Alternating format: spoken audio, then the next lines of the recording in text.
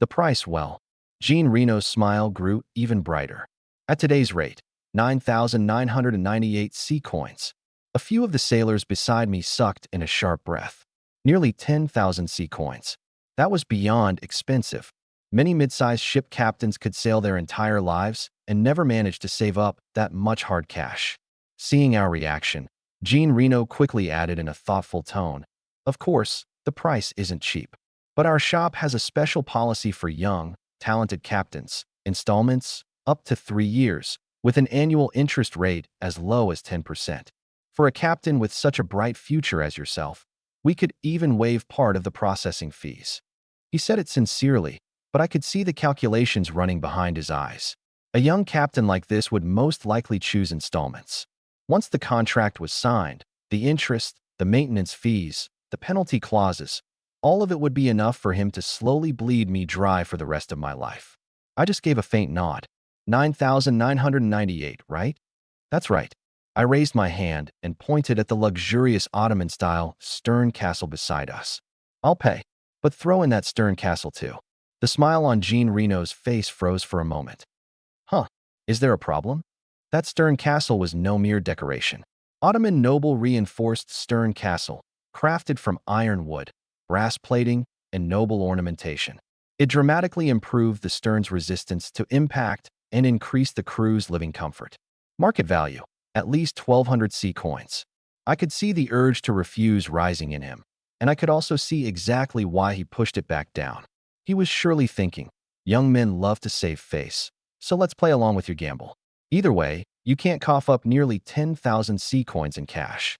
In the end, you'll have to go with installments, and then the stern castle will be off the table. So he made a show of generosity and clapped his hands. "Deal. As long as the good captain pays the full 9,998 sea coins right now, I'll throw in the stern castle for free. Consider it a gesture of friendship." The corner of my mouth curled up. Good. I opened my coin pouch and had Bruno haul the money chest over. Clatter, clatter. Gleaming golden sea coins poured onto the display counter, lined up in rows. The golden light so dazzling it nearly blinded Jean Reno. He counted them twice. 9,998. Not a single coin short. Oh my. Good heavens. He lunged forward with a start, hurriedly scooping the coins into his arms. I never imagined the good captain would be so young and so wealthy. "You must be a great noble from the East." I didn't deny it. There was no point explaining that I wasn't a noble at a time like this. Letting others make their own assumptions was actually more convenient. I pointed at the stern castle. "That one's mine now." The muscles in his face twitched violently. That was over 1,000 sea coins. But the words were already out, and in front of so many people, he could only force out a smile that looked worse than crying. Of course it's yours. The good captain is truly generous." "Keep going," I said. "Show me the other good stuff." We came to the artillery section. Burgundy cannon, ship's main gun. Quality, superior attack. High range, medium-long reload, slow. Trait heavy shot suppression. Hits to the hull are more likely to cause deck fractures, gunwale collapse, and gun position destruction. Caliber of 680 millimeters. Capable of blasting through an ordinary vessel with a single shot, or even punching through several ships in a row. Rex stroked the cannon barrel, his eyes lighting up. "Captain, this is way stronger than our current main gun." Bruno grinned. "Big enough, heavy enough, just looking at it gets me fired up." "Can it be mounted on the Zheng He treasure ship?" I asked. Rex nodded seriously. "There's no cannon out there that the Zheng He treasure ship couldn't handle. Swap these in, and we'll finally get to unleash even half of this ship's true firepower." Jean Reno immediately sidled up. "You gentlemen have a fine eye. The Burgundy cannon is the hottest commodity in the port of Lisbon right now. 800 sea coins apiece. If the captain buys 4 at once, I'll make it 3,000. I didn't hesitate. "I'll take them." 4 Burgundy cannons replacing the old main guns. The Zheng He treasure ship's frontal firepower and broadside suppression would both improve dramatically. But I knew in my heart that these still weren't top-tier artillery, and they were far from the ship's true ceiling. Genuine top-tier, large-caliber ship cannons might not even be reliably stocked at a port like Lisbon. I'd probably have to go to Genoa, deep in the Mediterranean, or an even stronger kingdom's military-industrial city to get them. But for now, against Serena, these would do. I also bought a batch of alchemical shells, holy salt gunpowder, spare cannon barrels, and crew weapons. My coin pouch was visibly deflating, but I didn't feel a pinch. Money just sitting there was nothing but numbers. Converted into firepower, it became a guarantee of survival. Just as I thought we were done for the day, Gene Reno suddenly lowered his voice with a mysterious air. "Good Captain, I've got a real treasure here too.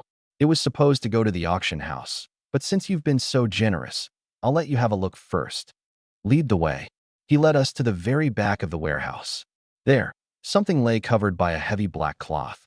Two workers heaved it off together. A massive crossbow apparatus, entirely silver white and well over 3 meters long, appeared before us. The base was crafted from ironwood and mithril alloy, the crossbow arms thick as beams, covered in dense magical inscriptions. Beside it, 10 enormous silver bolts were arranged neatly, each 3 meters long, the shafts as thick as an ordinary man's waist, the three-edged armor-piercing heads gleaming with a cold silver light. Just one glance sent a chill down my spine. Silver demon-breaking ballista, anti-extraordinary ship armament. Quality, rare type, ship-mounted heavy ballista comes with silver demon-breaking bolts times 10. Base, extremely strong penetration against large sea beasts, extraordinary creatures, and reinforced ship armor. Demon-breaking inscription. On hitting an extraordinary creature, weakens its outer armor, scales, shell, or energy barrier. Immobilizing pierce. On hitting the torso, fins, tentacles, or other key areas, has a chance to cause brief action delay. Silver Radiance Burn deals extra damage to deep sea, cursed, and charm-type extraordinary creatures. Note, it was not made to fight the ships of mortals. Its prey are the monsters who believe mortals cannot harm them. My breath caught. This thing was practically tailor-made for the Siren Sea Witch Queen. Serena was a Tier 2 extraordinary creature. Her defenses were bound to be absurdly strong, and ordinary cannons might not pose a fatal threat. But demon-breaking, immobilization, silver radiance burn, especially the extra damage to deep sea and charm-type creatures.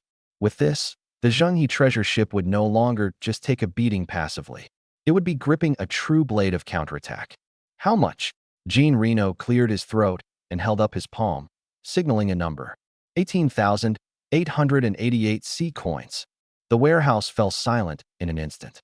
Bruno's eyes went wide, Rex's hand trembled, and even the composed Ian Hall drew a sharp breath. Nearly twice the price of that extraordinary ship's sale. I frowned slightly. Gene Reno, are you trying to gouge me because you think I'm rich? No, absolutely not. He hurriedly waved his hands. Good Captain, I deal honestly with everyone. This ballista was headed for the auction house. Similar demon-breaking ship armaments have generally sold for over 20,000 in Lisbon. Quoting you 18,888 is already a friendship price. I didn't answer right away. Instead, I turned to Ian. Go check. Yes, sir. Ian sent out a hand familiar with the port's market rates. Not long after, the man returned and reported in a low voice. Captain, I've confirmed it. The silver demon-breaking ballista is indeed extremely valuable. The last one sold at the Lisbon auction house for 21,300 and the one before that for 20,700. Gene Reno's price really isn't high. I fell silent for a moment. 18,888. Expensive? Yes, very expensive. After buying it, my cash would be nearly bone dry. Worth it? Yes, more than worth it. In 3 days, I would set out to hunt Serena. Against a Tier 2 extraordinary creature, one extra demon-breaking weapon could mean burying a dozen fewer sailors. It could even decide the outcome of the entire battle. Money lost could be earned again, but if the ship sank and the people died, there'd be nothing left. I gritted my teeth. I'll buy it. Isn't the whole point of making money to spend it? Gene Reno's eyes lit up. The captain really has guts. So, installments then?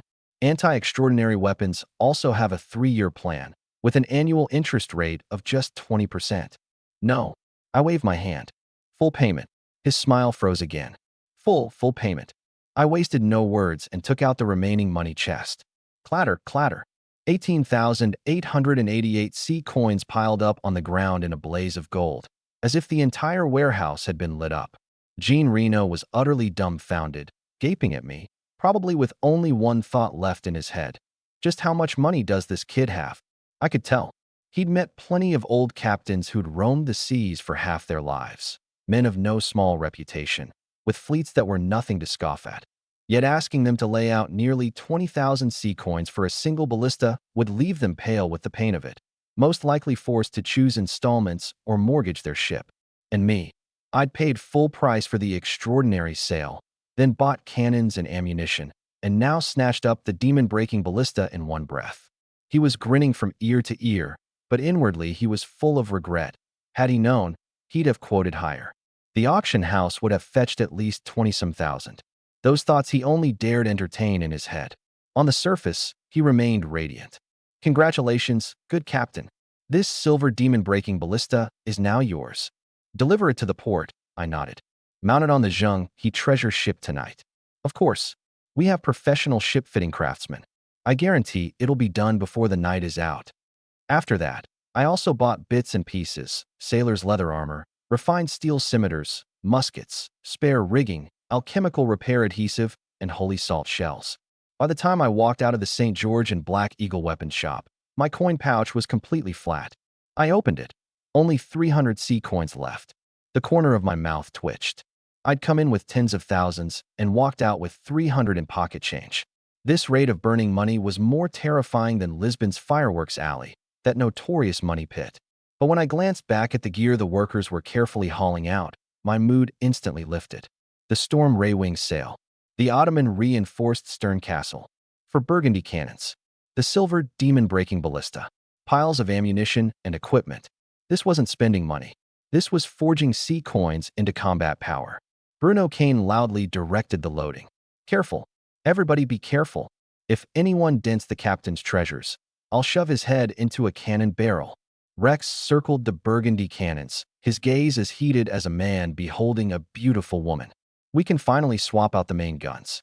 4 Burgundy cannons, plus the demon-breaking ballista. The Zhenghe treasure ship's firepower suppression is definitely climbing to the next level.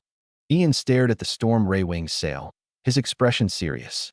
Once this sail's mounted, our ability to sail against the wind will improve a great deal. Captain, when we head back into the Whaling Trench in 3 days, our maneuverability will be far better than last time. So don't waste any time, I said. Get everything back and mount it all tonight. Yes, Captain. We returned to the port of Lisbon in a grand procession.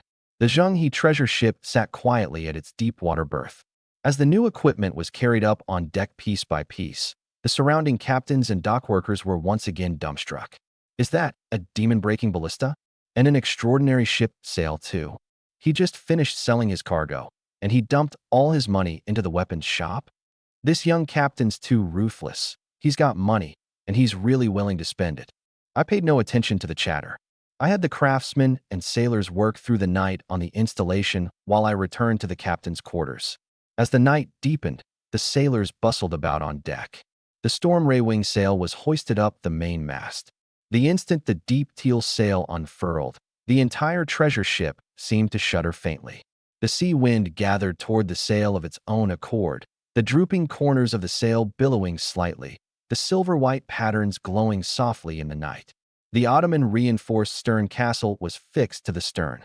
The deep red planks and brass armor set into the original hull, and they merged marvelously with the Zhenghe treasure ship's eastern patterns. The solemn dignity of an Eastern treasure ship and the ornate splendor of Ottoman nobility, 2 temperaments intertwined, making the stern appear all the more majestic and imposing. The 4 Burgundy cannons were rolled into their positions. The heavy gunwheels ground across the deck with a low, muffled rumble. When the 4 black cannon mouths pointed out at the sea, the whole ship's aura suddenly turned fierce. Last came the silver demon-breaking ballista, mounted on a separate platform at the bow. Its silver-white arms spread out like a slumbering metal behemoth, the 10 bolts glinting with a cold silver light beneath the moon. At that moment, there came a knock at the door. Knock, knock, knock. Good captain, the Count's envoy has arrived. He says he's brought a supply of extraordinary material. My eyes lit up. The extraordinary material was here. I suppressed the excitement in my heart and sat up straight. Let him in. Inside the captain's quarters, my fingertips tapped lightly on the desk. Outside the window burned the night fires of the port of Lisbon. On deck, wooden wheels rolled, iron chains clashed, and craftsmen shouted. The new equipment was still being installed, but all my attention was fixed on the door. The door was pushed open. A man in a dark gray frock coat walked in. In his 30s, ordinary of feature, medium of build. At first glance, he looked like a common steward of the Laurent family. But one look at him, and something stirred within me. Something was off. His steps were too steady, his aura too deep.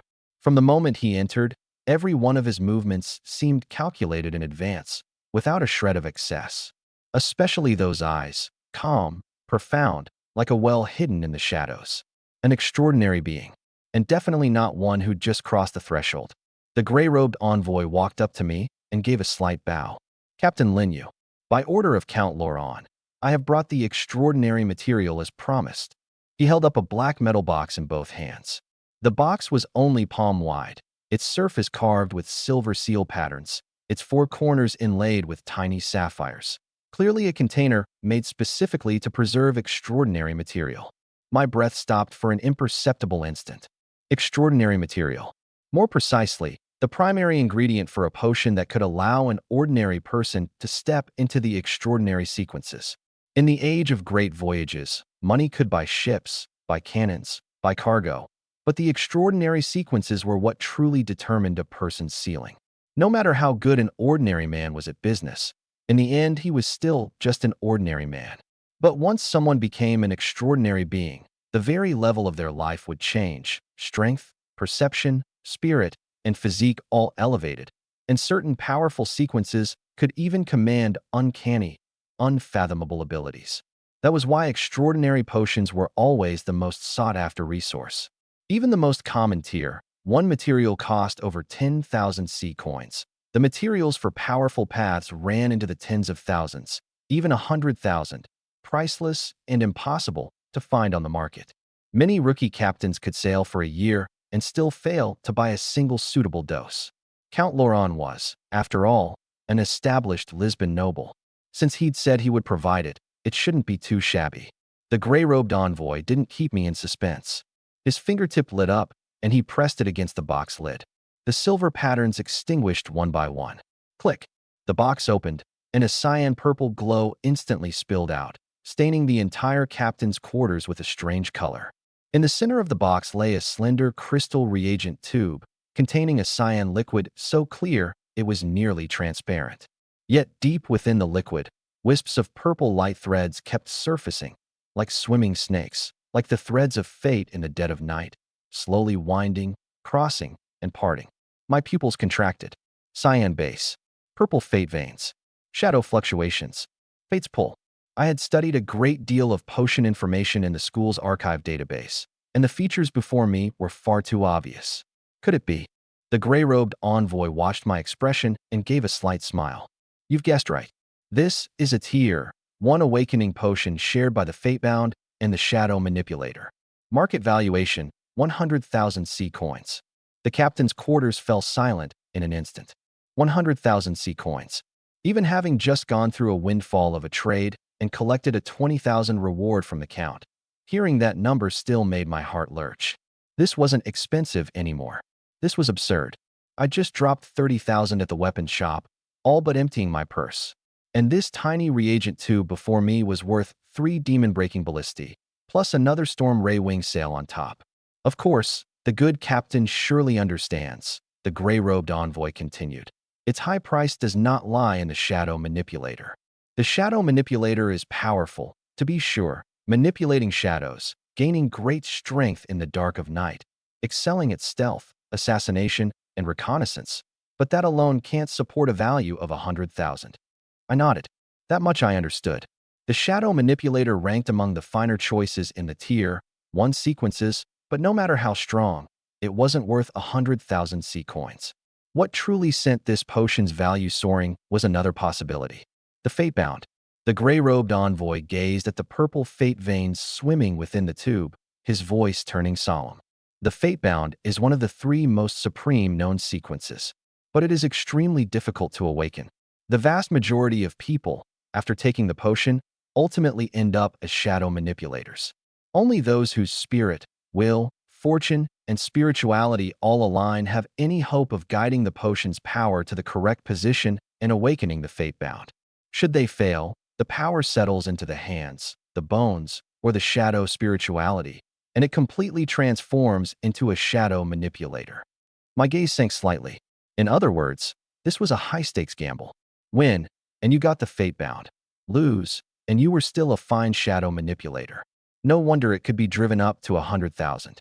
The floor wasn't low, and the ceiling was extremely high. The Count naturally hopes you'll awaken the strongest of the two, the gray-robed envoy said. Lady Sophia's safety and the hunt 3 days from now both require a stronger you. If you can become a fate-bound, the odds of defeating Serena will rise dramatically. The fate-bound. Those 3 words slowly surfaced in my mind. Why was it one of the most supreme sequences? Because it possessed powers of pull, suppression, pact forging, and dominion over other extraordinary beings. Not crude mind control, but a higher-order fate anchoring.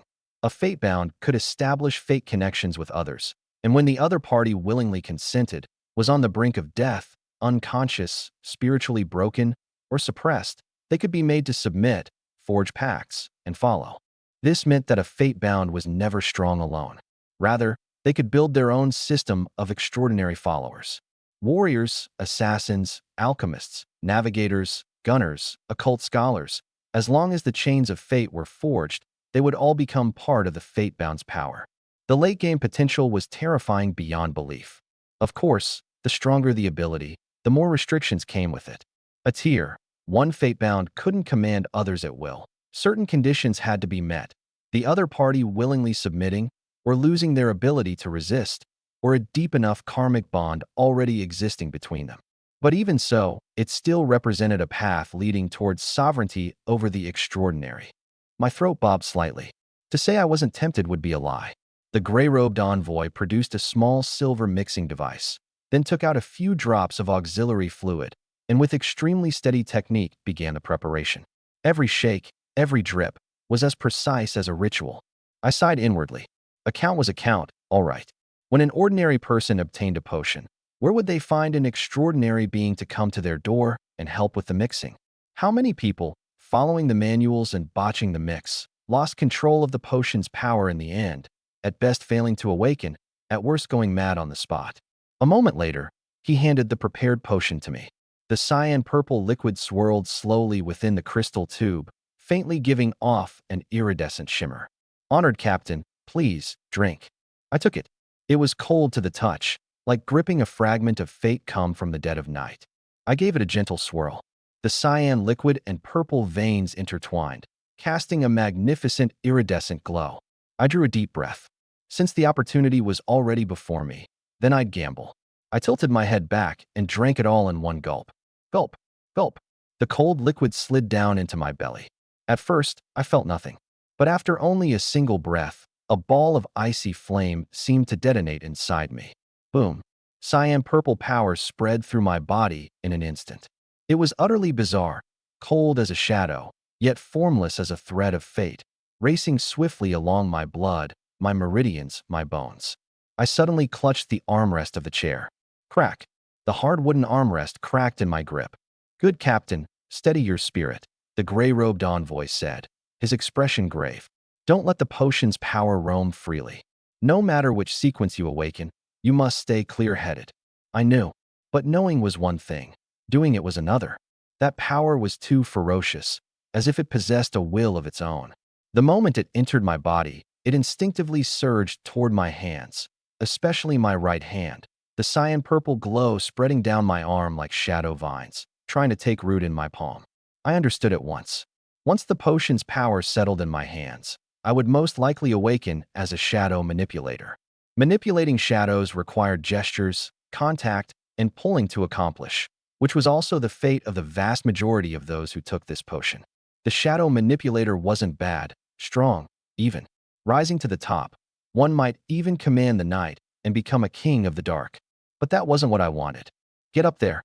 I roared inwardly. I forcibly summoned my consciousness, trying to pull the power back from my arm to my chest, then up into my brain. But it was too stubborn, as if once it chose a direction, it could hardly be changed.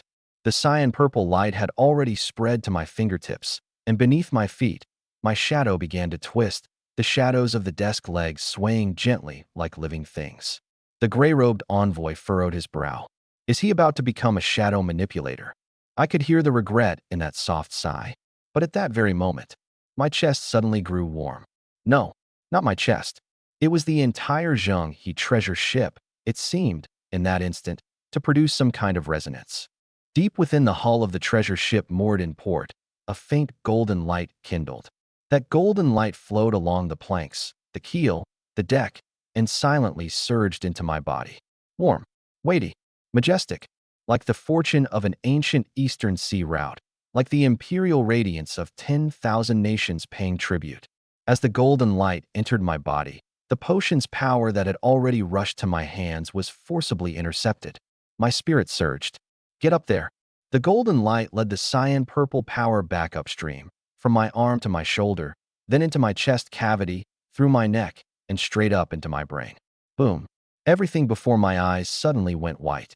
I seemed to see countless threads, some connected to the sailors, some to the Zheng He treasure ship, some to Sophia, and still others stretched toward the depths of the city of Lisbon, toward the Whaling Trench, and toward the far, distant ends of the sea.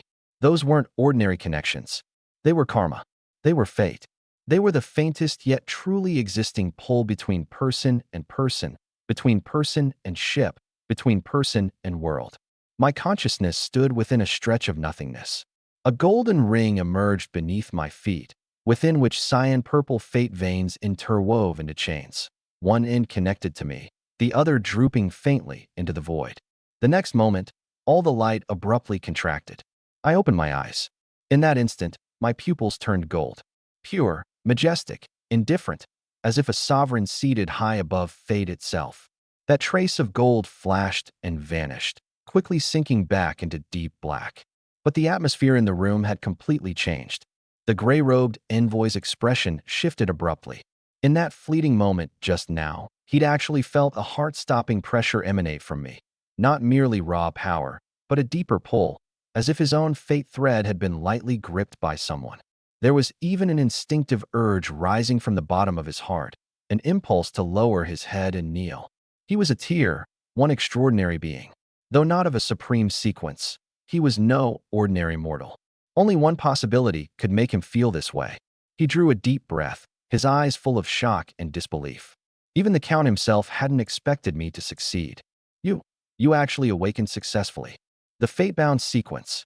I slowly closed my eyes, carefully feeling the changes within my body. Fate-bound sequence, Tier 1. Sequence name, Fate Pact Command Enforcer. Base abilities, spirituality enhancement, physique enhancement, increased mental resistance. Core ability Fate Pact Pull. Can sense targets with whom you share a karmic connection. An attempt to establish a fate pact when the target willingly consents, loses the ability to resist, suffers a mental breakdown, or is forcibly suppressed. Core ability Command Coercion. Exerts pressure on lower-tier extraordinary beings, the weak-willed, and the mentally disordered. If the target has a fate pact or subordinate relationship with you, the coercion is greatly amplified. Core ability Fate Anchor. Can set ships, followers, or special objects as fate anchors.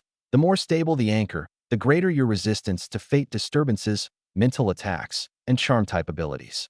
Note: a true king never merely rules the land. He rules the fates of his followers. My strength had risen, my perception had grown sharper, and my body felt lighter and more powerful. But the most obvious change wasn't my physique. It was my perception of people. I could faintly sense the auras of the sailors outside the door, and I could feel a deeper connection between myself and the core crew members, Ian, Bruno, Rex. I could even sense, in the distance, a karmic thread flickering in and out of existence, carrying a trace of the deep sea's aura. Sophia. Something stirred within me. If she willingly consented, or found herself in a state unable to resist, it seemed I truly could forge some kind of fate pact with her. Not simple enslavement, but more like a higher-order master-servant bond. I opened my eyes, the corner of my mouth curving up. That's right, I succeeded. When the gray-robed envoy looked at me again, his eyes were entirely different. His earlier respect had stemmed from the Count's orders and from my saving Sophia. But now, that respect carried a trace of genuine awe. A fate-bound, one of the most supreme sequences. As long as he didn't die young, he was all but destined to stir up storms upon the seas in the future. He gave a slight bow. Congratulations, Captain Lin Yu. Since you have successfully obtained extraordinary power, I shall take my leave. I nodded. Go back and tell the Count. In 3 days, I'll bring the Siren Witch back with my own hands and cure his daughter with my own hands. Had he heard those words before, he'd probably have only thought me arrogant. But now, having witnessed with his own eyes my awakening as a fate-bound, those words carried a real weight in his ears. Yes, I will be sure to relay it. He withdrew respectfully. The door closed again, leaving me alone in the captain's quarters. I slowly clenched my right fist. An invisible power gathered in my palm, an indescribable sense of pull, as if I need only will it, and I could gently pluck at certain threads. Fate-packed command enforcer. I murmured. Interesting. I opened the communication app and first pulled up the Huaxiao region's national rankings. The next moment, 2 leaderboards refreshed at once. Huaxiao region, national rookie captain combat power rankings. First, Lin Yu Jiangxing number 1 high school captain LV.4 Fatebound sequence Tier 1 Fate-packed command enforcer flagship. Zheng He treasure ship combat power. Number 1 nationwide. Second, Qin Tianheng Capital Qin Family LV.3 Iron Knight Sequence Tier 1 Flagship, Obsidian Warship. Third, Song Yunfan Metropolis Song Family LV.3 Storm Hunter Sequence Tier 1 Flagship, Silver Sail. Fourth, Lu Mingchuan Jiangnan Lu Family LV.3 Tide Sorcerer Sequence Tier 1 Flagship, Kanglin. Fifth, Chu Qinghe Lingnan Chu Family LV.3 Crimson Flame Gunner Sequence Tier 1 Flagship, Red Dragon. First, number 1 nationwide. And not by luck, by sheer strength. A level 4 Zheng He treasure ship, the fate-bound sequence, the massive rearmament just completed, all of it stacked together meant that even with the backing of the capital Qin family, Qin Tianheng could only settle for second. I opened the trade profit rankings too. Huaxiao region, national rookie captain trade profit rankings. First, Lin Yu Jiangxing number 1 high school cumulative profit, 39,170 C coins. Second, Qin Tianheng Capital Qin Family 16,890 C coins. Third, Song Yunfan Metropolis Song Family 15,340 C coins. Fourth, Gu Qianshan Northwest Gu Family 13,980 C coins.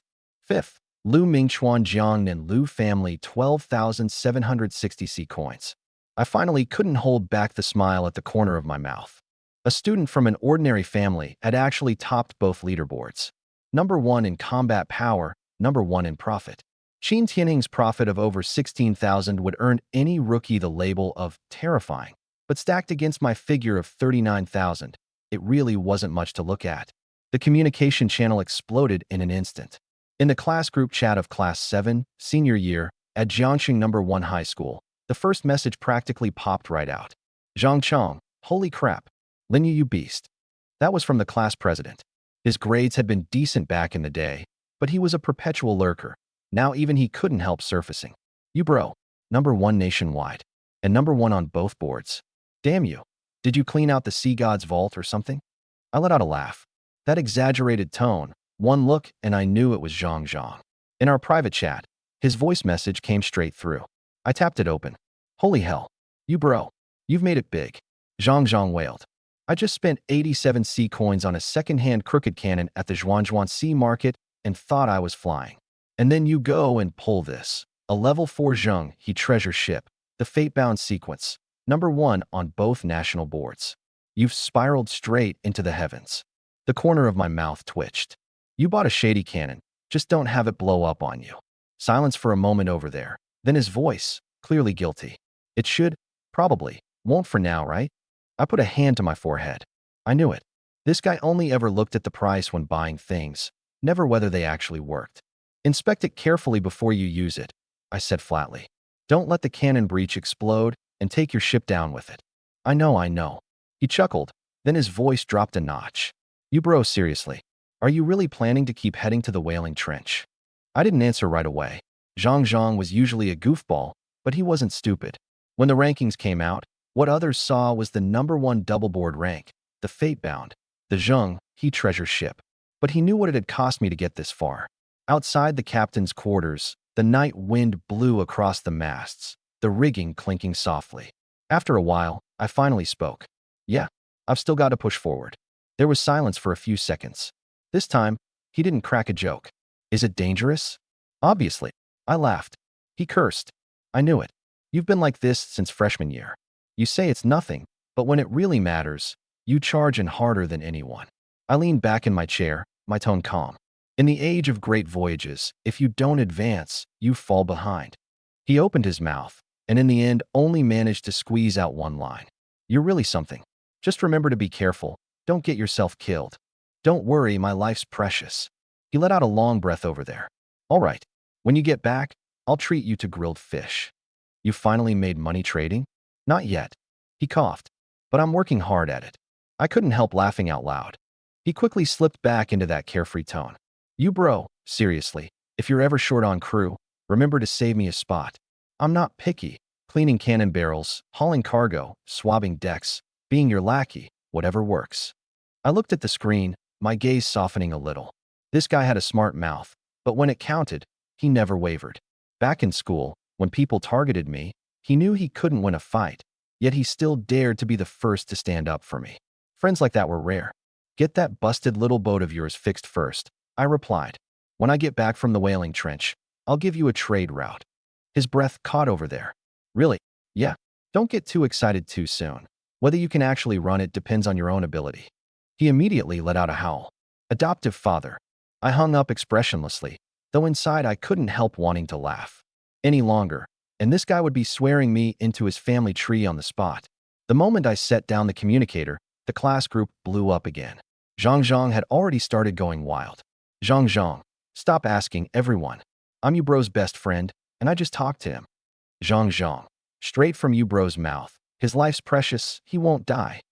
Zhang, I'm about to receive a trade route personally granted by the nation's #1. From today on, please call me Trade Prodigy Captain Zhang. A chorus of jeers followed below. I shook my head with a smile and casually closed it. But before I could log out, the communicator buzzed lightly again. This time, it wasn't Zhang. It was Tang Yuxuan. Tang Yuxuan, congratulations on topping both boards. A very simple line. I looked at the name and paused for a moment. Tang Yuxuan, the class beauty of Class 7, senior year. Good grades, a cool and elegant air, a decent family background too. Before the aptitude test, she'd even spoken up for me. I wondered how she was doing now. I replied sincerely. Thank you. Her reply came after a while, clearly hesitant. Are you still going out to sea next? I didn't hide it. In 3 days, I'm returning to the whaling trench to kill the sea witch Queenda. This time her reply came quickly. That's a tier 2 extraordinary creature. It's very dangerous. I raised an eyebrow slightly. It was no surprise she knew the whaling trench was dangerous. Lately, in the Rookie channel, tales of siren songs, missing merchant ships, and the siren which had spread far and wide. Even veteran captains had begun taking detours. I know, You know, and you're still going. My fingers paused for a moment, then I typed. There's something there that I need. She fell silent. Aboard the egret, Tang Yuxuan sat by the ship's rail. The sea wind lifted her hair, the pristine white sail billowing gently in the night. Not long ago, she'd just completed a short trade run and earned over 400 sea coins. But when my profit of 39,000 hung at the top of the rankings, she suddenly felt. Had she perhaps been underestimating this person all along? She bit her lip lightly and typed. Linyu, is there anything I can do to help? When I saw that, I was a little surprised. I thought for a moment, then replied. Not for now. A second later, I added one more line. But if you really want to sail on long voyages with me, you can start training in navigation and sea chart reading. I might recruit a reliable navigator down the line. She was stunned for a moment. Okay, then I'll wait for you to come back. I looked at that line and fell silent for a while. The communication cut off. In the distance, the sea was pitch black, starlight falling on the crests of the waves. Tang Yuxuan lowered her head and opened the navigation training panel. She'd originally planned to rest tonight, but now she felt no drowsiness at all. So I'm to become a navigator, she murmured softly. Then I'd better start working hard. At that same moment, on another stretch of shallows, Wang Quan stood barefoot in seawater that came up to his calves, gripping a sharpened wooden spear. The setting sun spread across the sea's surface, the waves glittering. Yet his expression was blacker than the bottom of a pot. The Wang Quan of the past had once cut quite a figure at Jiangxing #1 high school. Before entering the age of great voyages, he'd boasted more than once that he would surely become the strongest rookie captain of Jiangxing No. 1. Back then, he hadn't taken me seriously at all, an ordinary student with no background, no resources, no startup capital. It'd be a miracle if I even survived the rookie period. And the result? Now, forget contending for the rookie rankings. He could barely scrape together the money to hire sailors. To cover the cost of repairing his ship, he speared fish on the shallows every night and sold them to port peddlers for a few copper coins. Splat! He speared a large fish with a single thrust. Before he could even celebrate, his communicator rang. A glaring red notification popped up. Lin Yu of Jiangxing No. 1 High School has claimed the No. 1 spot on the Huaxiao Region National Captain Combat Power Rankings. Lin Yu of Jiangxing No. 1 High School has claimed the No. 1 spot on the Huaxiao Region National Trade Profit Rankings. Wang Quan froze in place. He looked down at the fish in his hand, tossed it into the bucket, his expression complicated. Lin Yu, I used to look down on you a bit, but damn, you really proved yourself. Good man. You didn't bring shame on our Jiangxing No. 1. He paused, then bent back down. Then again, I'd better get to spearing more fish myself. And at this moment, at another key naval port in the Huaxiao region, aboard the Obsidian warship, Qin Tianhing stared at the rankings, a trace of dejection in his eyes. First, Lin Yu Fatebound Sequence Tier 1 Fate Pact Command Enforcer Flagship, Zheng, he treasure ship. The age of great voyages truly teems with the strong, he murmured. I, Qin Tianheng, am not only being suppressed on the profit rankings, even on the combat power rankings, I've been pushed beneath this person. He turned and spoke in a low voice to his attendant. Give me everything you can find on Lin Yu. From the moment he entered the age of great voyages, every route, every transaction, every person he's ever come into contact with, I want it all investigated thoroughly. I want to see just how he managed to earn so many sea coins. Yes, young master.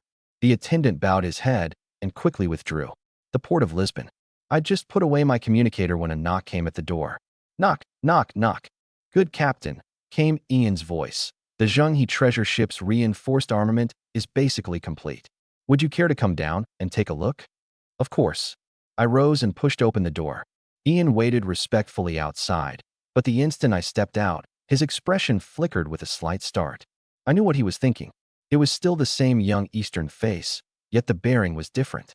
The old me had been steady and decisive, like a merchant sharpened to the utmost. But now, there was an indefinable majesty added to it.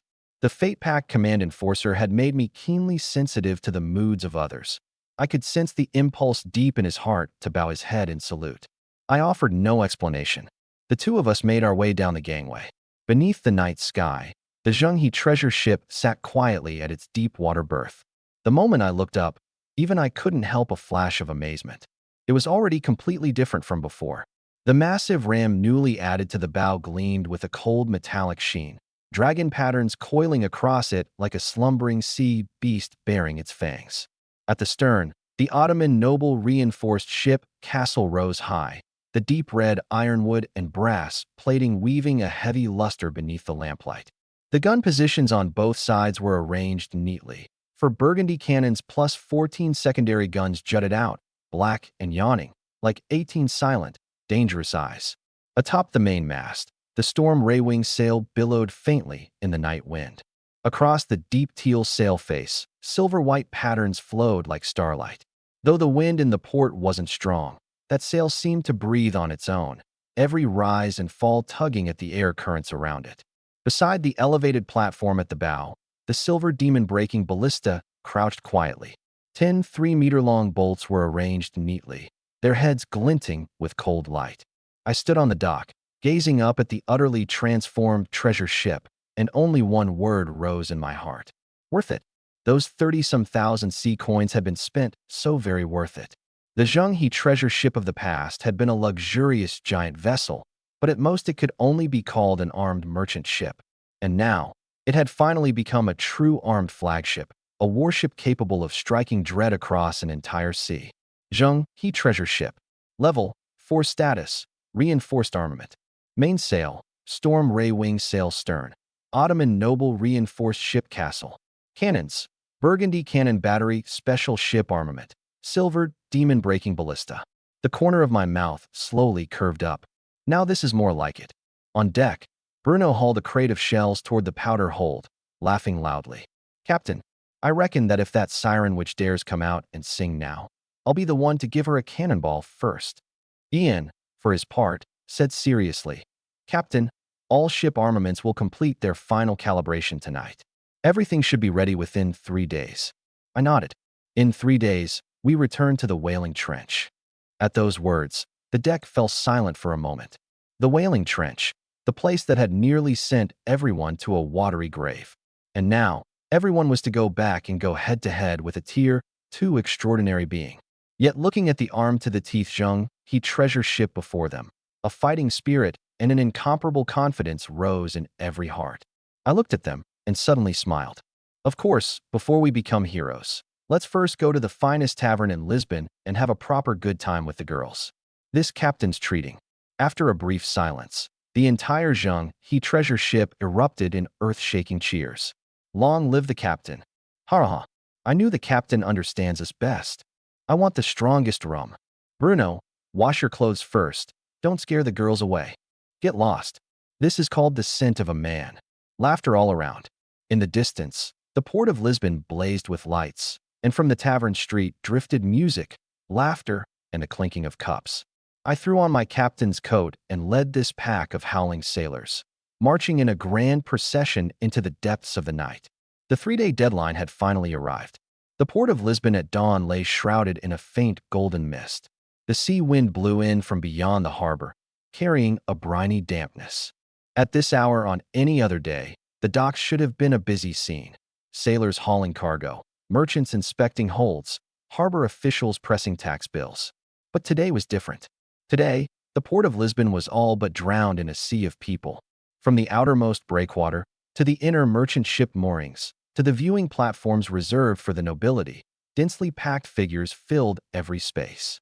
Commoners, merchants, sailors, mercenaries, adventurers, noble servants, missionaries, even a few noble ladies in gorgeous gowns, with veils and maidservants, stood on high ground gazing into the distance. They had come to watch the legendary Eastern giant ship set sail. Over these 3 days, all of Lisbon had been abuzz with one piece of news. Captain Lin Yu from the east would sail that treasure ship, larger than a castle, to the whaling trench, to challenge the sea witch queen who lurked within. The moment the news broke, the entire port erupted. What kind of place was the whaling trench? A universally acknowledged forbidden zone of death. Over the years, no one could even count how many merchant ships, warships, and adventuring fleets had vanished in those waters. Some said the sea mist there would make you lose your bearings. Some said the witch's song could drive sailors mad and make them leap into the sea. And some said that deep in the trench dwelt a true sea witch queen. And yet, now someone was actually going to challenge it of their own accord. And it was an Eastern captain who, not long after arriving in Lisbon, had stirred up a storm across the port with a single treasure ship. On the dock, the old sailor Martin Carlos squinted, gazing at the ship that towered like a palace upon the sea, and murmured, "Holy Mother above, is that really a ship?"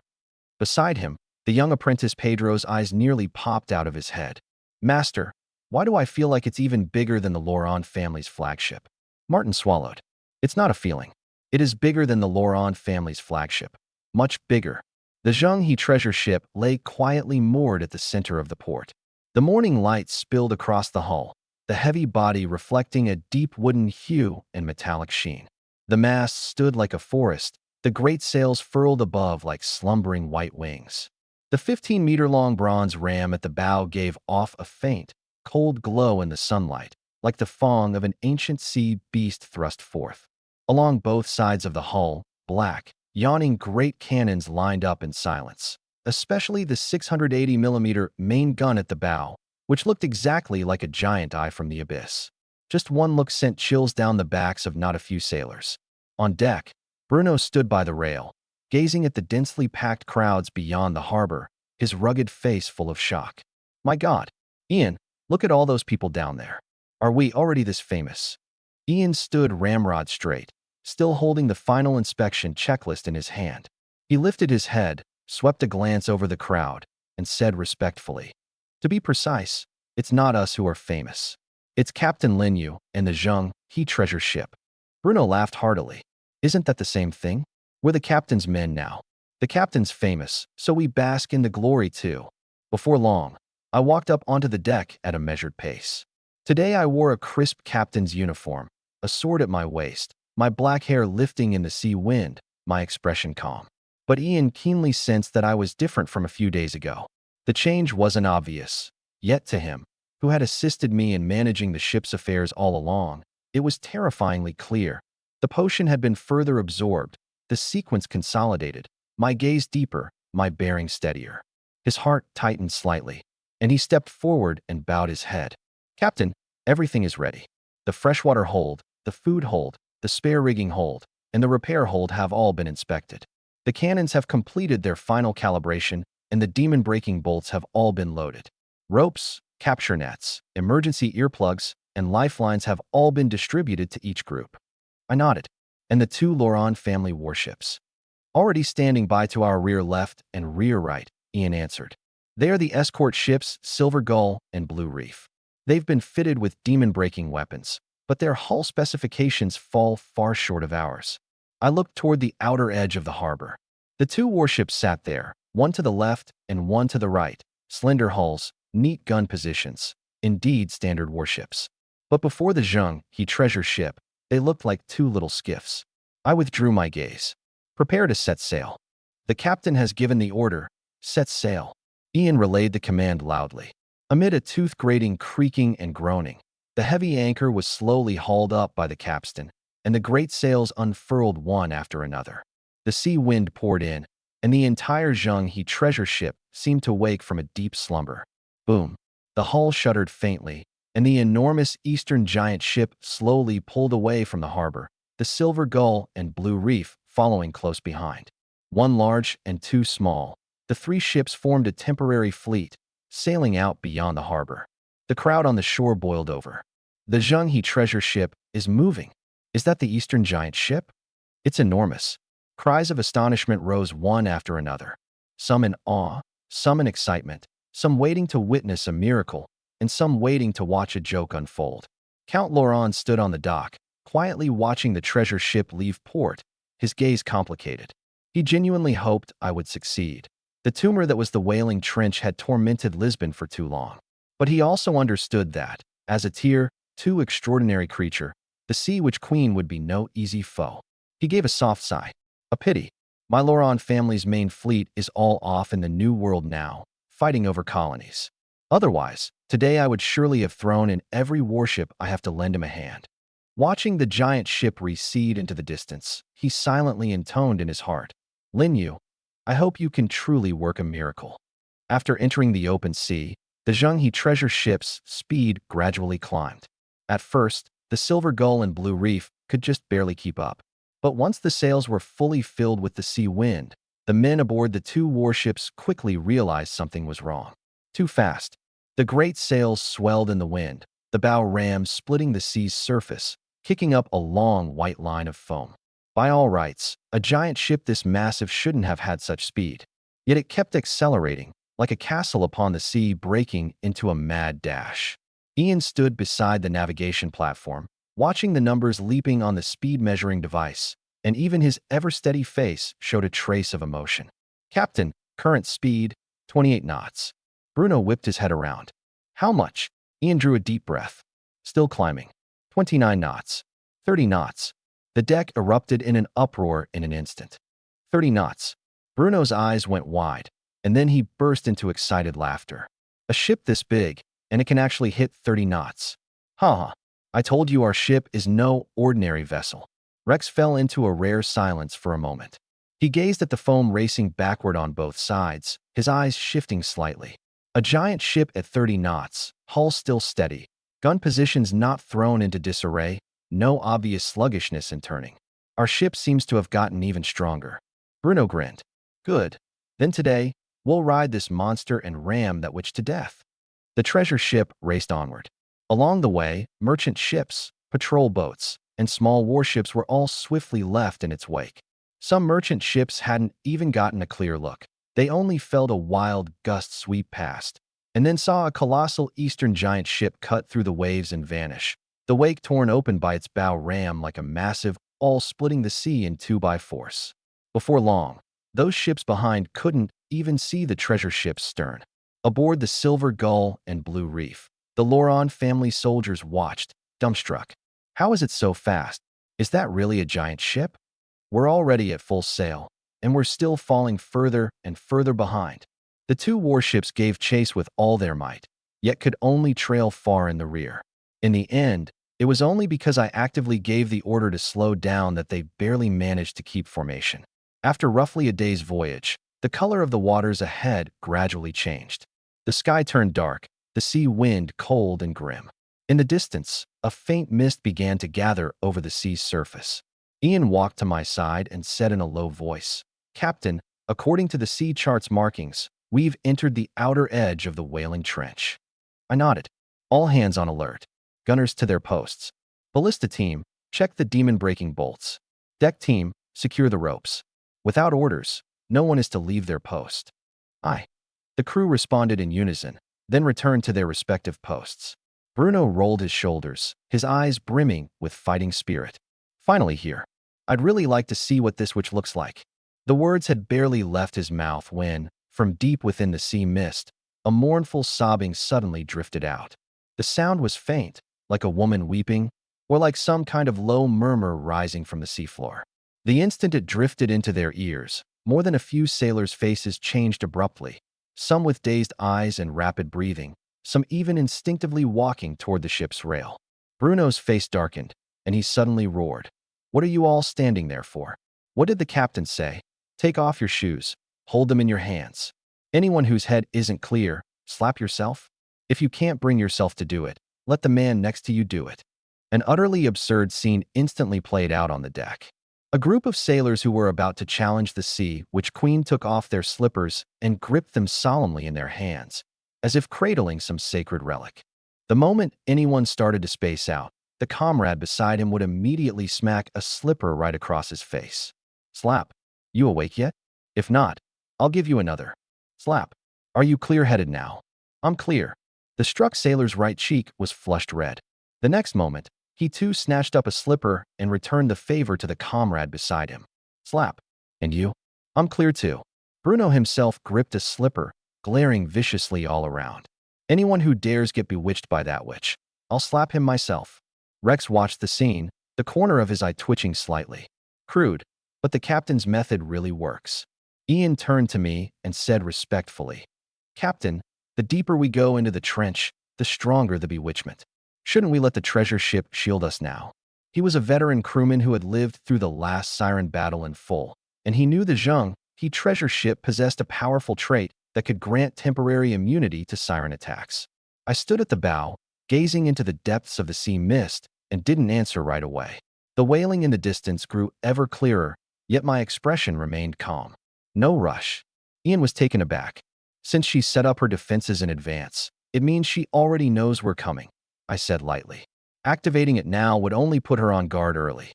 Keep advancing." "Yes, Captain." I took out the war horn and slowly raised it to my lips. Whoa! The desolate, heavy blast of the horn pierced through the sea mist, drowning out a measure of the witch's wailing.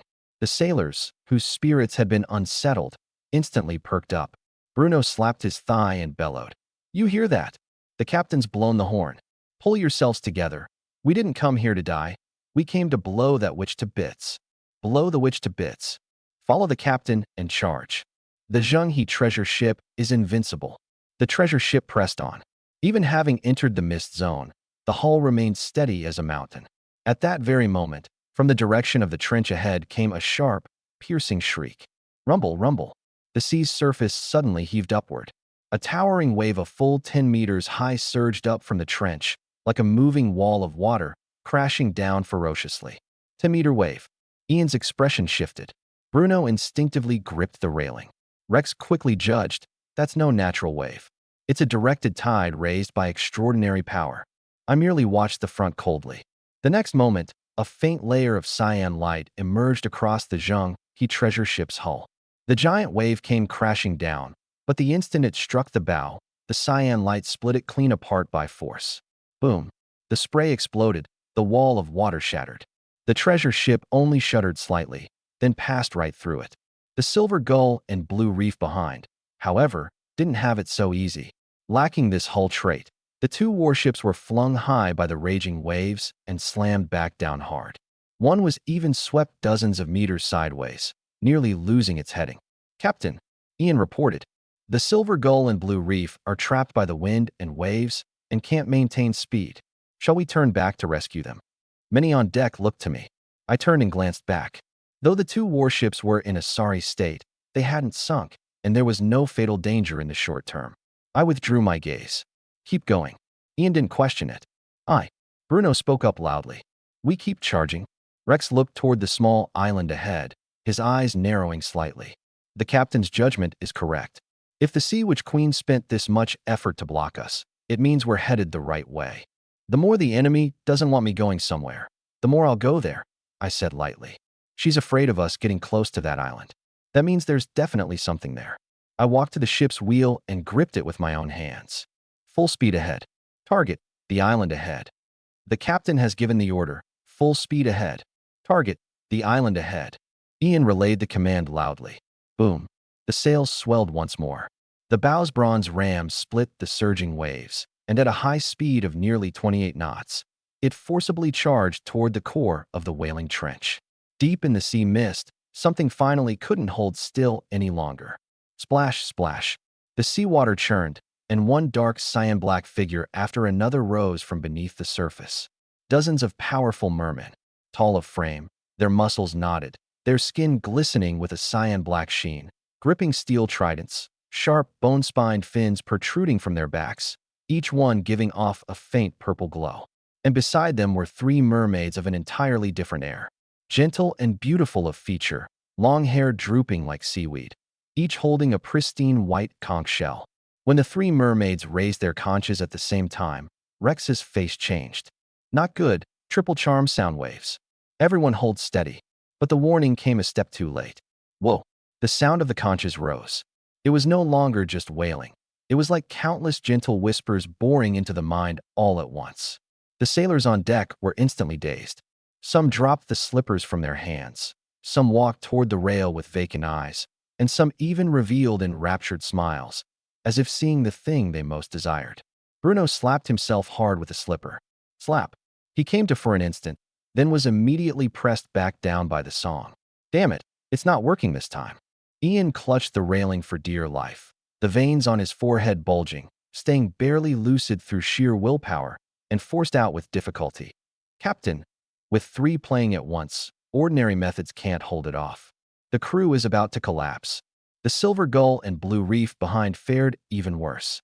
Even fitted with specially made earplugs, they were all but completely incapacitated under the triple song, sailors dropping to their knees on the decks one after another, with no one left even to operate the guns.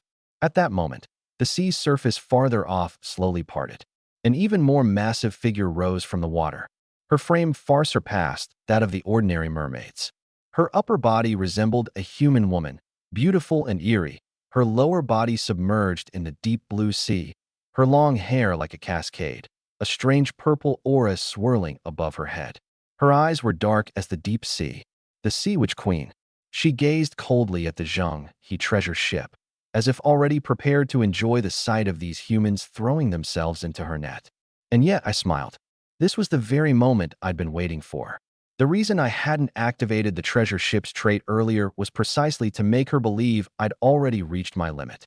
Now, the three mermaids, the trident mermen, even the queen herself had all surfaced.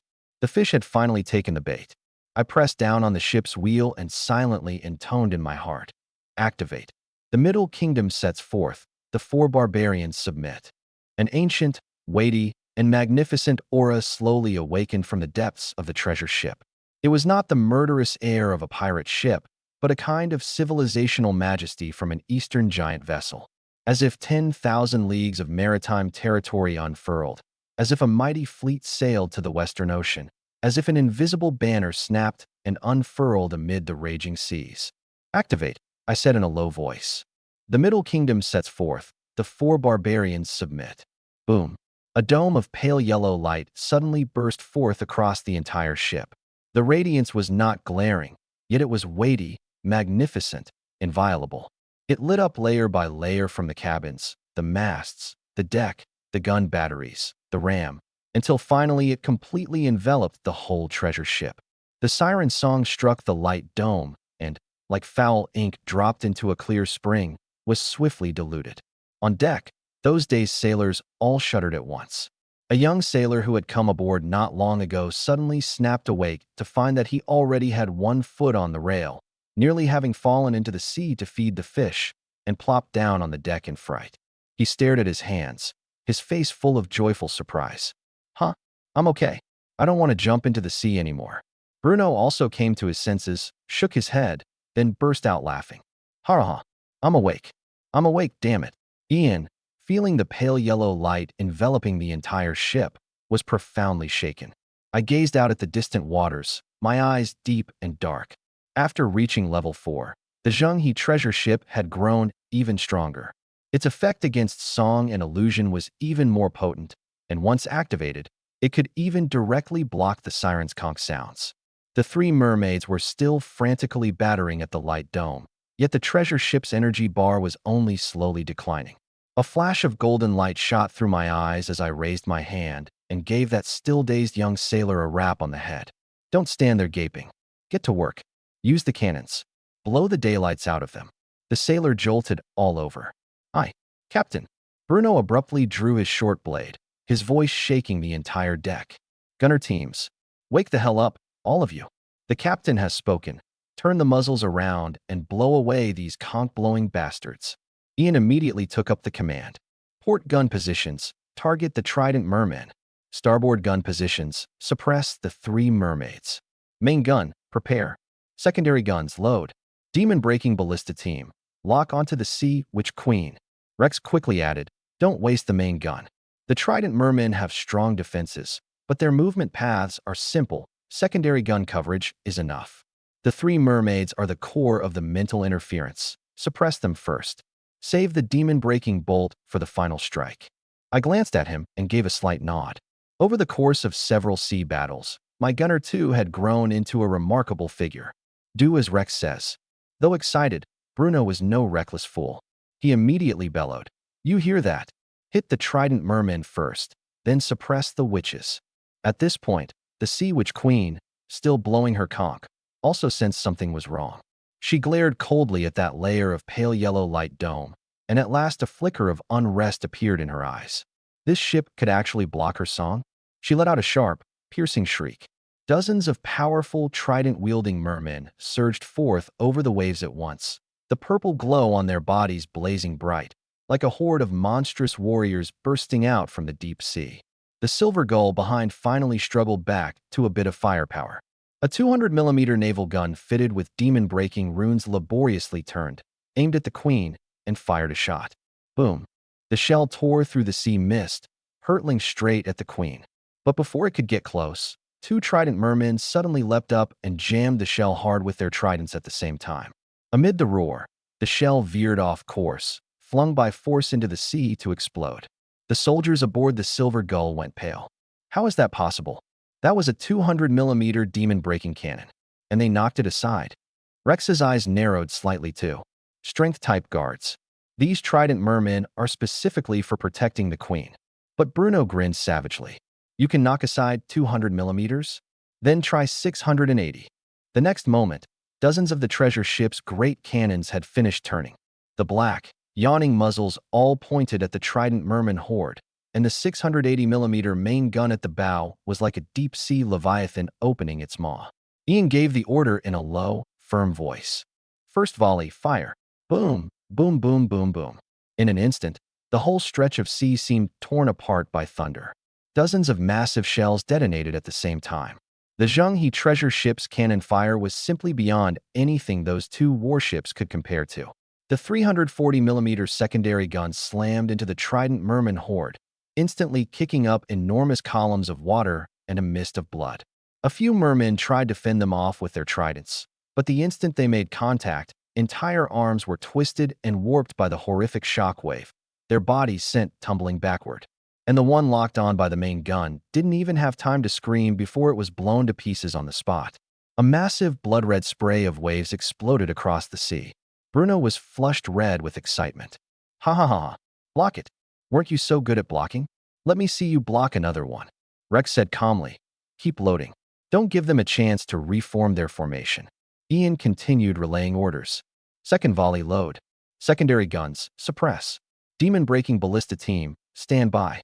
The Trident Merman's line of defense was torn wide open by force under this terrifying firepower. A few who managed by luck to charge forward, before they could even board, ran head-on into the still fast-advancing treasure ship.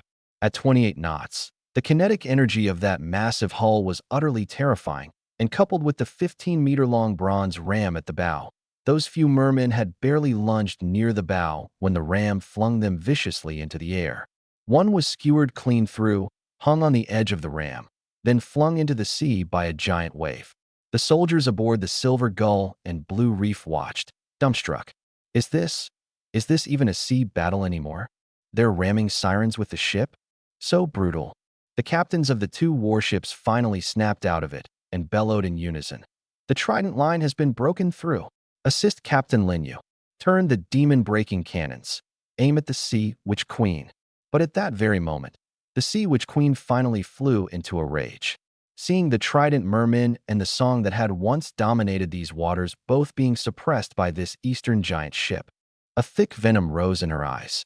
She closed her eyes, her hair whipping madly like sea serpents, purple energy churning above her head. Rex's face changed. Captain, this is bad. She looks like she's about to go berserk. My eyes went cold. I see it. An extremely intense surge of magical energy swept toward us. The Sea Witch Queen, her hair and features all bristling, suddenly thrust out a hand. The next moment, the sea's surface for hundreds of meters around abruptly sank. Not a receding tide, but as if the entire sea had been pressed down by force under an invisible giant hand. The Silver Gull and Blue Reef's hulls suddenly lurched to one side, their bottoms letting out a tooth-grating groan.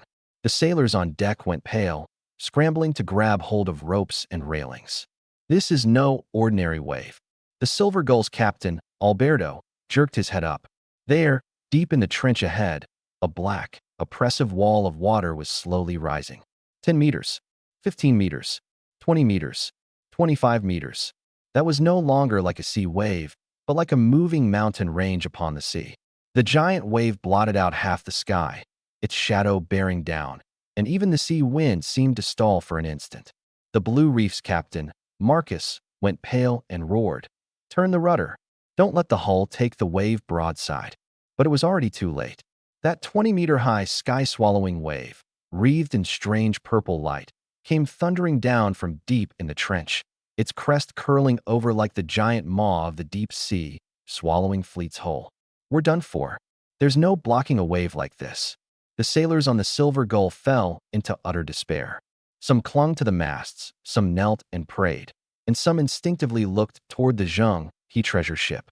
But before this mountain upon the sea, even the treasure ship seemed insignificant.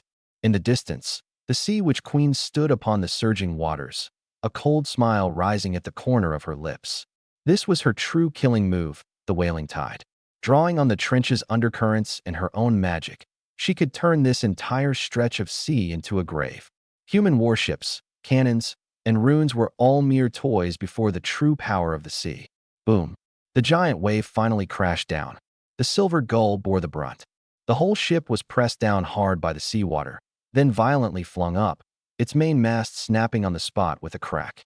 The Blue Reef was struck by a side wave, its hull tilting and rolling straight over, cannons, wooden crates, and sailors all flung into the sea. Screams, the sound of splintering planks, and the roar of the waves mingled into one. The two 30-meter class warships were capsized in an instant, like toys in a child's hands. The confidence in the Sea Witch Queen's eyes grew thicker. Having unleashed this strike, she too was clearly drained, her face pale, her aura flagging, her chest heaving violently. Yet a trace of cruelty flashed in her eyes. It should be over now.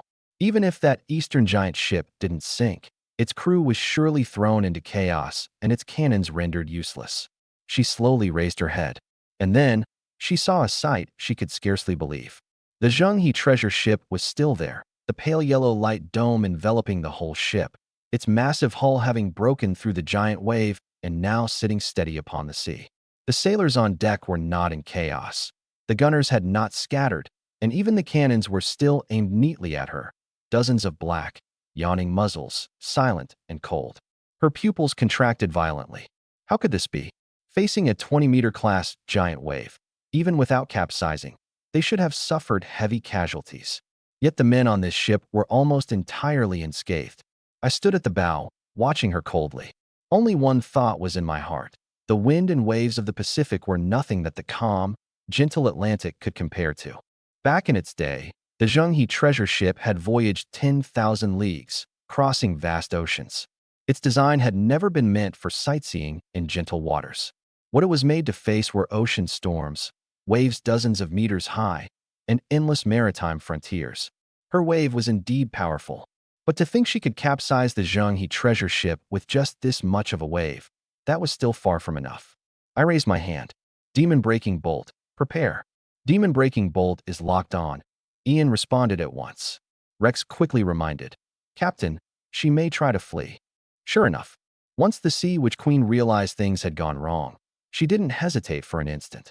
She whipped around, ready to dive headlong into the depths. As long as she reached the deep sea, no matter how strong the treasure ship's firepower, it would be very hard to give chase. But this was exactly the moment I'd been waiting for. I personally gripped the aiming handle of the demon-breaking ballista. Behind the bolt was attached a specially made steel cable, hundreds of meters long, prepared well in advance. The Sea Witch Queen leapt into the air. At the very instant she was about to plunge beneath the surface, I pulled the trigger. Whoosh! The demon-breaking bolt ripped through the air, a streak of cold light piercing the sea mist, striking her shoulder with pinpoint accuracy. Thunk! The bolt punched through flesh and blood, the demon-breaking runes suddenly blazing bright. The Sea Witch Queen let out a shriek so sharp it nearly split the eardrums, the entire surface of the water thrown into a massive spray by the force of her struggle. But even so, she did not immediately lose the ability to resist. On the contrary, the searing pain fully ignited her ferocity. She plunged suddenly toward the seafloor, and the cable behind her snapped taut in an instant. Hum! The thick cable was drawn taut like an iron string, letting out a scalp-tingling vibrato. The faces of the several sailors handling the rope changed abruptly. Not good. She's going to dive. Bruno let out a furious roar, charging forward to grab hold of the rope with all his might. Everyone hang on, damn it. Don't let this witch get away. But the queen's strength far exceeded everyone's imagination. She merely gave a violent thrash of her body, and a terrifying pull came surging down the rope. The two burly men at the very front were yanked clean off their feet on the spot, slamming hard into the ship's rail. Another sailor's palm was ground raw and bloody by the rope, yet he was still dragged stumbling forward, nearly tumbling over the deck. We can't hold it. What kind of monster is this? Her strength is insane. Somebody quick. Beneath the surface, the Sea Witch Queen thrashed madly, purple magic surging without cease. The shoulder pinned by the bolt was torn open, blood staining the sea red, yet she ignored the wound and drove desperately toward the deep. With every sweep of her tail, the whole cable shuddered violently, as if struck by a great whale. The capstan on deck groaned and creaked, the fixing iron clasps beginning to warp slightly. Had the treasure ship not been large enough, it might even have been capsized by force. Ian's face darkened, and he immediately gave the order. All free hands, on the rope. Don't try to take it head-on alone. Brace it in sections. Rex spoke up quickly too. Don't line up in a single row. She'll drag you all down together. Loop the rope around the bollards and borrow the ship's own strength. Bruno's arm muscles bulged, veins jumping on his forehead, his whole body nearly dragged sliding forward. He gritted his teeth and roared. What are you standing there for? 10 men. No, 20. Get over here, all of you. 5, 8, 12. More than a dozen burly men grabbed hold of the rope at once. Some braced with their shoulders, some wound the rope around their waists, and others cranked the capstan with all their might. Yet even so, the queen still dragged them forward several steps by sheer force, leaving several black streaks scraped by boot soles across the deck. Is this really a witch? She's clearly a sea beast, one sailor bellowed, his face flushed red. Bruno cursed through gritted teeth. Enough talk. Pin her down, damn it. Finally, with more than a dozen sailors working together, and the capstan and bollards sharing the load, the wildly shuddering cable steadied bit by bit. The Sea Witch Queen rolled violently in the sea, kicking up great sprays of foam. With every struggle, the whole treasure ship's flank was pulled into a faint shudder. But this time, she could no longer dive. She was hoisted clear of the surface, rising toward the deck inch by inch. As she left the water, the perpetually lingering layer of cold, grim mist above the wailing trench also began to thin bit by bit, as if it had lost its source. The waves on the sea gradually calmed, and the surging purple magic slowly dissipated under the light dome's suppression. Seeing the queen captured, the surviving ordinary sirens shrieked in terror. They dared not fight on. Some burrowed into the depths to flee, some dragged their wounded bodies toward the reef zone, and a few, entangled in demon-breaking capture nets, thrashed wildly at the surface. The outcome was settled. The Battle of the Wailing Trench was over.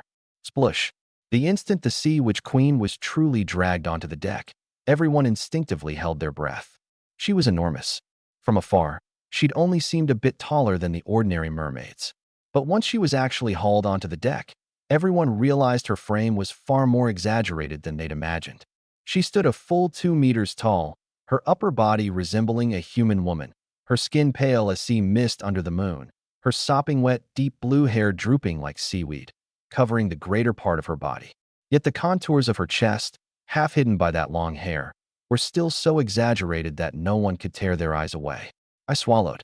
Good grief, this size was supersized. Her lower body was covered in fine, dark blue scales, her fishtail long and powerful, each slap against the deck making the heavy planks let out a dull, thudding boom. Her shoulder was pierced through by the demon-breaking bolt, purple magic spilling ceaselessly from the wound. Yet even so, she was still stunningly beautiful. Not the beauty of a human woman, but a kind of alien beauty carrying danger, the deep sea, death, and allure. She raised her head, her deep blue eyes glaring coldly at me, no plea for mercy in her gaze, only resentment, fury, and the last pride of a queen. Bruno glanced at her and couldn't help clicking his tongue. "Captain, this one's a handful. How about we just tie her up in front of the cannon muzzle and give her a scare first?" Ian stepped forward too, his expression grave. "Captain, the Sea Witch Queen has extremely powerful mental charm abilities. I recommend we seal off her voice immediately and interrogate her, using extreme measures if necessary."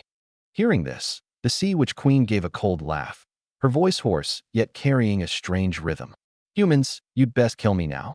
Otherwise, as long as I still draw breath, one day I will drag every last one of you to the bottom of the sea." The sailors on deck shifted uneasily. Even pinned by the bolt, that oppressive aura belonging to a queen still lingered. Ian frowned. "Captain, let me handle the interrogation." But I suddenly raised a hand. No rush. Everyone was taken aback. I walked at a measured pace up to the Sea Witch Queen, looked down at her, my gaze lingering for an instant on those astonishing curves half hidden by her long hair, and then said with an utterly serious expression, "How could I let my crew toil at such dirty, exhausting work? Leave it to me." The sailors exchanged glances. The corner of Bruno's mouth twitched.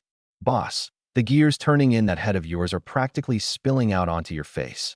Soon, several sailors brought over demon-breaking chains and bound the queen's wrists and tail fast. Even so, moving her was still a great struggle. She was too tall and too heavy. For burly men lifted her together, only for a light twist of her body to nearly shake her out of their grip. In the end, it was Bruno who stepped up personally, leading a dozen-odd sailors, to escort her into the ship's cabin. Entering the captain's quarters, she was so tall she had to bow her head slightly to pass through the doorway. This deepened the humiliation on her face. The dignified queen of the Wailing Trench, escorted into a cabin by humans in such a fashion. Thud! The door closed. In the room, only I and the chained Sea Witch Queen remained. She glared coldly at me. "What do you want to ask?" I sat down in a chair, my expression calm. "Your name?" She didn't answer. I wasn't in any hurry, and began attempting to draw upon the power of the fate-bound sequence. The next moment, that power slowly welled up and invaded her spiritual world. Her face changed abruptly. "What are you doing?" "Let's see," I said lightly, "whether I can make you obedient." The words fell, and the sequence power surged in.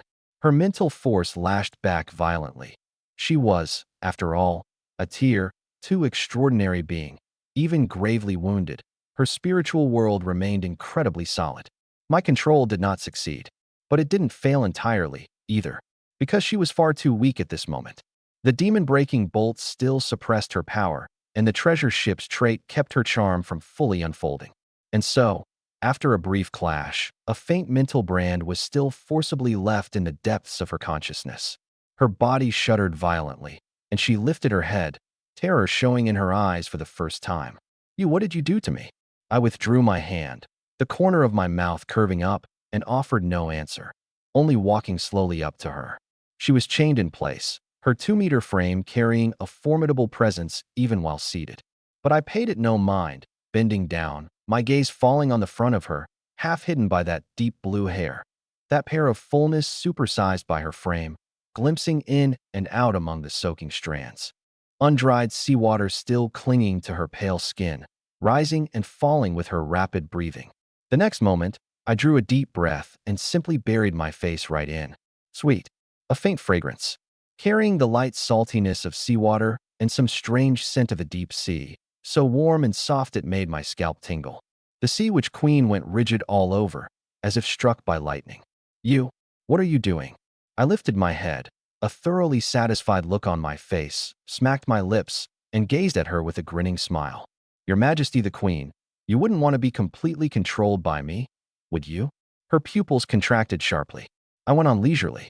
"I can't fully control you just yet, but if you keep growing weaker, or if I keep growing stronger, I can't guarantee what might happen then.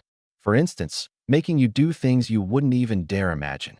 I didn't finish the sentence, but the meaning was already plenty clear. Her face went pale. I could tell she wasn't afraid of death. What she feared was losing herself to a being who had once been killed by humans and reborn from resentment, freedom, and what mattered more than life. To be utterly controlled, reduced to the puppet of the man before her, that was more terrifying than death. "Shameless," she cursed through gritted teeth. Not only was I not angered, I only smiled more happily. "Thank you for the compliment."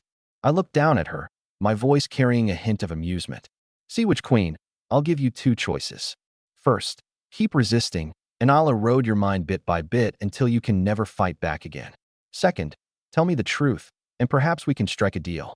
She clenched her teeth hard, the fury, humiliation, and struggle in her eyes shifting without end. At last, she finally lowered her head, her voice hoarse. "My name is Afra." My eyes flickered. Afra, not a monster's name, but a person's name. Many years ago, I wasn't a siren. I was just a little girl in the town of Shihai. She recounted her origins in full. Born with magical potential, she'd been branded a witch by the villagers and pushed into the sea to drown. But after her death, her magic didn't dissipate. Instead, it congealed into the siren Sea Witch Queen. And so she took revenge on those villagers, turning this stretch of sea into her own domain and locking the island away in mist forever. Once I'd heard it all, I had a rough understanding. At that very moment, a prompt suddenly surfaced before my eyes. "Congratulations, you have discovered a new port, the port of Shihai Town. Current status: mist-locked, haunted by vengeful spirits, sea lanes severed, facilities in ruins. Mistress of the abandoned port, Afra. If you can subjugate Afra and lift the mist blockade, you will gain the development rights to the port of Shihai Town and become its first port governor." Note: a port is an extremely high-value strategic resource, allowing operations such as dock construction, shipyard construction, trade expansion, garrison deployment, tax collection, and sea lane development. Seeing these lines of text, I was stunned for a moment. Then, my heart gave a fierce jolt. A port? It was actually a port, and a port I could gain development rights to. In that moment, even with my composure, I nearly failed to contain the wild joy in my heart. What did a port mean in this world? It meant wealth, it meant sea lanes, it meant a power base, it meant a steady, unending stream of trade taxes, mooring fees, storage fees, shipyard orders, merchant guild residencies, and military control. The coastlines of the old world had been developed for hundreds of years. Every natural base suitable for a port had been all but carved up among the great kingdoms, nobles, merchant guilds, and churches. Even the smallest port, from cargo throughput and taxes alone, could yield tens of thousands of sea coins a month. No matter how strong a captain was, he was only a mobile power. But a port was different. A port was a foundation. With a port, you could build a shipyard. With a shipyard, you could repair ships, build ships, refit a fleet. With docks and warehouses, you could draw in merchant convoys. With taxes, you could support troops. With a garrison and gun batteries, you could turn an entire stretch of sea into your own domain. What's more, the Zhenghe treasure ship's future legendary refit required, among its conditions, precisely these items.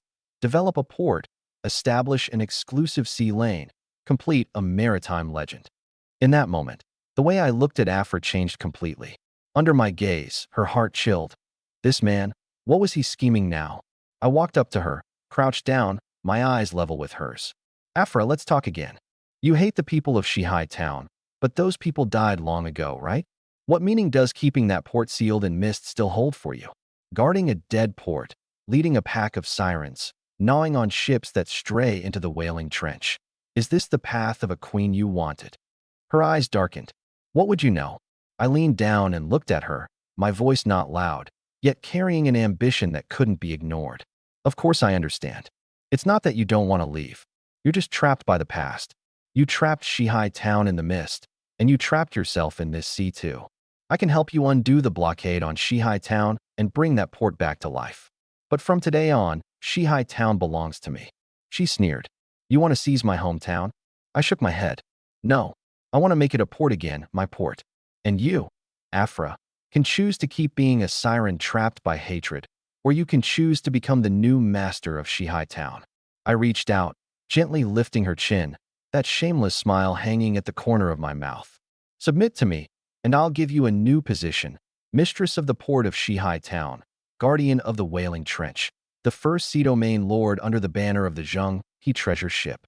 Of course, if you refuse. I deliberately paused, my gaze sweeping meaningfully across her chest. Then I'll just have to solve this the more troublesome way.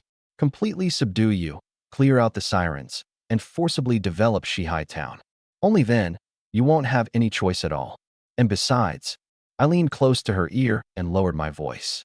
By then, I won't just be burying my face in for one whiff. It'll be far from that simple. She shuddered all over, her face flushing red. You shameless. I burst into laughter, stepped back 2 paces, and spread my hands. Thank you for the compliment. But truly, Afra, think it over carefully.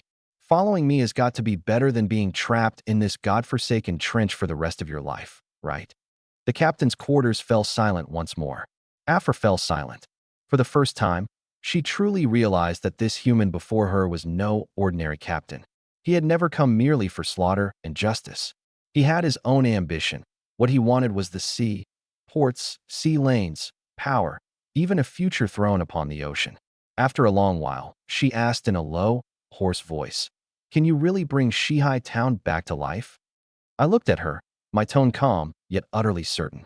I can, and I'll make it more prosperous than it ever was. I'll make every ship that passes through the wailing trench remember it.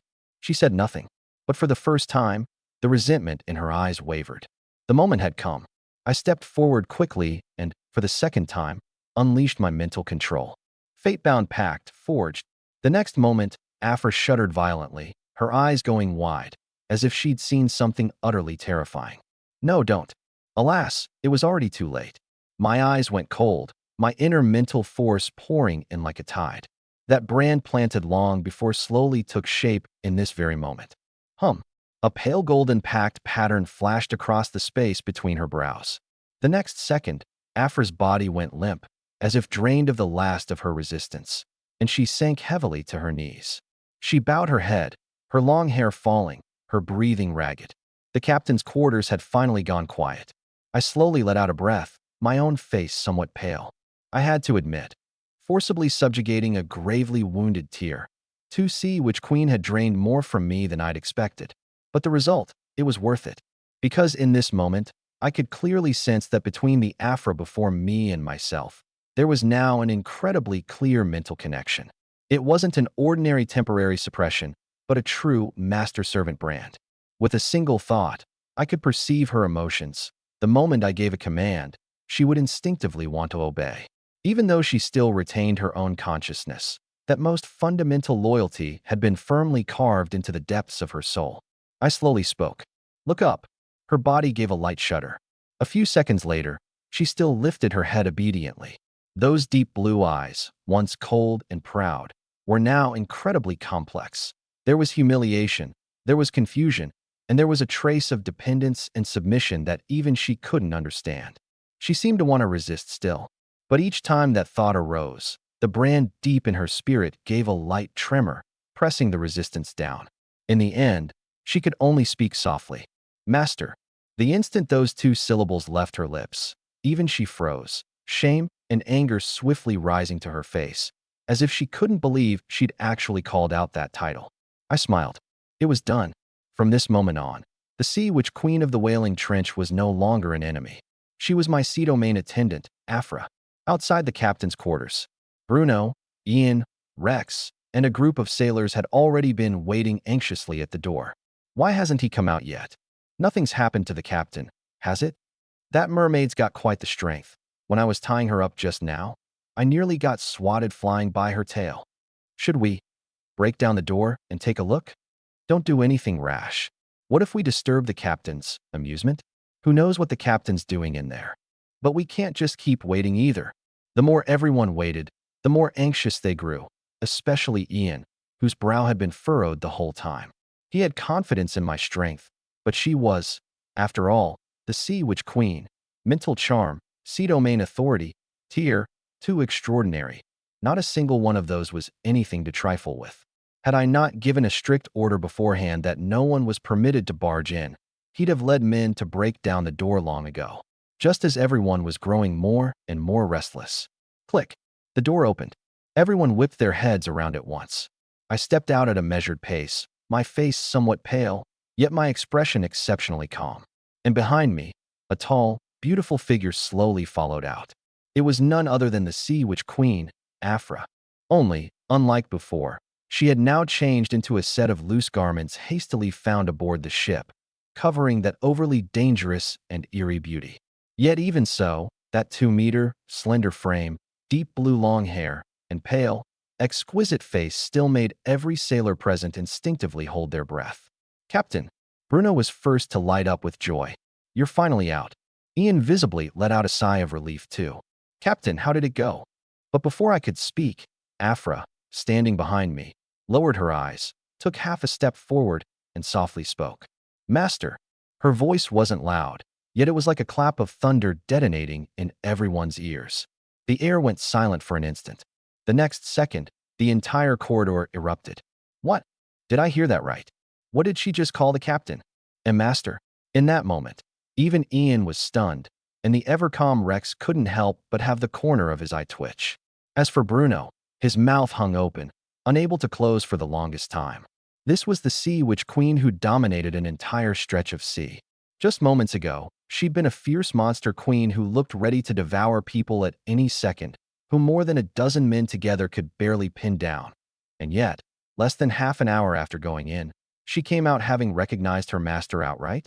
Ian couldn't help leaning in and asking with an almost pleading look, Captain, could you please tell me, what exactly did you do to the Sea Witch Queen in there? What implement did you use? I'd like to take it home and try it on my wife. What are you thinking? Go, get out of here. I shot him a glance and, wearing the expression of a proper, upstanding man, declared, Everyone remember this. From today on, the Sea Witch Queen Afra is one of us. She'll help us take over the Wailing Trench, as well as the port of Shihai Town. A port? Everyone was even more bewildered. Take over a port? We had our own port now? Before the sailors could digest this news. The next moment, a grand, cold announcement, blanketing the entire age of great voyages, suddenly rang out in the hearts of all newly minted navigators. World announcement. Congratulations to Captain Lin Yu for successfully subjugating a Tier 2 extraordinary being and developing the hidden port of Shihai Town. As the first rookie captain among this year's senior high school students to possess a port, this is hereby announced to the entire world. 3 times in a row, like 3 claps of thunder, detonating in the minds of every newly minted navigator. In that moment, the whole nation was shaken. The whole world was shaken. Countless students who had just entered the age of great voyages, still fretting over a single small ship, a single cannon, a single safe sea lane, were all dumbstruck. They simply couldn't believe their ears. What? What just happened? A port? Lin Yu already had a port? Countless senior high school students were left reeling. Hold on. Didn't we all enter the age of great voyages on the same day? We're still picking up shells near the newbie village, patching hull boards, matching wits with the exchange proprietors. And you, Lin Yu, have already started developing a port and preparing to be a lord of the seas? This gap, isn't it just a bit too outrageous? Haishi Port, inside some out-of-the-way shipyard. Zhang Zhang was drenched in sweat, tinkering with the first second-hand ship he'd just bought. It was a bit broken, a bit old. The hull boards let in a bit of a draft, but in his eyes, this was the starting point of his future rise to riches. Hammering at the hull boards, he muttered to himself, "Patch the left side, drive a couple of nails into the right. A slightly crooked mast is fine. The sea wind blows crooked anyway. When that punk Lin Yu gets back, I'll have him set me up with a get-rich sea lane, and then brother Zhang here takes off." The world announcement suddenly rang out.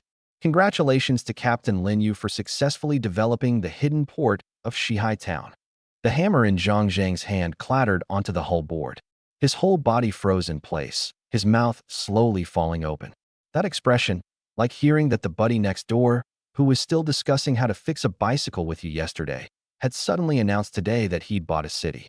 It was a good while before he snapped out of it with a jolt. Holy crap, Lin Yu, that sneaky dog. He was going on about how the Sea Witch Queen was so tough, how he'd have to give it his all, putting on this whole face like he was heading off to martyrdom. And in less than 3 days, he subjugated an extraordinary being and gotten his hands on a port. But a moment later, he laughed from the heart. Not bad, Lin Yu. You really pulled off something big, you punk. The age of great voyages, the mainland port. Inside a study, Tang Yuxuan sat quietly at her desk. A thick tome of navigation lore lay open on it, alongside several sea charts she'd drawn by hand.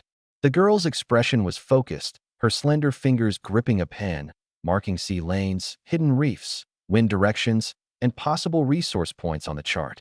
She was of no mean birth and possessed extremely high talent. Having given up the captain path to switch to navigator, she'd advanced at an astonishing pace too. At that very moment, that voice rang out in her ears. Congratulations to Captain Lin Yu for successfully subjugating an extraordinary being and developing the hidden port of Shihai Town. The hand gripping her pen paused slightly, the ink bleeding faintly at the edge of the chart.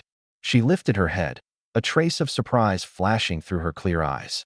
A port, she murmured softly. Lin Yu, you've grown this fast. On her tender, delicate face, a hint of resolve gradually surfaced. Then I'll have to keep working hard too. Otherwise, she pressed her lips together, her voice very soft, yet especially firm. I won't even be qualified to board that ship of his. With that, she picked up her pen once more. This time, she drew even more earnestly than before. Meanwhile, at another rookie sea zone, Wang Quan stood at the bow of his own ship, a rare hint of a smile on his face. Not long ago, after spearing fish for days on end, he really couldn't hold out any longer and pulled out the money card, shamelessly asking home for a few hundred sea coins. The process wasn't exactly glorious, but the result was decent. With this startup capital, he bought a ship, seized a chance during a spike in the handicrafts market, made a tidy sum, and surged to number 329 on the national profit rankings for the month. And in the class rankings, he'd already climbed to second, behind only Lin Yu. This rekindled hope in his heart. Looks like the gap between me and Lin Yu isn't as big as I imagined. Facing the sea wind, his eyes recovered a measure of their former confidence. Being suppressed by Lin Yu before had indeed left him unwilling. But as things looked now, with family resources plus his own ability, catching up wasn't necessarily out of reach. The subordinate beside him hurried to flatter him. Young Master Wang is right. You're already second in the whole class now. Even if Lin Yu's ahead for the moment, he can't stay ahead forever. The profit rankings take turns, and next month it's our house's turn. The corner of Wang Quan's mouth curved up slightly. But at that moment, the world announcement rang out. Congratulations to Captain Lin Yu for successfully subjugating a Tier 2 extraordinary being and developing the hidden port of Shihai Town. The smile on his face froze in an instant. A port? Lin Yu already had a port, had started building a maritime power, and had even subjugated an extraordinary being as a subordinate? In that instant, his mind went blank. His measly 1,000-odd sea coins in profit suddenly seemed utterly laughable before those words. Hidden port. He'd thought the gap was closing, but only now did he realize he couldn't even see Lin use taillights anymore. He gripped the ship's rail hard, his face flushing green, then white. In that moment, he understood. He was already utterly unqualified to treat Lin Yu as a rival. When a gap is still visible, people want to compete. But when the other party's taillights can no longer even be seen, people only want to give up. Aboard the Zheng He treasure ship, with the battle over, the once-taut atmosphere had finally, completely relaxed. The deck was ablaze with lights. A long table, hastily thrown together, was laden with grilled fish, smoked meat, black bread, rum, and all sorts of rare seafood just plundered from the siren's lair.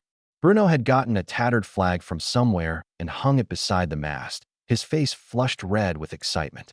Brothers, what day is today? It's the great day our Zheng He treasure ship claimed its first port. The captain said it. Tonight, we hold a victory feast. The words had barely left his mouth when cheers erupted across the deck. Long live the captain. Long live the Zheng He treasure ship. Long live the port of Shihai Town. Not only our own crew, even the warship personnel who'd fought alongside us earlier were invited to the feast. These soldiers had originally felt only awe toward me. They'd seen with their own eyes the terror of the Zheng He treasure ship, seen the scene of me forcibly subduing the Sea Witch Queen. But when they heard that I was about to develop a seaport, that awe transformed completely into respect, even carrying a faint hint of eagerness to curry favor. Because they all understood, from today on, I was different. I would no longer be merely a powerful rookie captain, but a man about to formally possess port development rights. Once the port of Shihai Town was truly up and running, I might in the future even gain the recognition of the royal fleet, perhaps even be granted a title of nobility. By then, my identity would be not just that of a captain, but that of a true maritime noble. Who would dare look down on such a figure? Several soldiers, wine cups in hand, walked up to me of their own accord, their expressions respectful. Captain Lin, if you hadn't stepped in this time, we'd likely all have been buried in the Whaling Trench. Indeed, for Captain Lin to be so young and already able to subjugate a hidden port, your future is surely boundless. If the port of Shihai Town recruits in the future, please do keep us in mind, Captain Lin. I raised my cup and gave a light smile. You're all too kind. Being able to claim the port of Shihai Town this time owes a share to each of you. Don't hold back tonight. Eat and drink your fill. Everyone instantly grew even more enthusiastic. After the feast livened up, Ian led several navigators in tallying the spoils plundered this time, one by one. Wooden crates were carried onto the deck one after another, their lids opened to reveal all sorts of materials radiating pulses of spiritual energy. Ian held the inventory list and reported with an earnest expression. Captain, from clearing out the siren's lair, we gained over 1,300 ordinary siren scales, 276 sheets of siren hide, 142 pairs of intact siren claws, and 39 siren venom sacs. In addition, there's a small amount of pearls, coral, sunken silver or fragments, and some seabed relics. I gave a slight nod. Individually, these things weren't of exaggerated value, but there was quite a quantity. Useful whether sold, used to forge equipment, or used to refit ships. Rex added from the side. Siren hide can be made into waterproof soft armor and can also reinforce sails. Once treated, the scales can serve as rune protection material. The venom sacs and vocal cords are suitable for selling to alchemists, apothecaries, and bard-type extraordinaries. Sell it all, and by conservative estimate it'd fetch 8,000 sea coins. Quite a few sailors' eyes lit up. 8,000 sea coins was a fortune to anyone. But Ian soon flipped to the next page, his tone pausing slightly. However, the highest unit price item among this haul isn't these ordinary materials. I raised an eyebrow. Oh. Ian cleared his throat, his expression a touch odd. The most valuable is the siren whip. The instant those words came out, several nearby sailors who were drinking all froze in their tracks. Bruno nearly spat out a mouthful of wine. Cough, cough, cough. The what? I was stunned for a moment too. Did I hear right? Did you just say siren whip? Ian nodded, forcing himself to stay composed. Yes. This time we plundered 27 intact siren whips, 12 of which are of finer quality. By the purchase prices at the Lisbon Port Black Market and the Apothecaries Association, This batch of siren whips is worth at least 10,000 sea coins. My expression instantly changed. Over 10,000 sea coins? I really hadn't expected those odd-looking trophies to be worth so much. A sailor beside me, who usually handled miscellaneous tallying and had a quick mind and a sharp tongue, immediately sidled over, wiggling his eyebrows and lowering his voice. "Boss, this is where you don't get it. This is the good stuff." "How so?" The sailor gave a sly little laugh, wearing an expression every man would understand. "Chop it up, grill it a bit, sprinkle on some spices, a great tonic. Especially those noble lords and old captains. They scramble over each other to get it." Me, Bruno, listening beside us, had his eyes light up. "Is it really that miraculous?" The sailor said with utter seriousness. "Miraculous or not, I don't know. Either way, it's expensive. Anything that can be linked to bolstering the body won't have a low price. On top of that, sirens are rare to begin with, and intact goods are rarer still. So this stuff counts as hard currency." The corner of my mouth twitched slightly. I'd only ever known that siren hide and scales were valuable. I never imagined the most expensive item would actually be this. Sure enough, the market demand in the age of great voyages was always more plain and unadorned than one would imagine. Having said his piece, the sailor turned to slip away. But he'd taken barely 2 steps. "Hold on," I said. His steps stiffened, and he slowly turned his head, immediately piling a brilliant smile onto his face. "What is it, good captain? Don't sell them all." Hearing this, he immediately put on an "I get it" expression. "Understood, understood. Save you a couple." My eyelid twitched. "I mean, keep a portion as research material. If we build an alchemy workshop at the port of Shihai Town in the future, it might be developed into a high-profit potion." Right, right, right. Research material. That's exactly what I meant just now." He nodded repeatedly. "Don't worry, Captain. I set some aside for you long ago." With that, he even snuck a raised eyebrow at Bruno, and Bruno instantly turned red in the face from holding back his laughter. I looked at the two of them with a blank expression. "You two, scrub the deck together tomorrow." Bruno's smile vanished in an instant. That sailor froze up entirely. "Captain, I've been wronged. One more word, and I'll make it 3 days." He clammed up immediately. The surrounding sailors burst into raucous laughter, and the feast grew even livelier. Just as everyone continued tallying the spoils, a soft, faintly fragrant presence suddenly drew near at my side. Afra had come over at some point. She still wore that deep blue gown, her long hair drooping like seaweed, faint moisture clinging to the ends. The Sea Witch Queen's features were beautiful to begin with, and now, lit by the deck's firelight, she appeared all the more eerily alluring. She bent down gently, leaning in beside me. A few strands of deep blue hair fell onto my shoulder, brushing across my neck, bringing a faint, tickling sensation. I turned my head and glanced at her. "What is it?" She blinked, her voice soft as the sea breeze. "Master, I just forgot to tell you one thing." I raised an eyebrow slightly. "What thing?" Her expression was innocent, as if she were merely mentioning some trivial little matter. "In the past, at the port of Shihai Town, I stored away a batch of treasure. At first I didn't pay it much mind. Having occupied Shihai for so many years, it was perfectly normal for her to have some savings." But her next sentence perked me right up. "There should be quite a lot.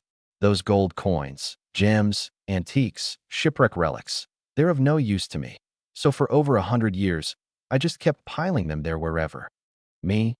Several nearby sailors who were drinking instantly went quiet too. Bruno's eyes went wide. Rex's hand froze mid-motion, pushing up his glasses, and the inventory list in Ian's hand nearly slipped to the floor.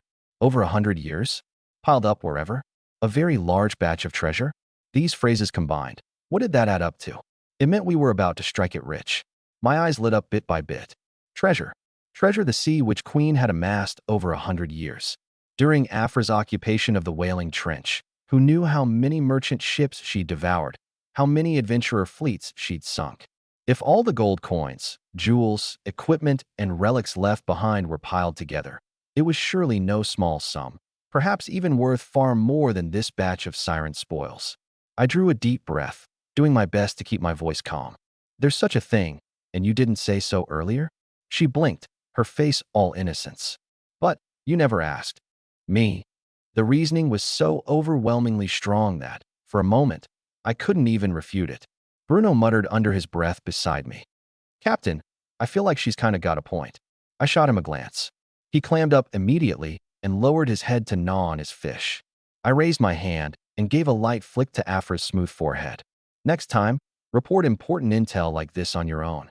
She covered her forehead, her moist eyes gazing at me with a wronged look. I got it, Master. But I really didn't think those things were important before. Gold coins can't be eaten, gems can't sing, and antiques just take up space sunk in the water. Everyone, listen to that. Was that even human speech? Oh, right. She wasn't human to begin with. She was a siren. Wealth that could change the fate of an ordinary captain was, in the sea which Queen's eyes, merely a pile of stuff taking up space. Ian couldn't help but sigh softly. The troubles of the rich, I don't understand them. Rex corrected him.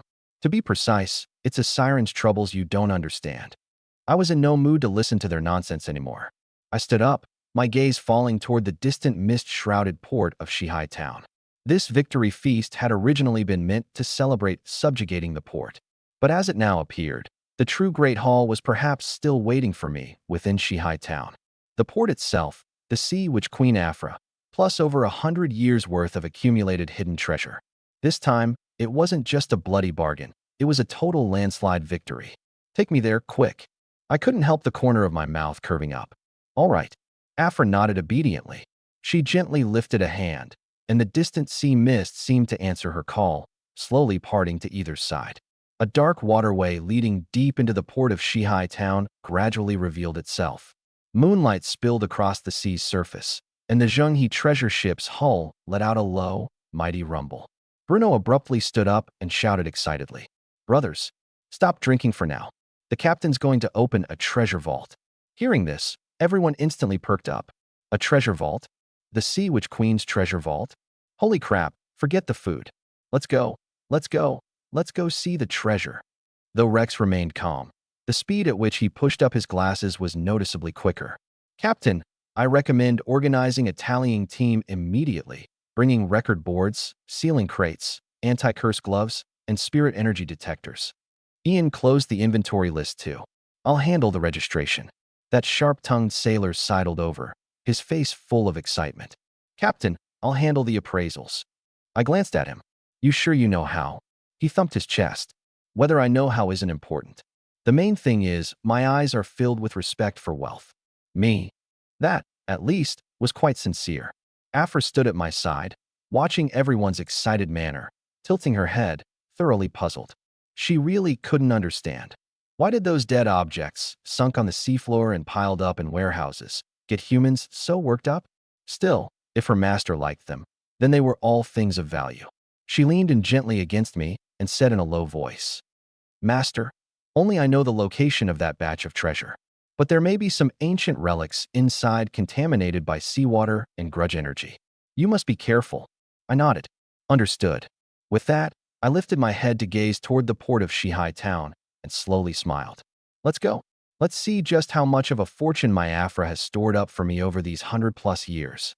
Ian closed his notebook and said in a low, firm voice, "Captain, if it truly is wealth accumulated over long years, it very likely mixes in antiques, shipwreck relics, precious metals, even special items. I recommend organizing a tallying team immediately and going to see it once." I stood at the center of the deck, my gaze sweeping over everyone, finally landing on the warship personnel not far off. They were different from the Zhenghe treasure ship's crew. When the officers and sailors aboard Count Lawrence warships heard the word treasure, their breathing hitched for a moment too, but they quickly restrained themselves. It wasn't that they weren't tempted, it was that they didn't dare. This batch of treasure was the spoils of my claiming the port of Shihai Town, the fortune Afra had willingly offered up after her surrender. Whoever reached for it would be breaking the rules. And those of noble birth understood rules best of all. Soon, several officers walked over. The middle-aged officer at their head raised his cup and gave a solemn bow. "Captain Lin, since the port of Shihai Town has come under your banner, this batch of treasure naturally belongs to you. We won't join in the merriment." His expression was frank, neither resentful nor greedy, rather, quite well-bred. I gave a slight nod. For the other party to know when to advance and when to withdraw at such a moment was indeed not bad. Another young officer said with a smile, We hail from Count Lawrence family, so we do understand this much of manners. To have kept our lives, and to have witnessed with our own eyes your claiming of a hidden port, has already been quite the eye-opener. As for the treasure, we won't touch it." He paused, then earnestly added, "It's just that afterward, Captain Lin, please do make your way to the Count's estate to continue treating Lady Sophia. His lordship the Count has been awaiting word from you all along." At the mention of Sophia, I recalled it too. That Count's daughter, eroded by a curse, did indeed still have follow-up treatment owed her. And this matter also bore on my dealings with noble circles. I gave a light smile. "Rest assured, since I've promised, I'll naturally go." The several officers visibly relaxed and raised their cups one after another. May Captain Lin return from this voyage laden with treasure, and may the port of Shihai Town recover its glory soon. Should you truly be granted a title by the royal fleet in the future, don't forget about us. I raised my cup and drank it down in one go. I'll take your kind words to heart. Moments later, the several officers took their leave cleanly and returned to their respective warships one after another. Only now, those two warships had long lost the imposing air they'd arrived with. Hulls damaged, sails torn, battle traces everywhere on the decks, and in some places, enormous gouges left by siren claws still remaining. How pitiful! Bruno stood by the rail and clicked his tongue. "Won't their ships fall apart halfway on the trip back?" Rex said calmly. "In theory, no. With the mist zone cleared by us, the sea lane is clear and unobstructed." Ian added, "They're already lucky to be alive. Had the captain not stepped in, those ships never would have had a chance to sail home at all." Half an hour later, the battered warship slowly came about. On deck, the officers waved from afar. "Captain Lin, until we meet again." Bruno grinned and shouted, "Until we meet again. When you get back, remember to tell the Count. Our captain is no ordinary man." The night deepened, the sea mist rolling. The Zhenghe treasure ship broke through the water's surface, sailing toward the port of Shihai Town. The farther forward we went, the faster my heart beat. Not from nerves, but from an anticipation even I couldn't suppress. That was over 100 years' worth of treasure the sea which Queen had amassed. When we'd tallied the siren materials earlier, I'd already felt like we'd struck it rich. But as it now seemed, those scales, hides, venom sacs, even the siren whips worth over 10,000 sea coins, were all just appetizers. The real main course was still to come. Bruno was clearly in the same mood, his whole body all but pressed against the sea's surface, muttering nonstop. "Treasure, treasure. Captain, do you think there'll be gold coins all over the floor? Or crate after crate of aquamarine gems?" Rex said coldly. "You can be even bolder, say, an entire mountain of gold." Bruno's eyes lit up. "That's not out of the question either." "Rex." Ian flipped through his record book with his head down, reminding at the same time, "Whatever it is, record, categorize, and appraise it first. Captain, be especially careful with the age-old shipwreck relics and ancient collections. The true value of some things isn't necessarily on the surface." I nodded. "I know." Afra stood on my other side, her slender finger pointing gently ahead into the depths of the mist. "Master, we're almost there." Almost the instant her words fell, the sea mist ahead slowly dispersed. A silent, dilapidated port town, whose former scale could still be faintly made out, appeared in everyone's line of sight. Shihai Town. We'd arrived.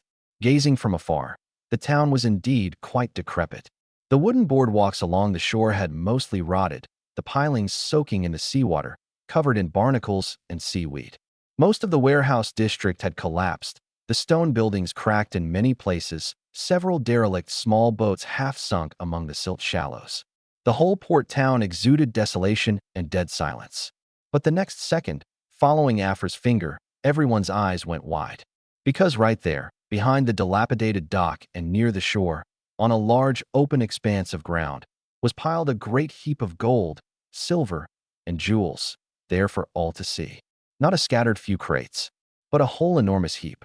Under the moonlight and torchlight, gold coins, silverware, jewels, pearls, gold cups, silver plates, antique ornaments, coral adornments, layer upon layer, all mixed together, like garbage someone had tossed there carelessly. Yet every single one of them radiated the allure unique to wealth. Gold gleaming, silver shining, gems refracting a bewitching faint glow, pearls like strings of congealed moonlight. Even across that stretch of distance, it made one's breathing turn heavy. Bruno sucked in a cold breath on the spot, his eyes nearly popping out. Whoa, this is way too much. Ian gripped his record book, his voice a little tight too. This is no longer just an ordinary pile of treasure. This is turning an entire dock into a warehouse. Even the ever-calm Rex pushed up his glasses half a beat faster. By the volume, the total value of this batch of wealth is likely even higher than we estimated. My eyes shone. Even though I'd been mentally prepared, actually seeing this scene still gave me a hard jolt. This was the Sea Witch Queen's century of accumulation, the legacy of shipwrecks, the cargo of merchant convoys, the private hoards of nobles. Countless years of wealth that had fallen into Afra's hands, all finally piled up here. And now, they all bore the surname Lin. Soon, though, I frowned. As the treasure ship continued to draw closer, I could see it. The port of Shihai Town's waterways hadn't been dredged in years, the interior heavily silted, shallows, broken pilings, and shipwreck wreckage everywhere. Forget a colossus like the Zheng-He treasure ship. Even a medium-sized ship forcing its way in would very likely run aground on the spot. Afra said softly, "Master, no large ships have moored here in a very long time. I never needed ships before, and couldn't be bothered to deal with it." I nodded. That was perfectly normal. Sirens didn't use docks to load and unload cargo, so naturally they didn't care whether the port could berth large ships. The Zheng-He treasure ship stays outside. I gave the order decisively. Bruno, Ian, Rex, prepare the small boats. Bring the tallying tools. Everyone goes ashore in batches. Aye, Captain. Soon, the treasure ship came to a steady stop in relatively safe waters outside the port, and small boats were lowered one after another. Bruno was the first to leap aboard, excited as if he'd been shot full of adrenaline. "Quick, quick, quick. Stop dawdling." Rex sat at the other end and said coldly, "Rock about any more, and the boat will capsize before anything else." Bruno immediately settled down a bit.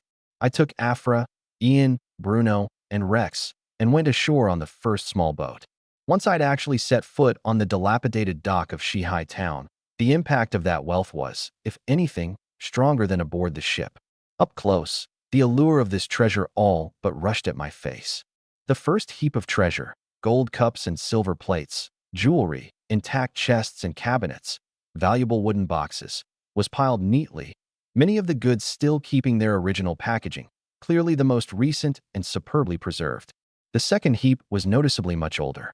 Some crates had already rotted, the fabrics and teas mostly dissolved away, leaving only porcelain, gold and silverware, and a few high-value items that could withstand time. The third heap was the most ancient and the most crude. There, almost only the purest symbols of wealth remained. Heaps of gold bars, silver bars, large pearls, along with some old-style crowns, scepter fragments, and ancient gold artifacts, dark in color yet still evidently worth a great deal. The three heaps stood arrayed like three little mountains, each heavier than the last, each more dazzling than the last. When the moonlight fell upon them, it was as if even the night itself had been dyed bright by the wealth. I drew a deep breath, forcing myself to stay calm, and turned to look at Afra. "Can you tell these apart?" Afra blinked, thought seriously for a moment, then raised her slender finger, first pointing at the frontmost heap. This heap should be from the last 10 years. Then she pointed at the middle one. This heap, about 50 years ago. Finally, she looked toward the heaviest heap of gold, silver, and pearls at the very back. This heap, 100 years ago. Bruno swallowed.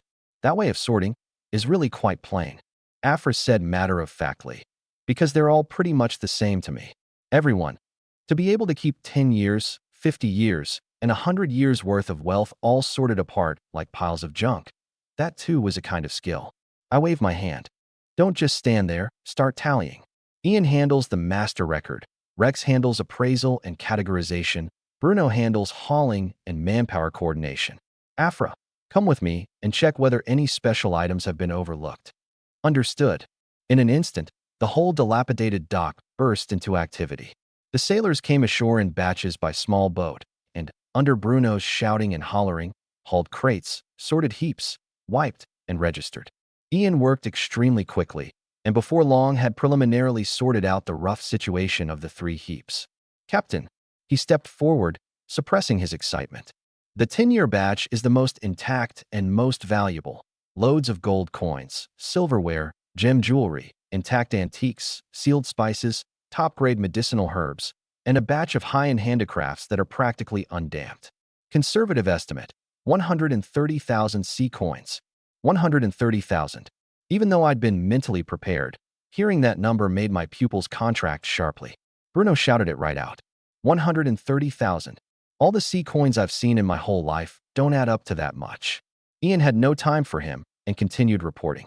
The batch from 50 years ago suffered heavy losses. The teas, spices, and fabrics have mostly lost their value. But there's a batch of Eastern porcelain that's been kept in quite good condition, with exquisite designs and fine material. Though some pieces are damaged, the overall value is still extremely high. Along with the remaining gold and silverware and antique ornaments, the total value is around 80,000 C coins. Rex added, "By the way, Captain, I hear the fighting over in the East has been fierce lately, and Genoa is badly short on porcelain. If we find the right buyer for this batch of Eastern porcelain, the actual sale price could be even higher." I nodded. 80,000 C coins. Though not as intact as the first heap, it was still quite astonishing. As for the batch from 100 years ago, at this point, Ian showed a trace of regret. It's been too long. The overwhelming majority of ordinary goods have completely lost their value. Only the gold, pearls, silver bars, and a few ancient precious metal implements remain. Total value, roughly 30,000. 130,000, 80,000, 30,000. Added together, a full 240,000 C coins.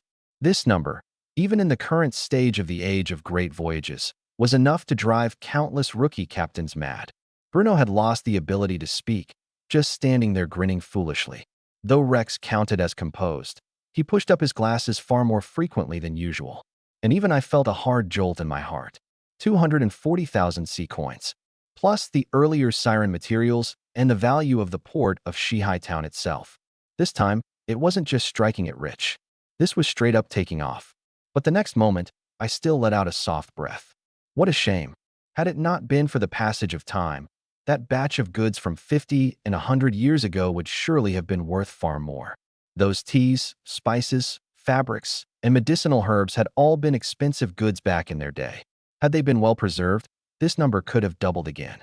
Just as I was sighing inwardly, Ian suddenly seemed to remember something, walked over quickly, his expression more solemn than before. "Captain, I have a remarkable discovery." I looked up. "What is it?" He drew a deep breath and lowered his voice. "We just found a mysterious treasure chest in the heap from 100 years ago. It's unlike any ordinary cargo crate. The material is special, inlaid with gemstones, and after over 100 years it shows not the slightest erosion, still glittering. The chest alone is probably worth over 100,000 C coins. Whatever's inside must be of truly extraordinary value. I think you'd best take a look yourself." As he spoke, he raised both hands, clad in black rubber gloves, and carefully offered over that not-so-large treasure chest. "Master, don't touch it." My hand stopped in midair. I'd already been about to take that mysterious treasure chest. But at the very instant my fingertips were about to touch the chest, Afra, standing beside me, suddenly stepped forward, her soft fingers gently resting on my wrist, halting the motion. Her voice was very soft, yet that single word made me stop at once. The torches on the dock flickered faintly, and Ian, holding that ancient treasure chest, immediately took on a grave expression. I didn't continue reaching, and slowly turned my head to look at Afra. She'd already had my mental brand imposed upon her. Such a brand was not merely control but obedience at the level of the soul. She absolutely could not deliberately deceive me. What's more, a being who could occupy the port of Shihai Town for over 100 years and become the Sea Witch Queen. How could she be a fool? Since she'd actively stopped me, it meant this chest truly had a problem. My gaze narrowed slightly. "Speak." Afra looked at that ancient treasure chest, a rare trace of wariness showing in her eyes. "Master, though this chest is extremely precious and may hold an earth-shattering secret, it has been cursed." "Cursed?" Bruno, who had originally sidled over eagerly, shrank his neck back at those two words. "No way. This thing can curse people too." Afra nodded, her slender finger pointing at the dark patterns on the chest's surface. "When I first obtained it, I ordered a siren to open it. But the moment that siren merely touched the lid, its hands began to rot. Not ordinary rot, but flesh, scales, bones, and the aura of its soul, all as if devoured by something. In less than 10 breaths, both of its arms were completely gone. The instant those words came out, several nearby sailors hauling treasure froze in their movements. Bruno's face changed, and he instinctively hid his hands behind his back. That evil. Rex pushed up his glasses, his expression earnest. If even a siren's life force couldn't withstand it, then it's indeed no ordinary curse. Ian mused for a moment. Captain, this chest must hold something very powerful, or it wouldn't have remained so intact after 100 years. It could be some extremely potent, extraordinary material, or a sealed treasure. But whichever it is, it's not suitable to rashly open in a place like this. He looked at me, his tone solemn. I recommend finding professionals to handle it once we're back at port. A high-level appraiser, a curse scholar, or someone from the Alchemists Association. Forcing it open carries too much risk. I nodded. I didn't want to strike it rich, but I wasn't so blinded by wealth as to gamble my own hands. Something that Afra specifically warned about, and that made Ian so cautious, was by no means ordinary. Besides, I just gained over 200,000 sea coins worth of treasure. That was more than enough of a profit. Seal it up first. I gave the order decisively. Ian, record and number it. Rex, prepare isolation cloth and a sealing crate. Bruno, arrange for 2 men to send it into the Zheng He treasure ship's hidden hold and store it separately. Understood. Rex nodded. Bruno didn't dare take it lightly and hurriedly called over 2 sailors. Only this time, no one dared touch it directly with their hands. Rex fetched moisture-proof isolation cloth and, using an iron hook and wooden pole in tandem, carefully transferred the mysterious treasure chest into the sealing crate. Throughout the entire process, everyone dared not even breathe loudly. Only once that thing had been completely sealed away did Bruno let out a long breath. Damn it. Gold, silver, and jewels make your heart race, and this rotten hand thing makes your heart race too, but the feeling's completely different. I paid no mind to his grumbling and looked at the sealed chest, a trace of anticipation flashing in my eyes. A cursed treasure chest, undecayed for 100 years. Rots on contact. If there truly was something inside, its value would surely far exceed ordinary treasure. I really wanted to hurry back and get this thing pried open. Set sail for home. I lifted my head to gaze at the distant sea. Back to Lisbon at once. My haul this round has been extraordinarily large. It's time to cash it all in a big way. 240,000 sea coins worth of goods, plus a development port from the old world. I could already imagine how big a stir it would cause when I returned to Lisbon. But just as I was about to give the order to set sail for home, Ian suddenly seemed to remember something again and walked over quickly. Captain, before we head home, there's one more thing we haven't done. I looked at him. What? From within the lining of his record book, he took out a somewhat worn special sea chart. The edges of the paper had yellowed, depicting a hidden reef area shrouded in gray mist. You obtained a treasure map before, and the location is nearby. The edge of that misty sea zone isn't far from our current route, and it's right on the way back to Lisbon. Shall we explore it a bit? I raised an eyebrow. I'd nearly forgotten. On my first voyage out, that pack of blind pirates had dared to come rob the Zheng He treasure ship with 13 small boats. The result needs no elaboration. The 13 small boats were smashed to smithereens. And when tallying the relics, I had indeed obtained a treasure map. I took the sea chart. The next moment, a pale blue prompt surfaced. Gray Mist Reef Treasure Map. Quality, blue type, special sea chart. Effect, records a hidden reef cavern near the Gray Mist Sea Lane, suspected to hold the loot the Black Shark pirate gang has plundered over many years. Note, treasure is often hidden in the most dangerous of places. Blue quality, a special sea chart, suspected loot of the Black Shark pirate gang plundered over many years. My eyes lit up slightly. How far is it? At the treasure ship's current speed, about half an hour. And it won't require deviating too far from the route home, Ian answered. Hearing this, Bruno immediately perked up. Half an hour? Then what are we waiting for? Captain, we've just picked up the Sea Witch Queen's century-old fortune, and now we can grab a pirate treasure vault along the way. Isn't that perfect? Rex was more rational. The treasure map's value isn't low. If it's real, we gain another sum of income. If it's fake, the treasure ship's combat power is more than enough to handle the vast majority of risks. He paused. Of course, provided there's no high-level fleet lying in ambush. Bruno waved a dismissive hand. How easy is it to run into a high-level fleet? Besides, who'd be dumb enough to ambush the Zheng He treasure ship? I smiled. Dumb or not, I couldn't say. But when it came to treasure, since it had been delivered right before our eyes, there was no reason not to take a look. Half an hour's voyage. On the way, a blue treasure map. These conditions stacked together made it thoroughly worth the trip. I gave a grand wave of my hand. Go. Since it's on the way, let's plunder it good and hard. Aye, Captain. Ian immediately returned to the navigation station. The Zheng He treasure ship set sail once more, its massive hull turning about, hoisting its sails, and speeding toward the gray mist reef. Meanwhile, behind the gray mist reef, within a hidden reef waterway, roughly 20 armed vessels of the 15 to 20-meter class lay quietly moored behind the cavern. These ships weren't large in size, yet every one of them had been modified. Light cannons fitted along both sides of the hull, ballistae, grappling hook launchers, and some crude spirit energy explosive barrels arrayed on deck. There was no proper flag on their sails, only a gray-black shark emblem. Clearly, this was no proper merchant convoy, but a privateer ambush squad that had long been laid out. Aboard one 20-meter class armed ship, a sailor with a mouthful of big gold teeth grinned broadly.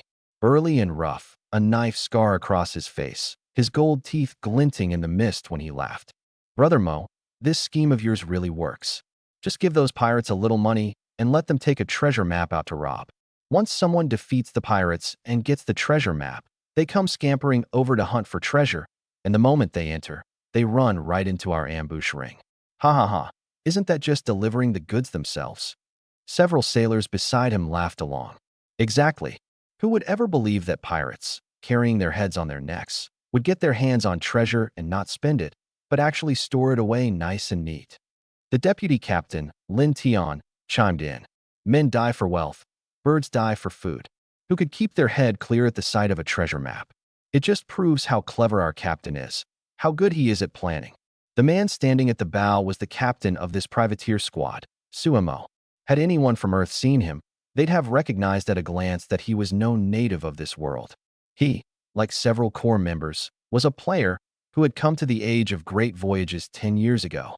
Unlike those players who honestly ran trade, saved money, did quests, and joined merchant guilds, Suemo had chosen a different path from the very start. Privateering, robbery, setting traps, thieves preying on thieves.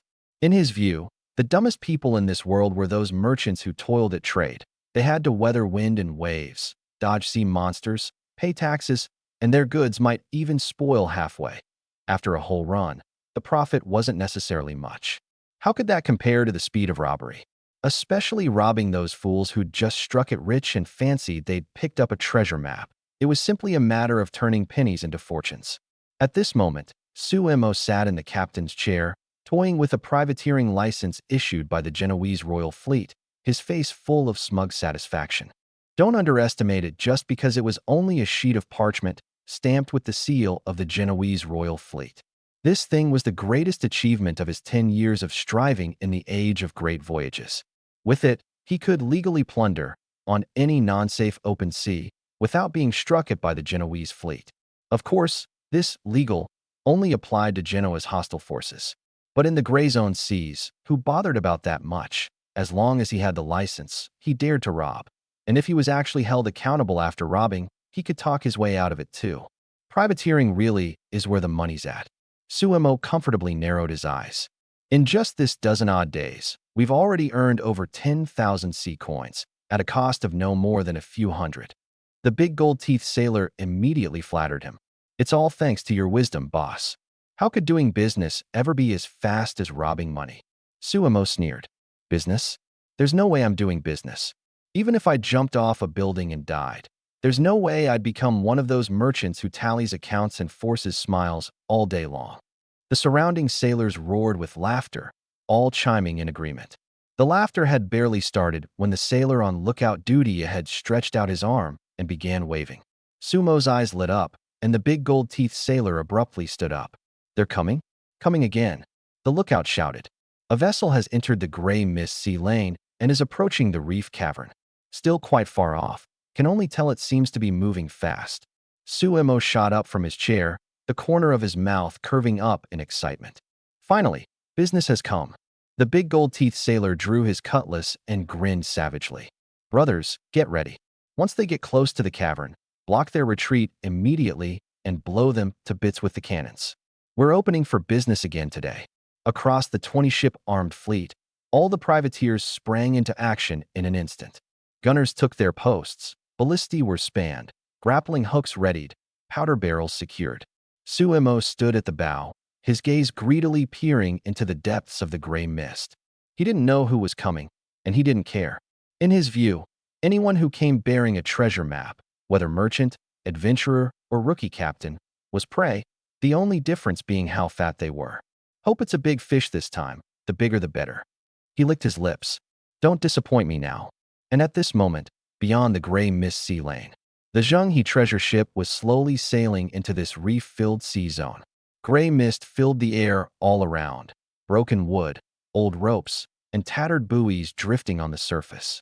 The reefs in the distance jutted from the sea like black fangs, exuding an eerie chill.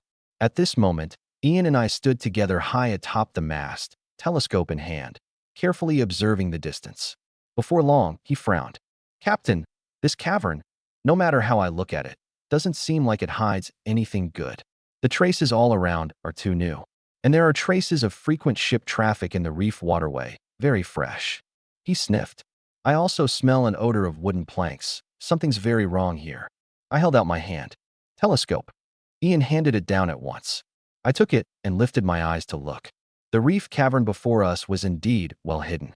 An ordinary ship, from the front, could only see the cavern's entrance and a stretch of dark waterway.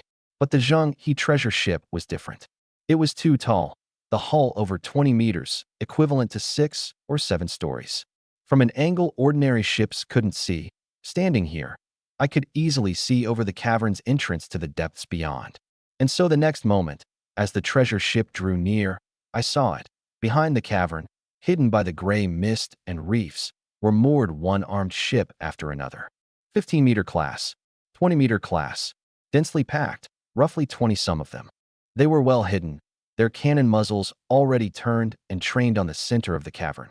If an ordinary ship, wholly unprepared, drilled in and disembarked to hunt for treasure, it would inevitably be caught in a pincer attack, mobbed to death.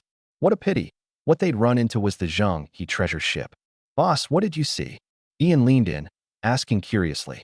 I slowly lowered the telescope, the corner of my mouth curving up in a meaningful smile. I think I've just seen a pack of rats. Ian and I climbed down from the mast. Rex Turner's eyes flickered. Captain, is it an ambush? I nodded. Quite a number of them. Bruno was taken aback for a moment, then grinned broadly. Well, which blind fool tried to rob us? Ian's expression turned cold. Looks like this treasure map was itself the bait. Afra stood at my side, gazing at the gray mist, her voice gentle. Master, shall I drag them into the sea for you?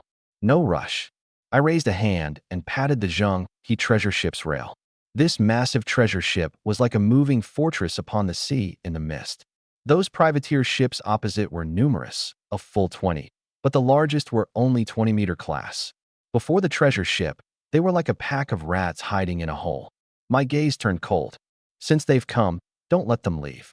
Let them see what it means for the big fish to eat the small. Behind the gray mist reef, a dozen-odd privateer ships lurked in the cavern's shadow. The tide slapped against the reefs, splashing loudly. Suemo stood at the bow of his flagship, both hands gripping the rail tightly. He could feel it. The prey was drawing near. The sound of a hull breaking through the waves grew ever clearer. The privateer beside him with the mouthful of big gold teeth excitedly licked his lips. Boss, they're coming. That's no small commotion. Maybe it really is a fat fish. Suemo didn't answer, only shouting toward the top of the mast. Up there? What class of fish is coming? This was their code. Robbery at sea most feared, alarming the target. Shouting outright, how many meters is the ship? Or, is it a merchant ship? Once a sharp-eared extraordinary navigator caught wind, the other party would turn tail and run, and the ambush would have been set up for nothing. Under 10 meters were called sardines. 10 to 15 meters, tuna. 15 to 20 meters, sea king squid. 20 to 30 meters, great white sharks. Reaching sea king squid class counted as a decent catch. One raid could earn a few thousand sea coins.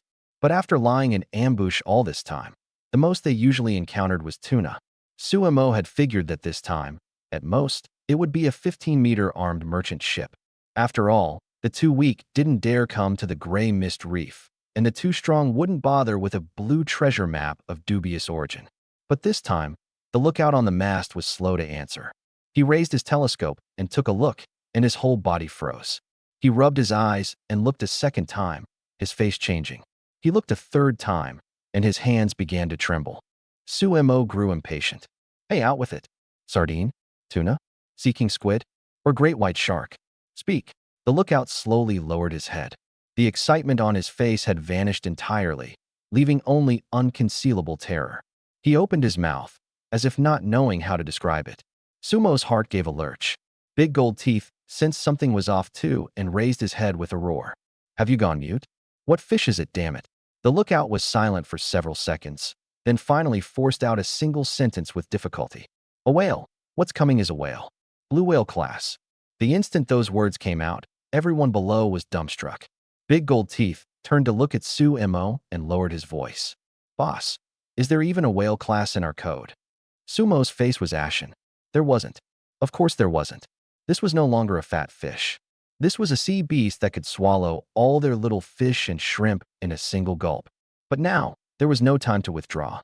The sound of tearing waves ahead grew louder and louder, closer and closer, like a moving mountain range bearing down at high speed. Suemo gritted his teeth hard, a trace of ruthlessness flashing in his eyes. What's there to panic about? So what if the ship's big? This is the Gray Mist Reef, our ambush point. When the enemy enters the cavern, its speed must drop. Once they stop the ship to search for treasure, all dozen-plus ships open fire at once. A prepared foe against an unprepared one. Even a blue whale will be gnawed down to bones by us. Big Gold Teeth was fired up with ferocity by these words and brandished his blade with a shout. Everyone listened to the boss. Prepare to fire. Powder barrels to position. Grapnel men ready. The cannon muzzles slowly adjusted. Ballistae were spanned. Grapnel guns raised. Everyone's nerves were strung to the breaking point. Suemo stood at the bow, his face grim, telling himself over and over in his heart, it's fine, there's nothing to fear. He'd knocked around the age of great voyages for 10 years. From a single broken ship to a dozen-plus armed privateer ships now. Storms, pirates, merchant convoys, thieves preying on thieves. He'd been through it all. He trusted his own experience. A prepared foe against an unprepared one. With the enemy's speed limited entering the cavern, it wasn't impossible for him to win. Aboard the Zhenghe treasure ship, I stood at the bow, my gaze piercing through the gray mist toward the reef cavern ahead, my fingers lightly tapping the rail. Seemingly calm. In truth, I was making an extremely bold decision. Bruno, beside me, was so excited he could barely hold it in. Rex held a ranging tool, calmly calculating the cavern height, the drop to the water's surface, and the treasure ship's draft. Ian stood at the navigation station, his expression more earnest than ever. I looked at him. You're sure we can fly over the top of this cavern? Several nearby sailors couldn't help but swallow. Fly over, not go around, and not enter normally. But use the treasure ship's massive hull, high-speed sprint, and extremely shallow draft to shoot straight over, grazing the top of the cavern. This idea was so insane that even Bruno's eyes went wide. Captain, I'm not afraid of dying. I just want to confirm. Are we really going to fly the ship into the sky? Ian corrected him with a blank expression. Strictly speaking, it's not flying into the sky. It's using the terrain for a short distance glide plus a crushing descent. If we can control the angle, speed, and balance, it's theoretically feasible. The corner of Bruno's mouth twitched. You call that theoretically feasible? Ian drew a deep breath and said earnestly, Captain, it really can be done. The cavern top is only 6 or 7 meters high, and the surface layer is extremely slick. Our hold isn't loaded with cargo, so our draft is extremely shallow, and the main hull rises high above the water. As long as the speed is fast enough, the bow can be lifted by the undercurrent before the cavern, glide over grazing the cavern top, and finally slam straight down into the ambush zone behind. He paused, then added, but it's very dangerous. Deviate a little on the angle, and we could hit the rock wall. With the treasure ship's sturdiness, we won't be gravely wounded, but once the ship stops and loses mobility, we'll be surrounded. I fell silent for a moment. Of course, I knew how risky this plan was. A giant ship dozens of meters long, shooting through a cavern at the extreme limit, then slamming down onto the enemy from on high. It didn't sound like something a normal person could dream up. But those privateer ships, though small, had clearly been modified for speed. Light sails, narrow long hulls. The moment they noticed something was off, they'd scatter and flee, and I might not catch them all. In conventional combat, the treasure ship could of course win. Sinking a few was easy, but capturing them all was hard. I'd come on this trip precisely to plunder. Since the other party had delivered their ships to my doorstep of their own accord, I had no intention of settling for scraps. If I was going to eat, I'd eat it clean. Afra spoke softly. Master, don't worry. Before the cavern, I'll control the sea currents to help steady the hull and keep it from veering. Her voice was gentle, yet it carried a power that put one at ease. I looked up at the gray mist, my gaze turning sharper bit by bit. In that case, the corner of my mouth curved up, then let's do it. The words fell, and the entire treasure ship instantly entered combat mode. Ian abruptly waved his hand. All hands to position. Adjust the sails. Sailors, trim the ballast. Oarsmen ready. Bruno charged to the midsection of the deck and bellowed at the top of his lungs. Everybody get moving. Damn it. The captain's about to take us flying. Anyone who drops the ball gets strung up on the mast to air out for 3 days. Rex was calm as a machine. Furl the port sails by a third. Lower the starboard side. Raise the bow angle. Hold a straight line. Pull the speed to max. The orders passed down layer by layer. The sails snapped and swelled. The oars dipped into the water in unison, and the massive hull began to accelerate. 20 knots, 25 knots, 30 knots, 33 knots, the limit. The giant ship charged wildly across the sea's surface, like a sea beast rushing out of an ancient myth. The waves were torn clean open, the bow smashing through the gray mist, the entire reef zone trembling. Behind the cavern, Suamo had already sensed something was wrong. That sound was too loud, so loud it didn't seem like a ship, but more like a tsunami. He jerked his head up. Have they arrived? Close. 300 meters. 200 meters. Suamo gritted his teeth. Prepare. A ship that big definitely can't enter the cavern. Once they stop to go in and search for treasure, open fire immediately. Hit the sails first, then the rudder. Don't let them escape. Everyone held their breath. The gunners pressed against their cannons. The ballista crews stared hard at the entrance, the grapnel men ready to fire at any moment. Yet the roar in the distance not only failed to diminish, it grew louder and louder, without the slightest sign of slowing. The lookout's voice began to tremble. 150 meters. 100 meters. 50 meters. They're not slowing down. They're still speeding up. They've no intention of stopping at all. Sumo's pupils contracted sharply. Impossible. How could a ship this big enter the cavern without slowing? Before his words fell, the entire cavern let out a dull, mournful wail. Crack. Rubble tumbled down from the cavern top, and the gray mist was torn clean apart by a violent gust of airflow. The next moment, all the privateers witnessed the most unforgettable sight of their lives. A super treasure ship, absurdly enormous, grazing the cavern top at a speed utterly defying common sense, came flying out. That massive bow bore down from on high, like a mountain, like a city wall, like an asteroid slamming down hugging the sea's surface. Before it, those 15 and 20-meter privateer ships were like a heap of toys in a basin. Suamo froze in place, forgetting to breathe. Only one thought remained in his mind. Is this a ship? Is this a fucking ship?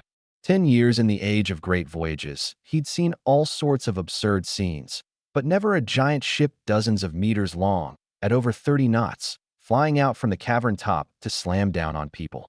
Fire! He finally snapped out of it, his voice cracking. Fire quick!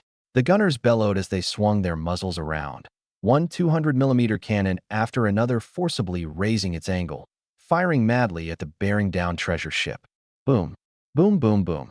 Fire flashed, the shells tearing through the gray mist and slamming hard into the treasure ship's hull. The next second, everyone's face changed. Those shells, enough to blast through an ordinary merchant ship, struck the treasure ship's outer layer, only to burst into sheets of flame, without even a few splinters flying off. Big Gold Teeth's eyes nearly popped out. They can't punch through. 200mm cannons can't punch through its hull skin. Sumo's face went deathly pale. It was over. He finally understood. What he'd hooked this time was no fat fish at all, but a flying sea beast. Rumble.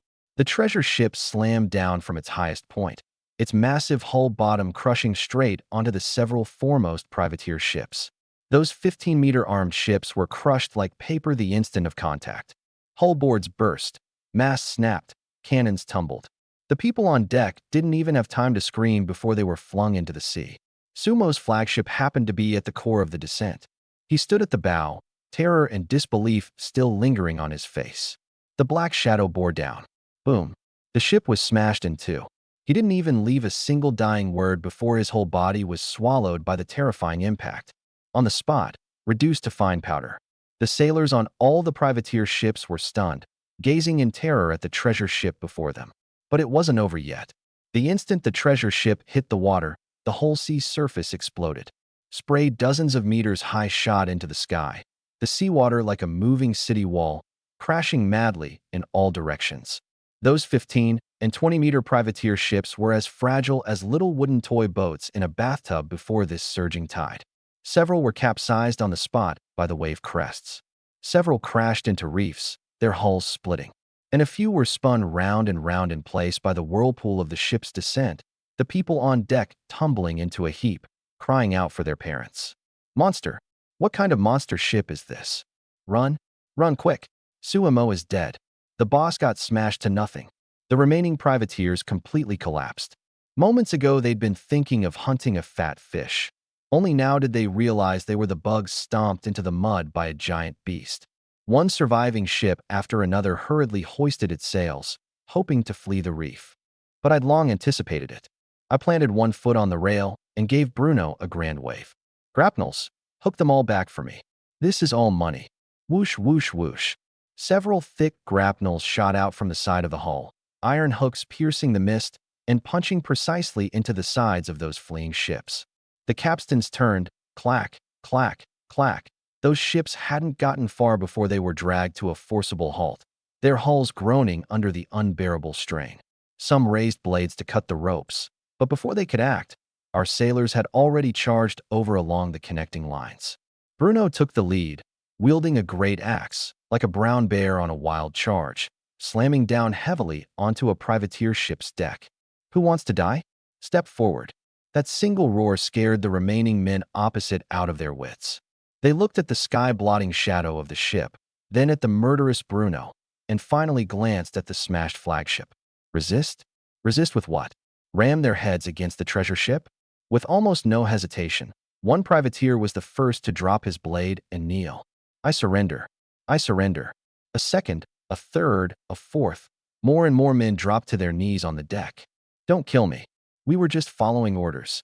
The ships are yours. The goods are yours. All the treasure is yours. Bruno grinned. Wouldn't this have been easier from the start? Rex quickly tallied the results. Captain, 7 enemy privateer ships destroyed on the spot, 3 crippled, over 10 captured intact. Of those, 8 15-meter class, 3 20-meter class, plus a number of cannons, ballistae, grapnels, and powder barrels. Sold after repairs, they'd fetch a very high value. Or used for ourselves, they could form a fleet. Ian gave a cold laugh. These ships all have light sails and cannons added. Though not up to regular warships, they're quite popular on the black market. Counting the remaining supplies, this haul is quite considerable. Only then did I release my grip on the rail. That flight over the cavern just now, even for me, it couldn't have been entirely without pressure. The feeling of the whole giant ship taking to the air and then slamming into the sea was truly too thrilling. I wiped the sweat from my forehead and let out a breath. Phew, thrilling. Afra gave a light smile. Master is amazing. Your hands didn't even tremble while gripping the wheel. I glanced at her, the corner of my mouth curving up. You weren't bad either. Without her controlling the sea currents to back me up, I really might not have dared to play it this way. Ian gazed at those privateers surrendering with their heads in their hands, a trace of mockery in his eyes. Daring to rob the Zheng, he treasure ship. Just who robbed whom? That's really hard to say. Bruno shouldered his axe and laughed heartily. Brothers, tally the spoils. Drag all these rats' ships back. In the gray mist, the waves gradually subsided. The privateers who'd originally prepared to ambush had become my spoils entirely. And the treasure ship, like a giant beast that had just crushed a rat's nest, sat quietly in the mist. Its hull towering, its flags snapping. We'd only meant to check out a treasure map along the way. Never imagined that we wouldn't find the treasure, but that someone would deliver a small fleet of their own accord, perfect as guards for my port of Shihai town, to fend off pirates. Soon, the sailors who'd boarded to plunder returned one after another, all excited. They'd been full of murderous intent charging over, but on the way back they were all glowing and beaming, as if they'd just attended a wealth-gathering ceremony. Bruno stood at the bow of a 20-meter armed ship, carrying a hefty sack of gold coins, grinning so wide his mouth nearly reached his ears. "Captain, we're rich. These privateers really aren't ordinary fat." Ian hopped back onto the deck, cradling a thick stack of inventory lists, even his usually steady voice carrying excitement. "Captain, the preliminary tally is complete. Aboard the remaining dozen-plus ships, besides weapons, powder, and supplies, there's a large stash of gold, silver, and jewels hidden away. Gold coins, silver bars, gems, noble adornments, merchant ship payments, and a batch of high-value goods they hadn't managed to fence yet. Conservative estimate, the total value is at least 20,000 sea coins. 20,000 sea coins." The deck instantly erupted in cheers that couldn't be contained. Another 20,000. These people didn't come to rob. They clearly came to deliver money. Bruno slapped the rail and laughed. "I told you. Follow the captain, and how could you not get rich? Others take treasure maps to hunt for treasure. We take a treasure map and pick up a fleet outright." Rex pushed up his glasses, his tone lighter than usual. "Strictly speaking, this isn't picking up. It's the enemy actively, in ambush form, delivering their assets concentrated before us." Bruno was taken aback, then gave a thumbs up. "Rex, that's really cultured talk. But if I translate it, isn't it just delivering their deaths and their money? You could understand it that way too." I looked at the dozen-plus ships held by the grapnels before me, in an excellent mood. The danger was real danger. But as long as your fist is hard enough, all danger ultimately turns into gain. That's the age of great voyages. 20,000 sea coins worth of jewels, over 10 armed ships, plus a large quantity of cannons, ballistae, grapnels, and powder barrels. This trip was already no worse than half a year's income for a small merchant guild. However, Ian didn't withdraw. He handed the tally book to Rex, then took out 2 things from his robe and solemnly offered them to me. "Captain, besides these valuables, we also found this." I looked down. I first picked up that document. A pale blue prompt surfaced. "Genoese privateering license. Quality, green. Type, special maritime permit. Effect, the holder may conduct privateering operations in certain non-safe open sea areas in the name of the Genoese Royal Fleet. Note, between legal and illegal, the difference is often just a single stamped sheet of papered.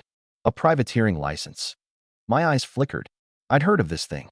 So-called privateering was, in essence, a robbery permit issued by certain kingdoms, city-states, or fleets to civilian armed ships. With a license, you're called a privateer. Without one, a pirate. In essence, there wasn't much difference, but in certain gray zone seas, a single license could save a lot of trouble. But I had no intention of actually becoming a privateer. I had the treasure ship and was about to possess the port of Shihai town. Compared to robbery, I was better suited to building my own trade system. This license, I'd just send to the auction house to sell. What truly made my eyes light up was the other item. I opened that thick tome. On the very first page were written a few words: "Compendium of Western Mediterranean Trade Routes." My eyes lit up. This thing was far more precious than the privateering license. The license could only rob, while this compendium was a divine artifact that could truly be used to do business. I quickly flipped through a few pages. Inside were recorded a great many rare sea lanes, with detailed annotations of the price differences of goods between ports. Where wine was abundantly produced, where spices commanded the highest premium, where iron goods were scarce, where fabrics yielded the greatest profit, which season was safest for transporting tea, which port had the strongest demand for Eastern porcelain. It even recorded the pricing logic of medicinal herbs, gems, pearls, incense, luxury goods, alchemy materials, and ship timber. Much of this information was by no means something an ordinary navigator could get access to. I couldn't help but smile. Good stuff. Now this is the real good stuff. Bruno leaned over for a look and scratched his head. "Captain, this book is worth more than 20,000 sea coins," Ian said earnestly. In the short term, it's certainly not as direct as 20,000 sea coins. But if the captain wants to operate the port of Shihai Town and establish stable sea lanes, this compendium's value is extremely high. It can save us a lot of detours. Rex nodded. Commercial information is itself wealth, especially cross-port trade intelligence. All merchants' secrets not passed on to others. Used well, the profit from a single compendium far exceeds its sale price. I snapped the book shut. Store it well. Put it separately in the captain's quarters. When the port of Shihai Town develops in the future, we can't do without it. Understood. I grew even more satisfied inwardly. This trip, on the surface, was capturing a batch of ships and valuables. But in reality, what the treasure ship gained was a greater foundation for development. Money, ships, weapons, route intelligence. These combined were enough to let a power just getting started expand rapidly. Just as I was about to continue examining the inventory, a commotion suddenly arose from the other side. Rex led several sailors over from the lower hold of a privateer ship. Behind him followed over 30 dark-skinned people. Their clothes were ragged, and there were marks of chain chafing on their hands and feet. There were men and women, mostly young adults. Their expressions were terrified, their eyes constantly scanning their surroundings. Clearly, they still hadn't grasped what was happening before them. I frowned. There, Bruno explained. Captain, they should be slaves those privateers robbed from a merchant ship, most likely people from the West Africa side. This kind of person doesn't fetch a low market price. He glanced at those 30-some people and clicked his tongue in wonder. Don't be fooled by how dark they are. They've got sturdy bodies, tolerate heat, and can bear hardship. A strong, able slave sells for at least over 1,000 sea coins on the market. Those who can farm, tame beasts, or mine are even pricier. My family used to have one. A single man could manage 3 mu of plantation and earned over 50 sea coins a year. Bruno spoke these words without malice. In this world, the slave trade was itself a semi-open business at many ports. Nobles, merchant guilds, plantations, mines, even naval logistics all used them in large numbers. To someone like him, of low birth and living off seafaring, this rule was something he'd long grown accustomed to. But after hearing it, I didn't speak right away. My gaze fell on those 30-some people. Calculated purely from the angle of wealth, 30-some slaves, at 1,000 sea coins each, was over 30,000. Add the 20,000 in jewels just now, and this trip was another income at the 50,000 sea coin level. The corner of my mouth should have curved up. But looking at those chain marks, looking at the terror in their eyes, I suddenly recalled. The Sumo of 10 years ago had also started from a single broken ship. In this world, some turned danger into gain with their fists, and some, from the moment they were born, became a mere number in someone else's ledger. A hard enough fist was the backing that let me choose how to treat them. And how I chose was what truly decided what kind of person I was. At that moment, from among those 30-some people, a black youth of about 20 suddenly rushed forward. His movement was quick, and the sailors beside him instinctively pressed their hands to their blade hilts. But he didn't attack. Instead, with a thud, he knelt before me, both hands raised high, his forehead knocking hard against the deck, and rattled off a long string of words. My head was full of question marks. What's this guy rattling on about? Bruno and Ian, for the moment, couldn't answer either. Rex pushed up his glasses, listened carefully for a moment, then lifted his head. Reporting, Captain. Can't understand him.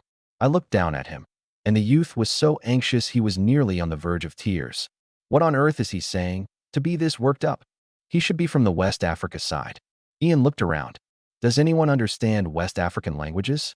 The sailors exchanged glances, most shaking their heads. They were mostly local Europeans, understanding Portuguese, Spanish, or a little Arabic trade tongue. But West African languages were of many kinds, and no one dared translate recklessly. Seeing that no one understood, the youth grew even more anxious. He kept pointing at his own chest, then pointing toward the distant sea, then gesturing with his hands. Mountains, rivers, the sun. Alas, the more he gestured, the more bewildered everyone grew. Bruno rubbed his chin. Is he trying to say he's hungry? Rex said flatly. In his gestures just now, there were 3 points toward the distance, 2 kneeling worship postures, and one that seemed like a crown gesture. I don't think he's saying he's hungry. Bruno stared. You can even tell that? Observation. Just as everyone was at their wits' end, among the captured privateers, A lanky man timidly raised his hand. West African languages, I understand a little. Bruno whipped his head around. You understand? The man was so frightened he shuddered and hurriedly nodded. A little, a little. I used to go to the West African coast with a ship and worked as a translator.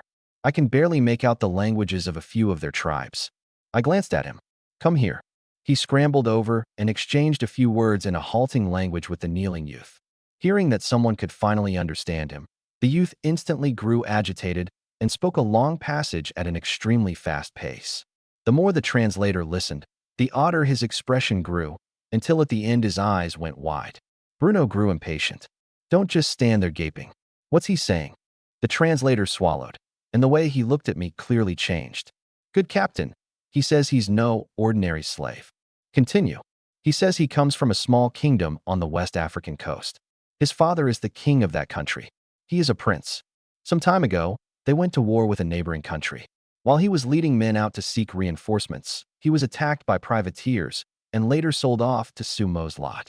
The instant those words came out, the deck was in an uproar. A prince. These privateers actually robbed a big shot. Bruno's face was full of shock.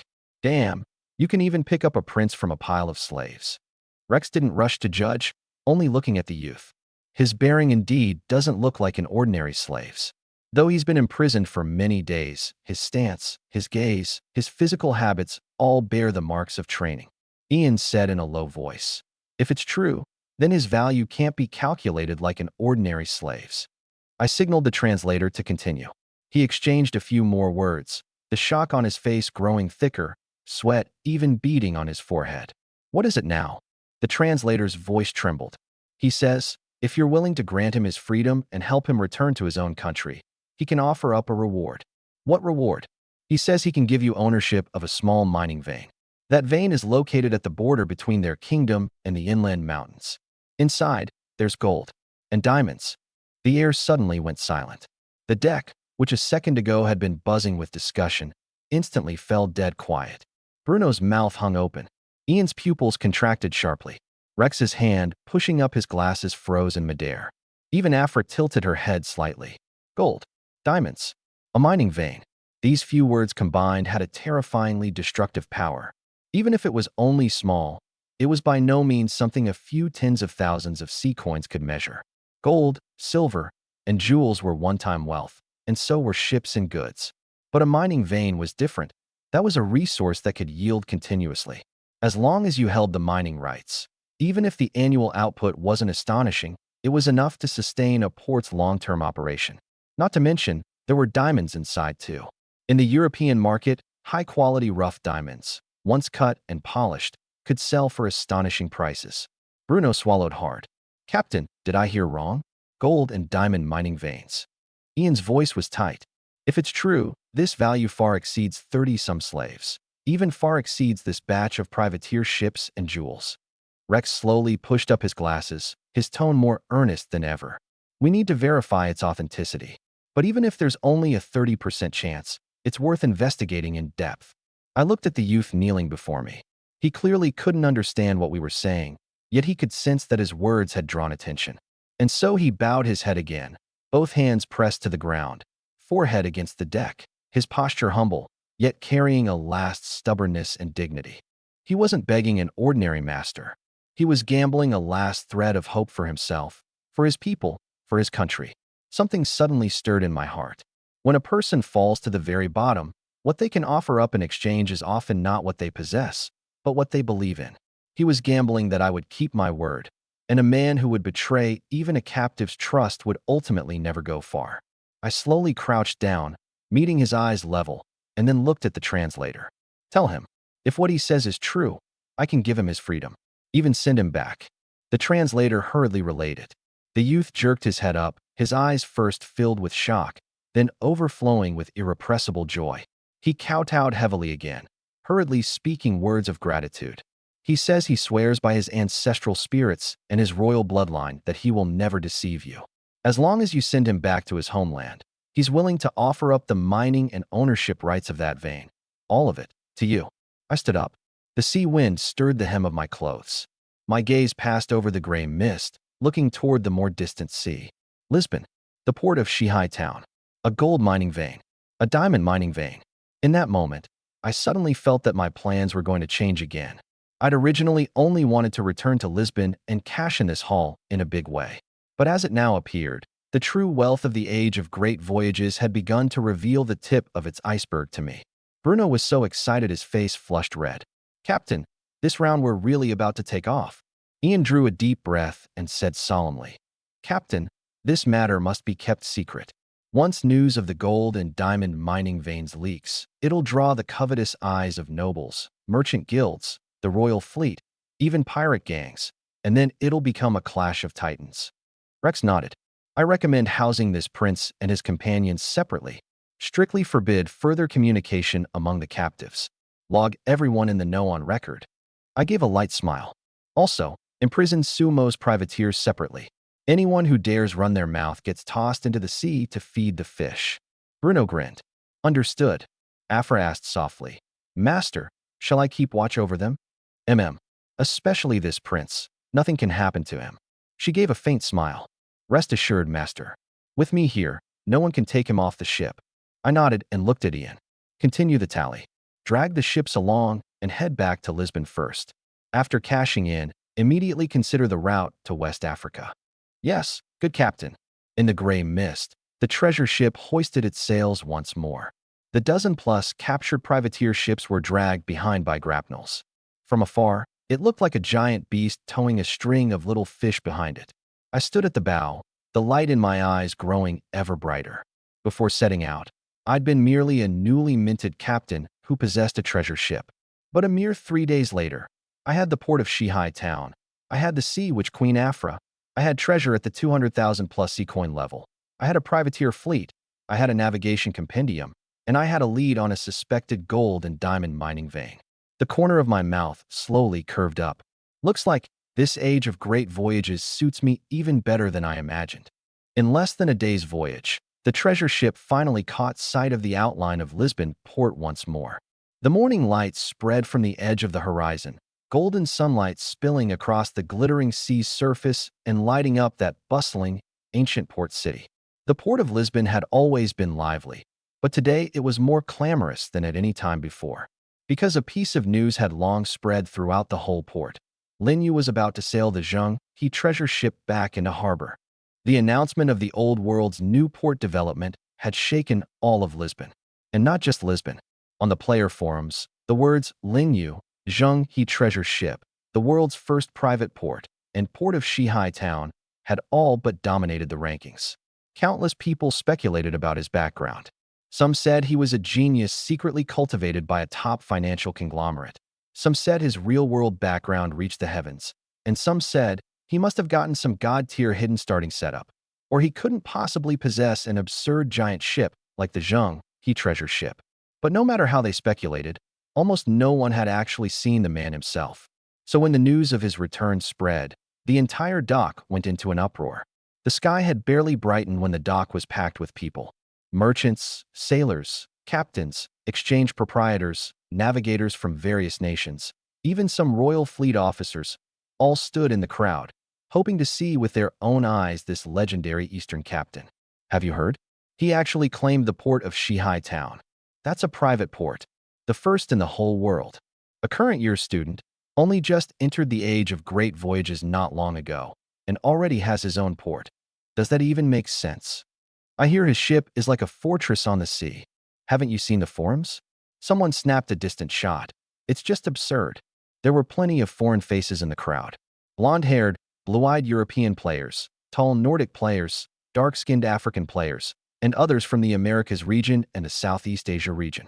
They squeezed into the crowd, their eyes full of curiosity, envy, scrutiny, and awe. An Eastern captain, a super treasure ship, a private port. These stacked together were already enough to make Lin Yu the hottest topic in the current circles. "They're here," someone shouted. The whole dock went silent for an instant, and everyone turned in unison to gaze at the sea.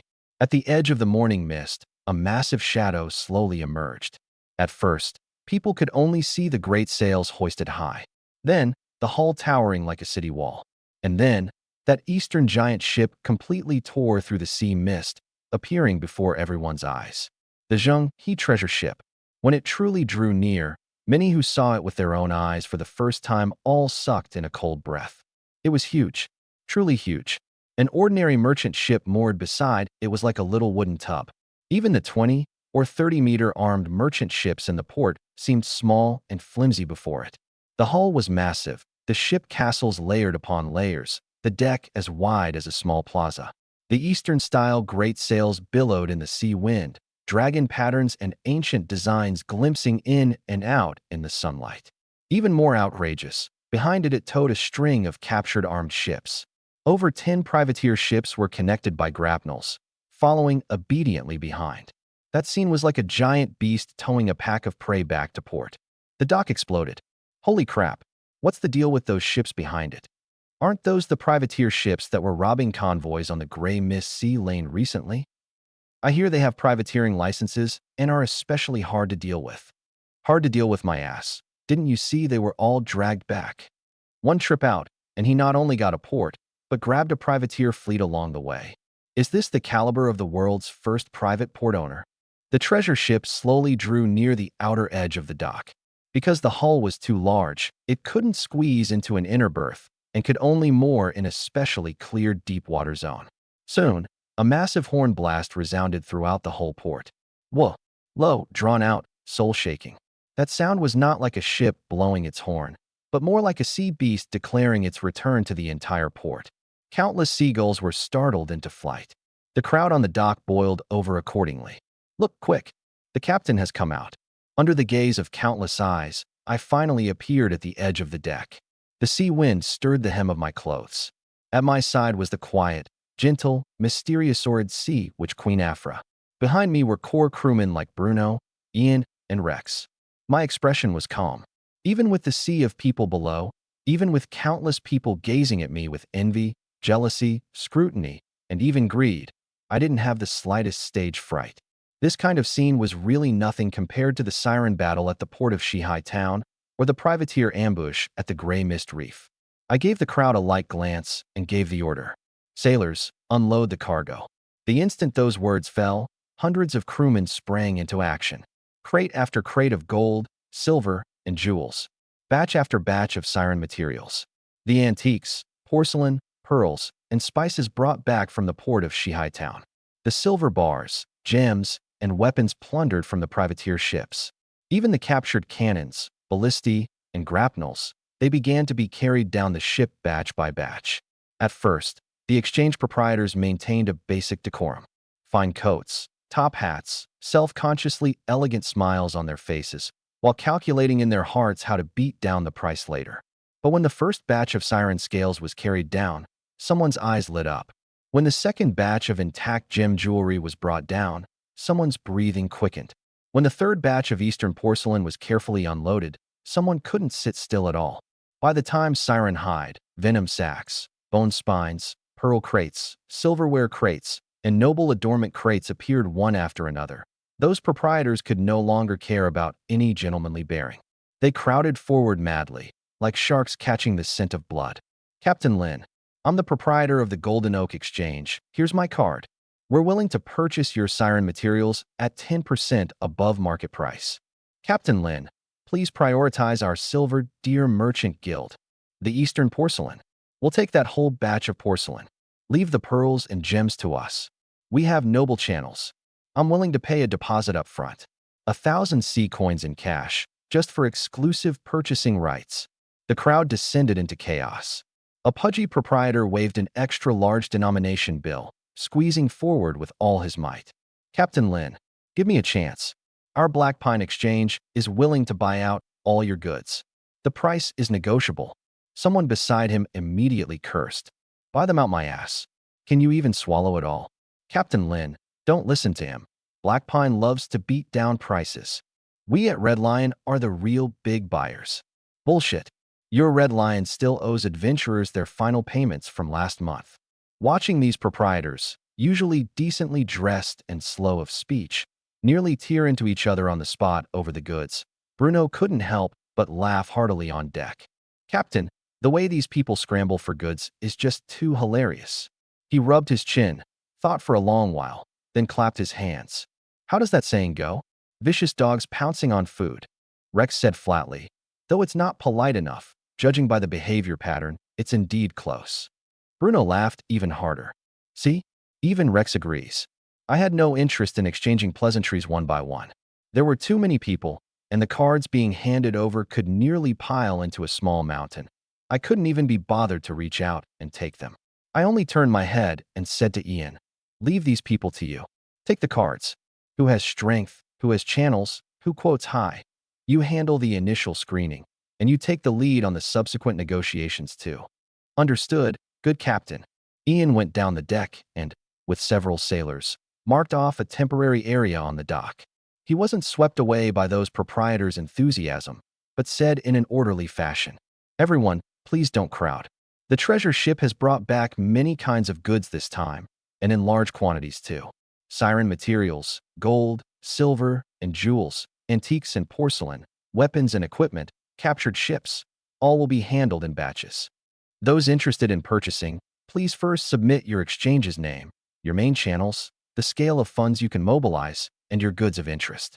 We'll decide the order of priority for negotiation based on your quotes and credit records. The moment he spoke, the once chaotic situation was quickly brought under control. Those proprietors also realized they'd lost their composure too much just now. If they kept scrambling like this, they might instead displease me. So they straightened their clothes and squeezed out smiles again. Mr. Ian, please take my card. Our exchange has an excellent reputation. Funds are absolutely no problem. We can accept advance payment and are willing to sign a long-term agreement. But even so, the longing in their eyes still couldn't be hidden. Things are prized for their rarity. Siren materials were scarce in Lisbon to begin with. High-quality pearls and gems were hard currency in noble circles. Eastern porcelain was a luxury among luxuries, and the captured armed ships, cannons, and ballistae had value on both the black market and at proper shipyards. Any single one of them, taken out alone, was enough to trigger a scramble. But soon, these proprietors discovered they'd thought too naively. They'd figured that as long as they bid ruthlessly enough, they could monopolize this batch of goods. But as the unloading continued, siren materials, gold, silver, and jewels, antiques and porcelain, captured weapons, privateer ship cargo, gem crates, special materials. The more goods were unloaded, the more the temporary storage area was piled full. In the end, even a few ambitious big proprietors who wanted to swallow it all in one gulp couldn't help but break out in a sweat. They couldn't swallow it. They simply couldn't swallow it all. It wasn't that they didn't want to monopolize and play at scarcity marketing. It was that there were too many things of too many varied kinds. Some suited noble channels, some suited the Alchemists Association, some suited shipyards, some suited auction houses, and some suited the black market. Any single house swallowing it all would face enormous financial pressure, and the subsequent selling off would be extremely troublesome. Ian looked at everyone's expressions, and he had a clear idea in mind. He gave a slight smile. Everyone, don't worry. There'll be plenty for everyone to buy. We won't sell all the goods to one house at once. Different goods will be distributed to the most suitable channels. As long as the price is reasonable, the treasure ship is willing to establish long-term cooperation with all of you. The moment these words came out, the many proprietors instantly relaxed. No exclusive monopoly was fine too. At least everyone had a chance. And so, a new round of bidding began. Siren scales, I'll offer market price plus 15%. You've got the nerve to shout 15%? I'll add 20%. That batch of Eastern porcelain. We're willing to accept auction commission. Leave the pearls to us. We have a countess's channel. Our shipyard will take the cannons. We can help repair and resell the privateer ships. The whole dock seemed to have turned into a boiling exchange. Countless people circled around the goods, and I didn't even need to enter the fray personally. I only needed to stand on the deck, watching Ian screen the bids for me, watching those merchants madly raise their prices for my goods. This feeling was truly too satisfying. Not far off, the other captains in the port watched this scene, their eyes practically going red. They toiled to make a single voyage, braving the risks of wind, waves, and pirates, brought back a shipload of goods, and often still had to have their prices beaten down. To sell for a few dozen more sea coins, they'd wear their lips ragged bargaining. But me? I stood here, and the proprietors scrambled to hand over their cards. The goods had just been unloaded before I'd even named a price, and someone was already offering to raise it. A middle-aged captain was so sour his teeth nearly shattered. That batch of goods on his ship was originally mine. That piece of masterwork jewelry was mine. Then are you going to go up and grab it? Once someone's grabbed it back, it's theirs. The young captain beside him, his face full of envy, said, "This is what you call a captain. What we do is called running errands." An old sailor gave a long sigh. Comparing people to people just makes you die of anger. Captain Lin's take from this one trip is probably worth our whole lives. Some newly minted navigators watched with even redder eyes. Quite a few of them were still scrambling over a startup capital of a few hundred sea coins, while I was already being surrounded by all the major exchanges scrambling for my goods. This gap was no longer a step or two, but a whole era apart. Is this the caliber of the Zheng He treasure ship? I now seriously suspect that he didn't go out to adventure. He went out to stock up on goods. Just as the dock had completely boiled over, I walked down from the deck. Afra followed quietly behind. Today she wore a deep blue cloak, covering her silver blue long hair and restraining that overly obvious alien aura of the Sea Witch Queen. But even so, standing at my side, a full 2 meters tall, she still drew quite a few eyes. So beautiful. Beautiful in a way that didn't seem human. Yet at this moment, no one dared step forward to strike up a conversation. Her standing at my side, this alone was enough to make those with impure thoughts suppress every notion they shouldn't have. I'd been off the ship for barely a moment when a decently dressed middle-aged steward stepped out from the crowd.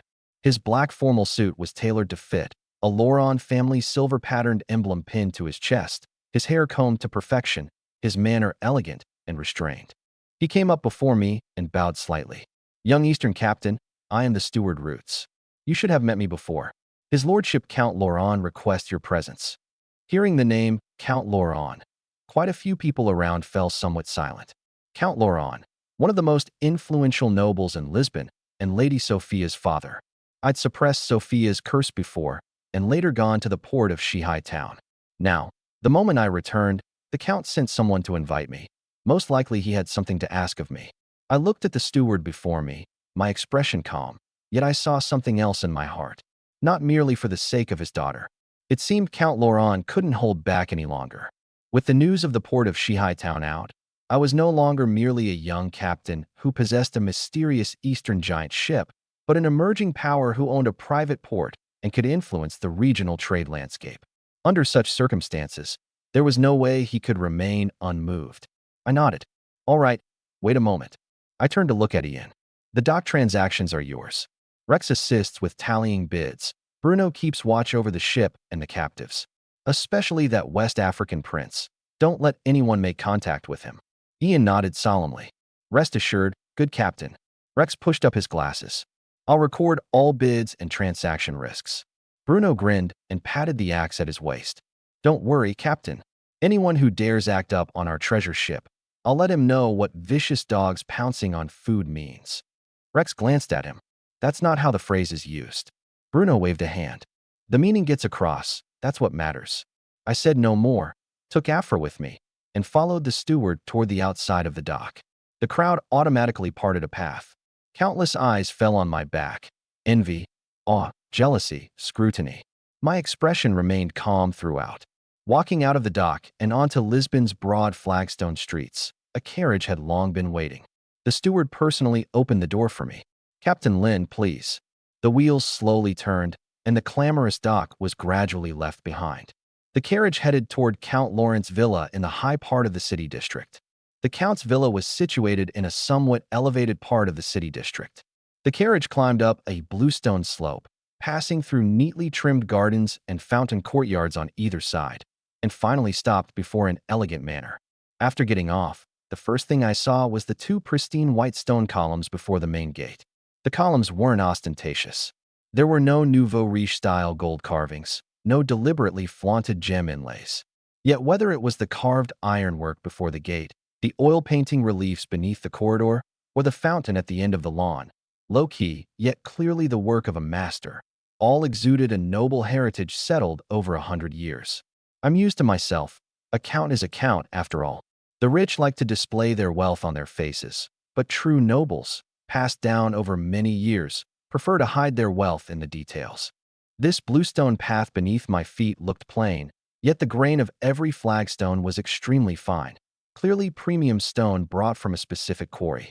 The servants standing in attendance before the gate moved in unison, their eyes not straying, their etiquette without the slightest fault. This kind of thing couldn't be conjured up with money in a short time. True heritage never lies in what you can buy, but in what time has left upon you. This was something money couldn't buy, nor could it be seized. Afra, wrapped in her deep blue cloak, stood quietly at my side. She lifted her eyes slightly, sweeping over this noble residence, her expression unmoved. In her eyes, no matter how magnificent human architecture was, it was merely a nest on land, no match for a deep-sea palace. But since I was looking, she looked along with me. The middle-aged steward led the way respectfully. "Mr. Lin, please." I took Afra and walked into the hall. The interior was even more exquisite than the outside. Crystal chandeliers gave off a soft light, and several ancient oil paintings hung on the walls, the figures in them presumably the successive ancestors of the Laurent family. The carpet was thick, and stepping on it made almost no sound. Fireplaces on both sides burned with a faint glow. Soon, footsteps came from upstairs. Count Laurent and the Countess descended together. The Count wore a dark formal suit today, the family emblem pinned to his chest. He did his best to maintain the composure befitting a noble, but I could still see the anxiety hidden in his eyes. The Countess couldn't conceal it even more, her face haggard, clearly having worried no small amount over Sophia these past days. Seeing me, the Count immediately strode forward. "Mr. Lin." I nodded slightly. "Count Laurent, have you been well lately?" He gave a bitter smile. "Mr. Lin, don't joke. These past few days I've been waiting on tenterhooks. Had the fleet not returned early to report that you were safe and sound and had claimed the port of Shihai town, I fear I'd have been unable to sleep again tonight." At this, the way he looked at me clearly grew more complex. I understood. Before, in his eyes, I was a young captain who possessed a mysterious Eastern giant ship and commanded special healing methods. Worth courting, worth investing in, but not yet on equal footing with the Laurent family. But now it was different. The port of Shihai town, the only new port in the old world in nearly a decade. He understood this weight better than anyone. A person who possessed a private port, as long as he didn't die young, would surely grow into a regional-level power in the future. His gaze shifted onto Afra. Even though she was wrapped in a cloak and had deliberately restrained her aura, that beauty unlike ordinary people and that faint, elusive aura of the ocean were still hard to ignore. "Mr. Lin, is this the sea which queen you subjugated?" The Countess couldn't help but look over too. In the report from the warships the Count had dispatched, this being before them was one that could have annihilated a proper fleet of 50 warships. Yet now, she stood quietly at my side, her posture docile, like an attendant. I turned my head. "Afra, say hello." She gently lifted a corner of the cloak, revealing that face exquisite to the point of near dreamlike, and bowed slightly. "Count Laurent." "Countess." Her voice was gentle, like the tide softly brushing against the reefs. A trace of surprise flashed in the Countess's eyes. She'd figured the sea witch queen would be a ferocious, brutal monster, never imagining it would be such a beautiful woman. After brief pleasantries, the Count wasted no more time. "Mr. Lin, please come with me." Sophia's room was in the quietest spot on the second floor. The curtains were half drawn, and a faint scent of medicinal herbs filled the room. She lay on a soft, large bed, her complexion much better than before, no longer that pallor of one about to be devoured by a curse at any moment. Yet she was still weak overall. On the arm exposed outside the covers, the skin faintly showed pale water blue patterns. The most conspicuous was her lower body. The legs that had originally belonged to a human girl were now a beautiful, yet eerie fishtail. The fishtail was covered in fine scales, between silver white and pale blue, refracting a soft luster in the light. Speaking of aesthetics alone, it was indeed beautiful.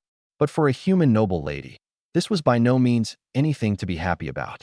The Countess walked to the bedside, her eyes rimming red at once. "Though this child has come back, she always seems to be missing something. Sometimes when I call her, she responds. Sometimes it's as if she can't hear, and her memory comes and goes." She reached out and lifted a corner of the covers, revealing that fishtail, her voice choking. "Every few hours, she has to soak in water. Otherwise, her body burns hot and her scales crack. The doctors say this is no ordinary ailment. Priests and alchemists have all looked, and there's nothing to be done. The Count stood to one side, his expression heavy. He was a prominent, distinguished noble of Lisbon. Yet faced with his daughter's current condition, he was utterly without recourse. Wealth, power, connections, before an extraordinary curse, they didn't always work. I didn't rush to speak. I walked to the bedside and took a careful look at Sophia. Her eyes were half open, her gaze scattered, as if looking at me, yet as if seeing nothing at all. I frowned slightly and looked at Afra. "Can you handle it?" She nodded. "I can." What remains in her body is part of the siren transformation curse. Master already suppressed the most dangerous erosion before. Now only the last of the transformation residue remains. With that, she walked to the bedside. The Countess instinctively made way. Afra extended a fair, slender hand and gently pressed it against Sophia's forehead. The next moment, a soft blue light lit up from her palm.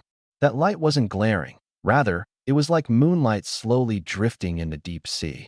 The blue light flowed from the forehead throughout the whole body, quickly covering those water blue patterns. Sophia's body trembled slightly, the scales beginning to recede bit by bit, the fishtail rippling with changes in the blue light. The Countess was so nervous she covered her mouth, not even daring to breathe too heavily.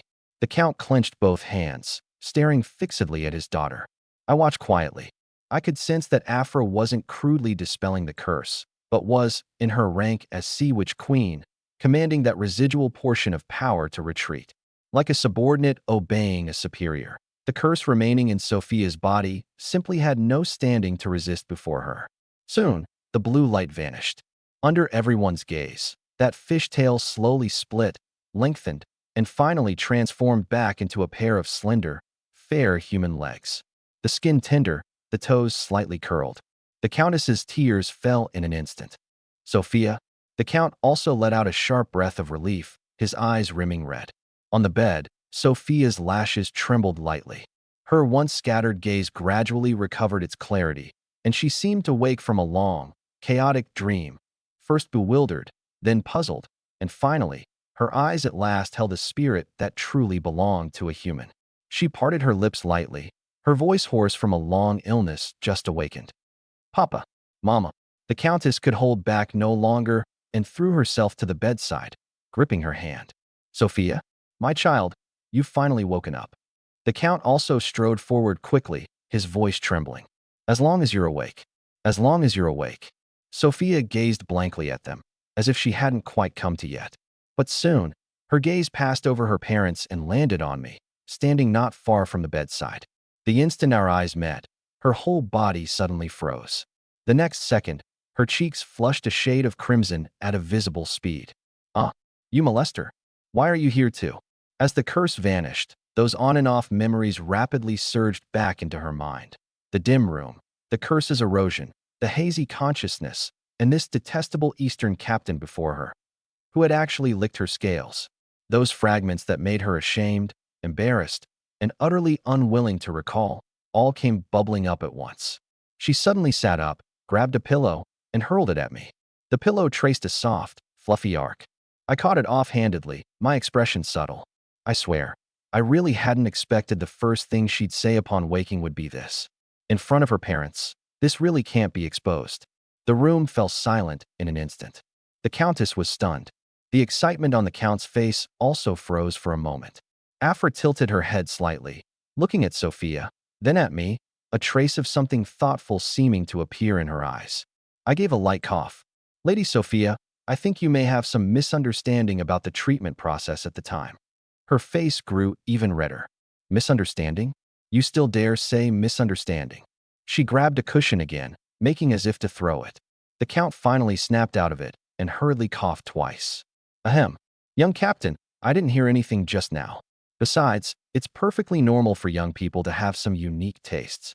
He said it with utter seriousness, as if that word molester didn't exist at all. I could tell. The Count, nearing 50, was in fact very clear-headed at this moment. No matter what had happened in his daughter's memory, that didn't matter. What mattered was that Sophia had come back to life. And the one who saved her was me, a young captain very likely to be formally granted a title by the royal fleet in the future. Forget mere so-called molesting. Even if Sophia and I really had something happen for the Laurent family, It might not be a bad thing. At this thought, the Count cast his gaze toward me, his eyes carrying a touch of subtlety. I noticed it, and was somewhat speechless. This old fox, wasn't he thinking a little too far ahead? Sophia had no idea of her father's thoughts. Having just recovered her clarity, shame and anger had the upper hand, and she struggled to get out of bed to pummel me. But having just recovered from a long illness, her strength was pitifully small, and her foot went weak as she got down. I instinctively reached out to steady her.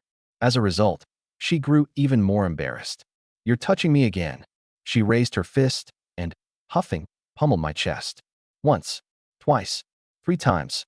Soft and fluffy. Forget hurt, it didn't even count as a tickle. I looked down at her. "You sure you want to keep going?" She gritted her teeth. "I do," then pummeled twice more. Afra offered a calm assessment. "She's very weak. If Master doesn't dodge, she can't hurt you anyway." Hearing this, Sophia nearly burst with anger. "And who are you?" "Afra, the Sea Witch Queen."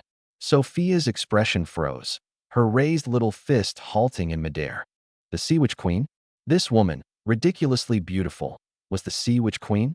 She instinctively glanced behind me, then at Afra, her mind unable to catch up for a moment. What on earth had happened while she was unconscious? Why, the moment she woke, had the household not only gained a molester, but also a Sea Witch Queen? Seeing her daughter finally recover some vitality, the Countess, both heartbroken and amused, hurriedly pulled her gently back. "That's enough, Sophia. You just woke up. No acting up." Sophia looked at her mother with a wronged expression.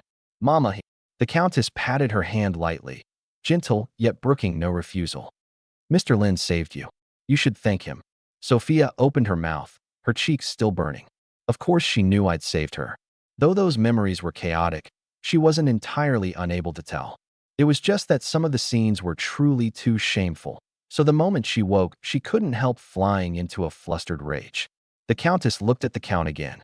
"Dear, doesn't His Grace the Duke still have matters to discuss with Captain Linyu? Take Mr. Lin over first, and leave Sophia to me." I'd still been watching Sophia's huffing manner, but hearing this, my gaze suddenly flickered. Wait, His Grace the Duke. I lifted my head to look at the Count. There's only one Duke in Lisbon. Could it be? The Count's expression turned solemn, and he slowly nodded. "Mr. Lin has guessed correctly. It is indeed the Grand Duke of Lisbon, the supreme ruler of the entire Portugal region, Grand Duke William." I raised an eyebrow slightly. Grand Duke William. This name wasn't unfamiliar to me. To be precise, anyone who'd knocked around Lisbon for a while couldn't possibly not have heard of it. The Grand Duke of Lisbon, William, the effectively supreme noble ruler of the Portugal region. Called a duke, but in truth he was a king. The royal fleet, the taxation system, port military administrative affairs, overseas route interests, all were in his hands. In this stretch of sea, Grand Duke William's will was the will of the kingdom. I really hadn't expected that. Having just returned to Lisbon with the goods not even fully sold, I'd already drawn the attention of this great figure. I couldn't help but sigh. Looks like I really am famous now. The Count spoke. "Mr. Lin, you're no longer merely famous now. The world's first captain under 30 to possess a private port, the owner of the only Zhenghe treasure ship in the world, a developer of misty seas, a holder of the fate-bound sequence. These combined, and there's no way Grand Duke William wouldn't pay attention to you." I gave a slight smile. "Fair enough." The Count glanced at Afra and hesitated a moment. "Mr. Lin, will Lady Afra accompany you as well?" I answered without hesitation. Of course. She was now one of the strongest combat forces at my side, and moreover a close-quarters guard. Before I'd fully gauged Grand Duke William's attitude, I naturally wouldn't let her stray too far. "Young Eastern Captain, please come with me." I followed the Count through the second-floor corridor toward the reception hall deeper within. The servants on both sides had long withdrawn, the air so quiet that only footsteps remained. The Count lowered his voice. "Mr. Lin, Grand Duke William coming in person this time is likely not as simple as merely wanting to meet you." My expression didn't change. "I know. It should be related to the port of Shihai Town." He nodded. "This new private port in the old world holds extremely great significance, especially since the port of Shihai Town is in a special location, wedged right between Lisbon and Barcelona. If it can be redeveloped, it will affect the layout of no small number of sea lanes near Lisbon. Grand Duke William attaches extreme importance to it." I gave a light smile. Does he want to collect taxes? Or does he want to rule through loose reins? The Count's steps paused slightly, then he gave a bitter smile. Perhaps more than just collecting taxes. It may also include an exclusive title for you, a trade agreement, and a royal fleet registration. My gaze narrowed slightly. It seemed what we were about to discuss today was truly important. The port of Shihai Town was merely the first step in developing my personal power.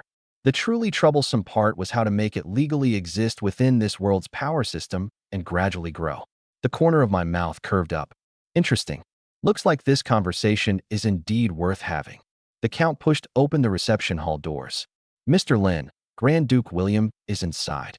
I lifted my eyes to look. In the spacious, brightly lit hall, a middle-aged man in a deep red formal suit sat upright on the sofa beside the head seat. His temples were slightly white, his expression composed, yet his gaze was sharp as an eagle's.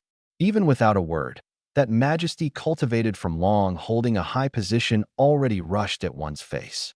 One look was all I needed to be certain of the other party's identity. The Grand Duke of Lisbon, William. At the same moment, he lifted his head too, looking toward me. Our gazes met in the air. After a brief silence, he slowly revealed a smile. Mr. Linyu, I've long admired your name. We finally meet. My expression calm. I stepped in and cupped my hands. Grand Duke William, I've long admired you. I sat down across from him, unhurried. My posture upright, my movements composed. Neither the timid ingratiation of an ordinary adventurer facing a great noble, nor the frivolous flamboyance often seen in the young and successful. Even the motion of lifting the teacup was just right. Grand Duke William's eyes moved almost imperceptibly. I could tell. The person he'd been prepared to meet was a young captain who'd risen by luck, carrying a bit of wildness and sharpness. But upon actually seeing me, he found me completely different from what he'd expected. Etiquette. This thing, which back in school had been derided by many classmates as utterly useless, had actually come in handy today.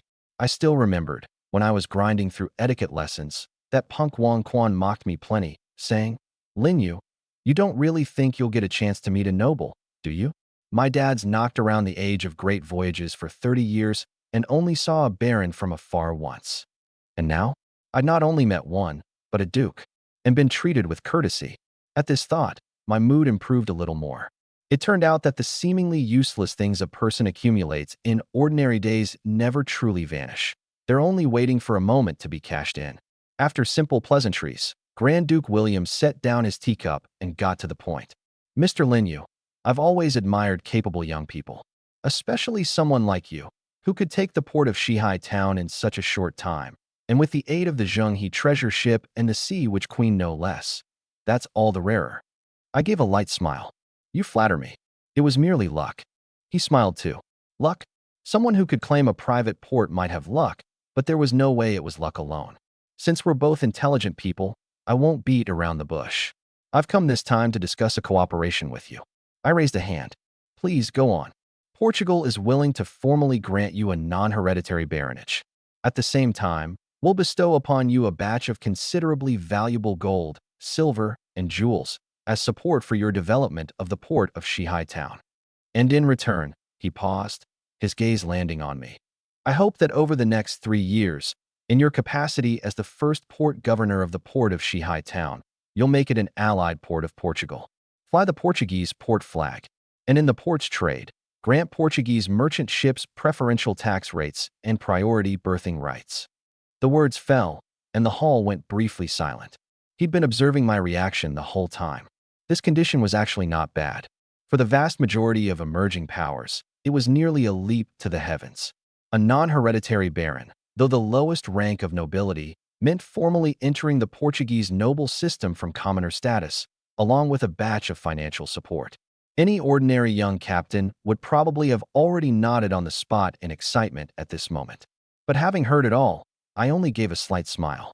That smile wasn't sharp. In fact, it was quite polite. But Grand Duke William and the Count simultaneously realized I wasn't satisfied with this condition. Your Grace. I gently stroked the rim of the teacup, my tone mild.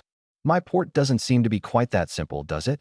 A non-hereditary baron, plus a bit of gold, silver, and jewels, and you want to send me on my way? The moment these words came out, the Count's eyelid twitched. Grand Duke William, however, wasn't angered. Instead, a trace of appreciation flashed in his eyes. He slowly narrowed them. "Oh, then what price do you think the port of Shihai Town is worth?" I smiled. "Your Grace, why not think of it from a different angle? As far as I know, Portugal and neighboring Spain are currently in a competitive relationship, right? Whether it's the ownership of any allied port in the Mediterranean or a new route to the mysterious East, both your sides are watching very closely." The moment these words came out, the Count was visibly taken aback. And for the first time, Grand Duke William's gaze truly changed. With the age of great voyages just beginning, the open and covert struggle between Portugal and Spain was, on the surface, something many people knew about. But matters truly touching on the level of sea power layout, eastern routes, and the contest over overseas footholds, those were usually not something an ordinary merchant could think of. The port of Shihai Town is located near the Strait of Gibraltar. I continued, my tone calm, as if stating a most ordinary fact. To put it directly, it sits at nearly the key position of the Atlantic's outlet to the sea. To the east, it can keep watch on the Mediterranean. To the west, it can look toward the Atlantic. It's not just a port, it's a nail. Whichever side it's nailed into, that side sleeps a little more soundly at night. The calmer I was, the more weight the words carried. If I agreed to the Spanish side and were willing to fly the Spanish sea flag, then, Your Grace, I fear you'd truly have some trouble resting easy afterward. These words were no longer merely haggling over price, but nakedly pointing out the strategic value of the port of Shihai Town. The hall was so quiet you could hear a pin drop. Grand Duke William didn't speak immediately, and the Count fell silent too. The two instinctively exchanged a glance, both seeing a trace of surprise in each other's eyes. I knew what they were thinking. This young man not only knew how much the cards in his hand were worth, but also knew how, at the right moment, to play those cards where the other party cared most. And what's more, he didn't seem to be someone who only talked. He really dared to do it. The world's only Zhenghe treasure ship was my greatest source of confidence. Grand Duke William was silent for a few seconds, then suddenly smiled. "Mr. Linyu, you're more like a true ruler than I imagined," I said modestly. "I just understand a little about the way of doing business." He nodded. "You're too modest. What we're doing here is no longer business. It's negotiating sea power." I neither confirmed nor denied it. The atmosphere in the hall had clearly changed in this moment. Originally, it had been Grand Duke William, in the posture of one in a superior position, tossing out conditions to an emerging power. But now, the two parties had truly sat down at opposite ends of the same negotiating table. He leaned back against the sofa, his fingers lightly tapping the armrest, sizing me up anew. After a long while, he slowly spoke. "Good. A non-hereditary baronage is indeed too low for a young and promising captain like you. I'll revise the terms." After pondering a moment, he probed. "Portugal can grant you a viscountcy. This is a formal noble title, hereditary in perpetuity, passed down generation to generation. At the same time, we'll officially recognize the port of Shihai Town's status as an allied port and provide you protection under the law. Beyond that, I'll send a batch of professional personnel over, port officers, surveyors, dock craftsmen, warehouse architects, dock technicians, tax clerks, and a batch of skilled laborers to help you expand the port as quickly as possible. Your port will fly the Portuguese flag for a term of 1 year. During this year, Portuguese merchant ships will enjoy priority berthing rights and a 5% preferential tax rate. After 1 year, you'll become a free port again, free to choose whether to stay or go. How's that? This time, the conditions were completely different. A viscount, hereditary in perpetuity, plus a whole set of official development teams and actual construction resources. This was far more valuable than simply gifting money. What the port of Shihai Town most lacked right now was precisely manpower, systems, and construction speed. On the surface, I showed nothing, but inside I was already grinning ear to ear. I'd struck it rich. In the age of great voyages, with 5 nations rising together, one had to pick an ally anyway. But now I'd not only obtained a higher hereditary title, but had also freeloaded an official pioneering crew along the way. With these people, the port's development speed could increase by at least a large margin. A perfectly measured smile appeared on my face. Your Grace does indeed show sincerity. So what do you mean? I set down my teacup and cupped my hands. Deal. For the coming year, the port of Shihai Town will be an allied port of Portugal, flying the Portuguese flag, granting Portuguese merchant ships a 5% preferential tax rate and priority berthing rights. But I also hope, Your Grace, that the people you send are people who actually get things done. I don't need a bunch of noble relatives who only know how to collect salaries and don't know how to work. Grand Duke William was first taken aback, then broke into laughter. The Count couldn't help but smile too. This kid, he sure spoke directly. But the more direct, the more reassuring it was. At least it showed I truly wanted to build the port up, rather than take a title back to show off. Someone who truly wants to accomplish something is never afraid to lay it all out. Because what he wants is results, not appearances. Rest assured.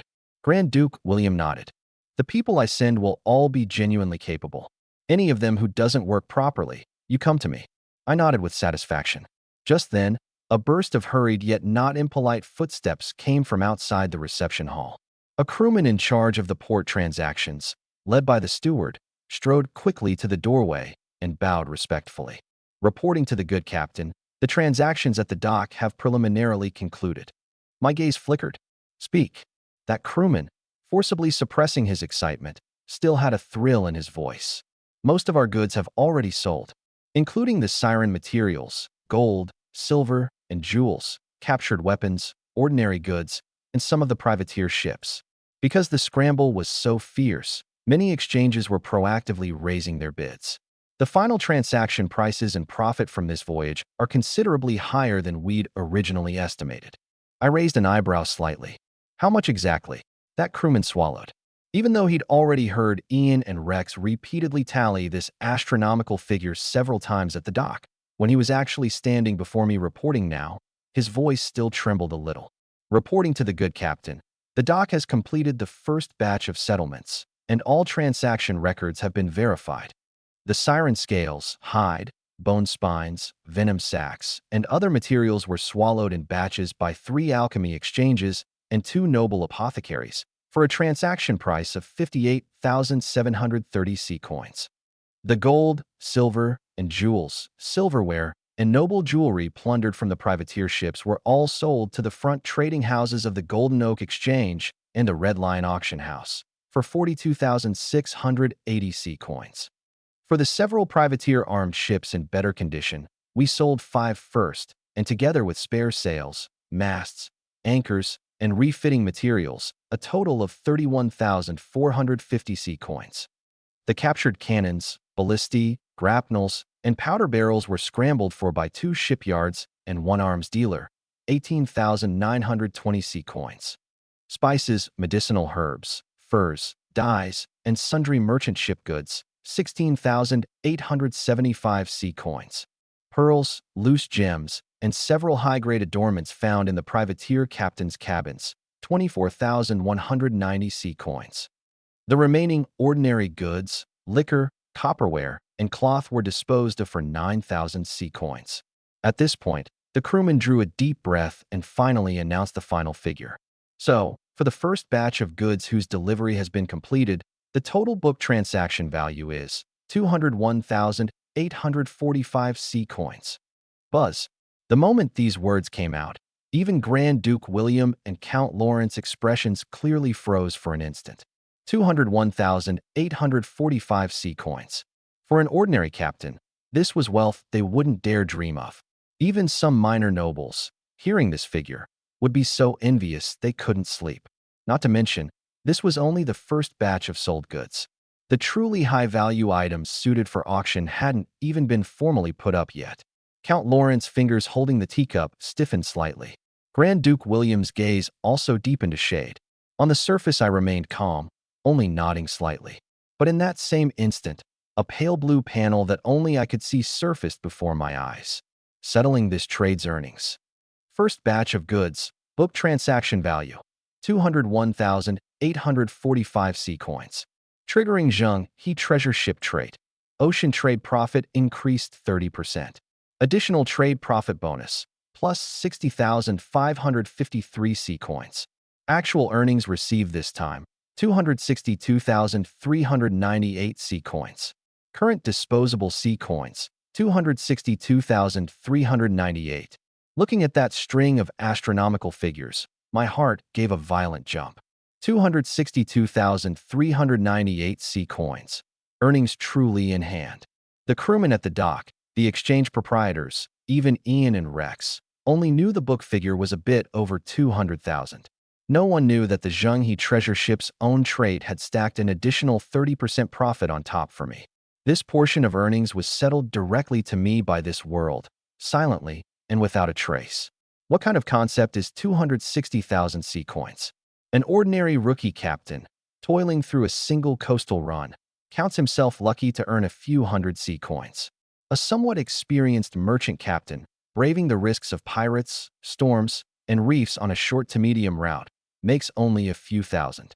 Even those veteran captains in Lisbon, wanting to earn 10,000 in one go, have to stake their ship's cargo, crew, and lives, gambling on a single high-risk route. But this one trip of mine first claimed the port of Shihai town, then subjugated the Sea Witch Queen, then turned around and swallowed a whole privateer fleet, and upon returning, the first batch of liquidation alone broke 260,000. And there was still a batch of truly high-value goods yet to be auctioned. Those Eastern porcelains, privateering licenses, high-quality gem adornments, all still consigned at the auction house, and once sold, at least a large sum more would come in. This was no longer trading. This was robbery. No, faster than robbery. After all, robbery still requires finding a target, whereas on this trip of mine, it was practically wealth crashing into the treasure ship of its own accord. But I didn't let my excitement show. Grand Duke William was right across from me, and Count Laurent was beside me. At times like this, being too excited would instead make one seem provincial. I only gave that crewman a light glance, my tone as calm as if I'd merely heard of an ordinary income. Got it. Well done. Tell Ian and Rex to continue examining the ledgers closely, especially the balances on the batch deliveries. Mind the collection. Yes, good captain. The hall fell briefly silent. Grand Duke William and Count Lawrence's expressions were a bit odd, calm on the surface, but those ceaselessly tapping fingers showed their inner turmoil. And the panel before my eyes suddenly trembled again. Detected, Zhenghe treasure ship has completed a high-value trade settlement. Obtained enormous trade profit this time. Zhenghe treasure ship experience greatly increased, reaching level-up conditions. Congratulations. Your Zhenghe treasure ship has successfully advanced to level 5. Legendary ship unlocked. Currently unlocked legendary ship refit trait. Treasure ship keel. Type: legendary ship refit trait. Tier 1. Effect: the Zhenghe treasure ship can obtain additional extraordinary traits by attaching extraordinary materials to its keel structured. Suggested materials: sea beast bones, deep sea spirit wood, dragon blood metal, storm crystal cores, undead ship wreckage, ancient behemoth spinal bones, and other high-tier extraordinary materials. Note 1. A legendary refit is often the beginning of a ship becoming a legend of the sea. Note 2. When your ship possesses a legendary keel, it no longer merely sails upon the sea's surface, but is qualified to challenge storms, abysses, and new worlds. Note 3. The pirate ship that roamed the New World for 13 years and evaded countless royal fleet hunts, the Black Pearl, is precisely a Tier I sail-powered legendary refit treasure ship. My pupils contracted slightly. In this moment, even with my current temperament, I nearly couldn't hold my expression. In this world, the possibility of a ship becoming a legend was extremely slim. It had to be powerful to an utterly astonishing degree for it to appear. Even many powerful ships had to reach level 50 before they had a chance to awaken their first legendary refit trait. For ordinary ships, it was even more remote. In theory, they'd need at least level 100 to have about a 1% possibility. And to raise a ship from level 1 to level 100, without relying on fortuitous encounters, top-tier routes, or wartime plunder, relying solely on ordinary voyages and trade, would take at least 30 years. And that was under the ideal condition that the ship didn't sink, wasn't robbed, wasn't swallowed by storms, or destroyed by monsters. My treasure ship was only level 5, and it had already awakened a legendary refit. This meant that as long as I completed the first legendary keel refit, I could possess the strength to roam the new world. I forcibly suppressed my excitement and continued looking at the panel. Current Zhenghe treasure ship status. Name: Zhenghe treasure ship. Level 5. Quality: epic legendary ship refit in progress. Ship type: Eastern Ocean treasure ship. Notice, any legendary refit has a directional locking effect. Please choose the first attached material with care. The first refit will greatly influence the treasure ship's future growth path and ceiling. Seeing that last line, my gaze narrowed slightly. The first refit was actually this important. It not only affected the future growth path, but also locked the ceiling. So this couldn't be done carelessly. Ordinary sea beast bones wouldn't do. Low-grade spirit would even less so. The first keel refit had to use something truly worthy of a legendary treasure ship's heritage. At the very least, it had to be the keel of an ancient sunken ship, an ocean storm core, or even some special relic from the New World. Just as I was pondering, Grand Duke William and Count Laurent across from me could no longer hold it together. I could tell that in this moment, they more directly felt the terrifying money-gathering ability of the Zheng He treasure ship. This kid could not only fight, but was far too good at making money. Seeing that the crewman hadn't yet left, I glanced at him. What? Is there something else? The crewman drew a deep breath. Reporting to the captain, because the value of our goods is too high, even exhausting the financial power of all of Lisbon's exchanges couldn't swallow it all. To prevent shocking the port's prices, there's a batch of high-value special goods that hasn't been sold directly. For instance, the Genoese privateering license, some high-quality Eastern porcelain, rare jewelry, and rare auction items. Per the chief accountant's instructions, they've all been consigned to the Lisbon auction house. The auction house's senior experts estimate that once the next round of formal auctions ends, this batch of goods should still fetch around 100,000 sea coins. Clatter. In this moment, Count Laurent finally couldn't hold it together, nearly losing his grip on the teacup in his hand and almost jumping up from the sofa. 100,000 sea coins. Another 100,000 sea coins. Wouldn't that mean this kid earned over 300,000 from a single trading trip? Fortunately, Grand Duke William was quick-eyed and quick-handed, pressing down on his arm and lowering his voice to warn through gritted teeth. Laurent, sit down. Don't give it away. You being surprised right now would make it seem like our Portuguese royal house is poor. Count Laurent's face twitched, forcibly swallowing back the exclamation that had rushed to his lips. But I could tell his composure was already utterly shattered inside. I could roughly guess what he was thinking. The Laurent family had operated for 3 generations, and his father's generation had even intermarried with the Portuguese royal house, only then exchanging for today's earldom. Yet even so, his 3,000 mu estate in Lisbon, after a year of hard management and deducting expenses, brought in only about 80,000 sea coins. And in one voyage, I'd sold just a portion of the goods for over 200,000, with the unsold remainder still worth 100,000. Grand Duke William was calm on the surface, but inside he was equally far from at peace. I knew that originally what he valued was the port of Shihai Town's strategic position and the treasure ship's power. But now, this combination, one who could fight, calculate, had a ship, had a port, and could also amass wealth, was what truly moved him. I glanced at that crewman and said flatly, "Understood. Have Ian continue following up with the auction house. Don't rush to sell the high-value goods. If the price isn't right, hold them." "Yes, good captain." After the crewman withdrew, the atmosphere in the hall was already completely different from before. If before Grand Duke William had regarded me as an emerging port owner worth courting, then now he'd already begun to treat me as a key figure who might sway the regional trade landscape in the future. I took the opportunity to stand up and cupped my hands slightly toward the two. Since the matter has been discussed and settled, then for the coming year, the port of Shihai Town will be Portugal's allied port. As for the subsequent development, tax preferences, and personnel dispatch, I ask that your grace implement them as soon as possible. I too will return as quickly as I can to push forward the construction. Grand Duke William stood up. Naturally, I'll have people draft the formal documents as soon as possible. Then many thanks. At that moment, he suddenly seemed to remember something, and his gaze fell on me. "Mr. Linyu, there's one thing I'd like to remind you of." I lifted my eyes. "Please go on." "The port of Shihai Town's position is too important, guarding the throat of the Mediterranean.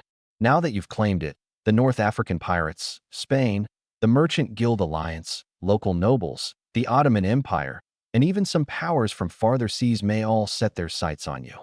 The road ahead for you won't be easy." I gave a light smile. "I know. If the road were too easy, it wouldn't be worth walking." Grand Duke William gave me a deep look and said nothing more. Afterward, I took Afra and took my leave. Count Laurent personally saw us to the door. According to what Count Laurent said privately later, the reception hall fell quiet again. Grand Duke William stood by the window, gazing at my departing back, his expression turning grave bit by bit. Count Laurent said in a low voice, "Cousin, what do you think?" Grand Duke William was silent a moment. "Laurent, I think you misjudged him." "I misjudged him. This young man is absolutely not, as you said before, merely a captain who's lucky, can fight, and has a bit of brains. He's hard to deal with, very hard to deal with." He paused, his gaze still lingering in the distance. "I think that one day, this young man will gallop across the entire old world, and even the new world of the age of great voyages." Count Laurent's heart gave a violent jolt. He hadn't expected that this Duke of Lisbon, the sole master of a maritime empire, would give such an assessment of a young man who hadn't even been at sea for a full year. After leaving the reception hall, Count Laurent personally saw me to the villa's door, his attitude clearly a shade more solemn than when I'd arrived. "Mr. Lin, the formal title documents and the Allied port agreement will arrive at the port by tomorrow at the latest. Also, as for the personnel being sent to the port of Shihai Town, I'll assist the Grand Duke in vetting them together." I nodded. "Much obliged." He smiled, his gaze instinctively falling on Afra for an instant before tactfully withdrawing it. "Then I won't detain you two any longer. I hope that when we next meet, the port of Shihai Town will already have become the most dazzling new port in all these seas." "It will." My tone was calm, yet carried a confidence that left no room for doubt. The carriage rolled on, the Lisbon street scenery outside the window retreating bit by bit. Only after completely leaving the Laurent family's slope did the composure I'd maintained before the nobles finally loosen a little on my face. Today's trip had yielded far too much. So much that even I found it hard to stay completely calm. A Portugal recognized hereditary viscountcy, a one-year Allied port status, officially dispatched personnel and development resources, an enormous cash flow of 260,000 sea coins, and most importantly, the legendary refit trait unlocked by the Zheng He treasure ship, the treasure ship Keel. Any single one of these was enough to keep an ordinary captain too excited to sleep. And all of them had fallen into my hands on the same day. I leaned back against the soft carriage seat, and the corners of my mouth finally couldn't help slowly curving up. So satisfying. Just then, I instinctively reached out to flex my wrist, and as I did, I unexpectedly touched Afra's cool, soft hand beside me. Her body trembled slightly, but before she could react, I'd already, quite naturally, taken the opportunity to clasp it. Afra's sea-blue eyes widened slightly, her whole body stiffening for a moment, and her face flushed at once. That blush spread from her fair cheeks all the way to the tips of her ears, lending her already exquisite, near dreamlike face a rare touch of bashfulness.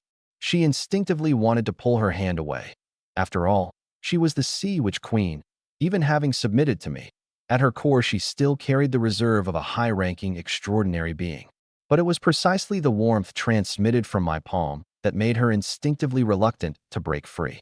Sirens dwell in the deep sea and are naturally cool by disposition. Human warmth held a wondrous allure for her to begin with. She pursed her lips, her slender fingers stirring slightly, but in the end she didn't truly pull away. She only lowered her head and spoke softly. "Good captain, are you very happy?" Her voice was very soft, soft as a wisp of night wind brushing across the sea's surface. I turned my head to glance at her, and didn't hide it. Very happy. Today is indeed worth being glad about." Afra's lashes trembled lightly. She lowered her head, her face reddening a shade more. "If Master is happy, I'm happy too." The moment these words left her mouth, she herself was first stunned, because this was almost no longer simple obedience, but more like a resonance from the heart. But she didn't regret it.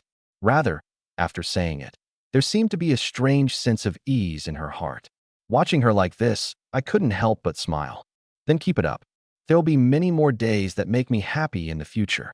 She let out a soft her voice faint as a mosquito's hum. The carriage soon returned to the main city district.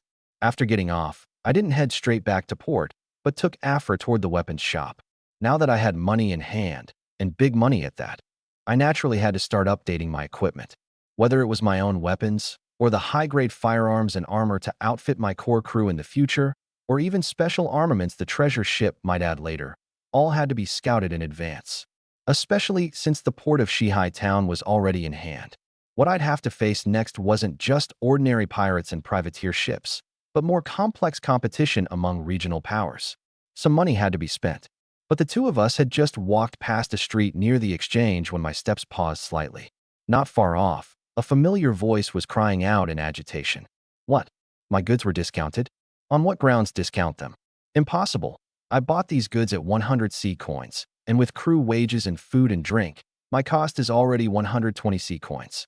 On what grounds should I sell at 30%? This is robbery. Broad daylight robbery. This voice was too recognizable. I turned to look, and sure enough, in the crowd before the exchange, I saw Wang Quan with a face full of despair. Standing beside him was another acquaintance, Zhang Zhang. Compared to their school days, in just over a month apart, both had clearly changed. Their skin was somewhat tanned, and their clothes were no longer the student-era uniforms, but shortcut captain's attire more suited to action at sea, with sabers even hanging at their waists. Judging by the captain's insignia on them, both had now formally become captains, initially possessing ocean voyaging capability. Actually, reaching this step was already quite good. For ordinary students, going from a rookie to a formal captain within a month was upper middle level. But at this moment, the two had utterly different expressions. Zhang Zhang's face was full of suppressed laughter, while Wang Quan looked about to explode on the spot. Behind the exchange counter, a chubby proprietor wiped his sweat and said helplessly, Captain Wang, I'm really not deliberately beating down your price. It's that they genuinely can't fetch a good price right now. This batch of masterwork jewelry of yours, if you'd come 3 days early it'd have been decent, but these past couple of days the market's been completely flooded. It simply won't move. Wang Quan blew up even more. You're talking nonsense. Even if it won't move, it shouldn't drop to 30%. Do you know how much I spent buying this batch of goods? This is my first ocean voyage.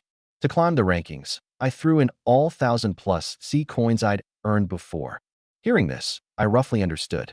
This fellow Wang Quan, having finally become a captain again and accumulated a batch of startup capital, was clearly trying to replicate my earlier route, going to Blackstone Port to purchase masterwork jewelry, then coming to Lisbon to sell.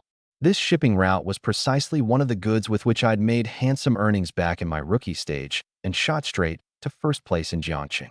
He'd probably specifically studied this route of mine and then made a big bet. Only his timing was too clever. He'd run right into my large-scale dumping of high-value goods this time. At that moment, Wang Quan also saw me. He was first stunned, then rushed over as if grabbing a life-saving straw.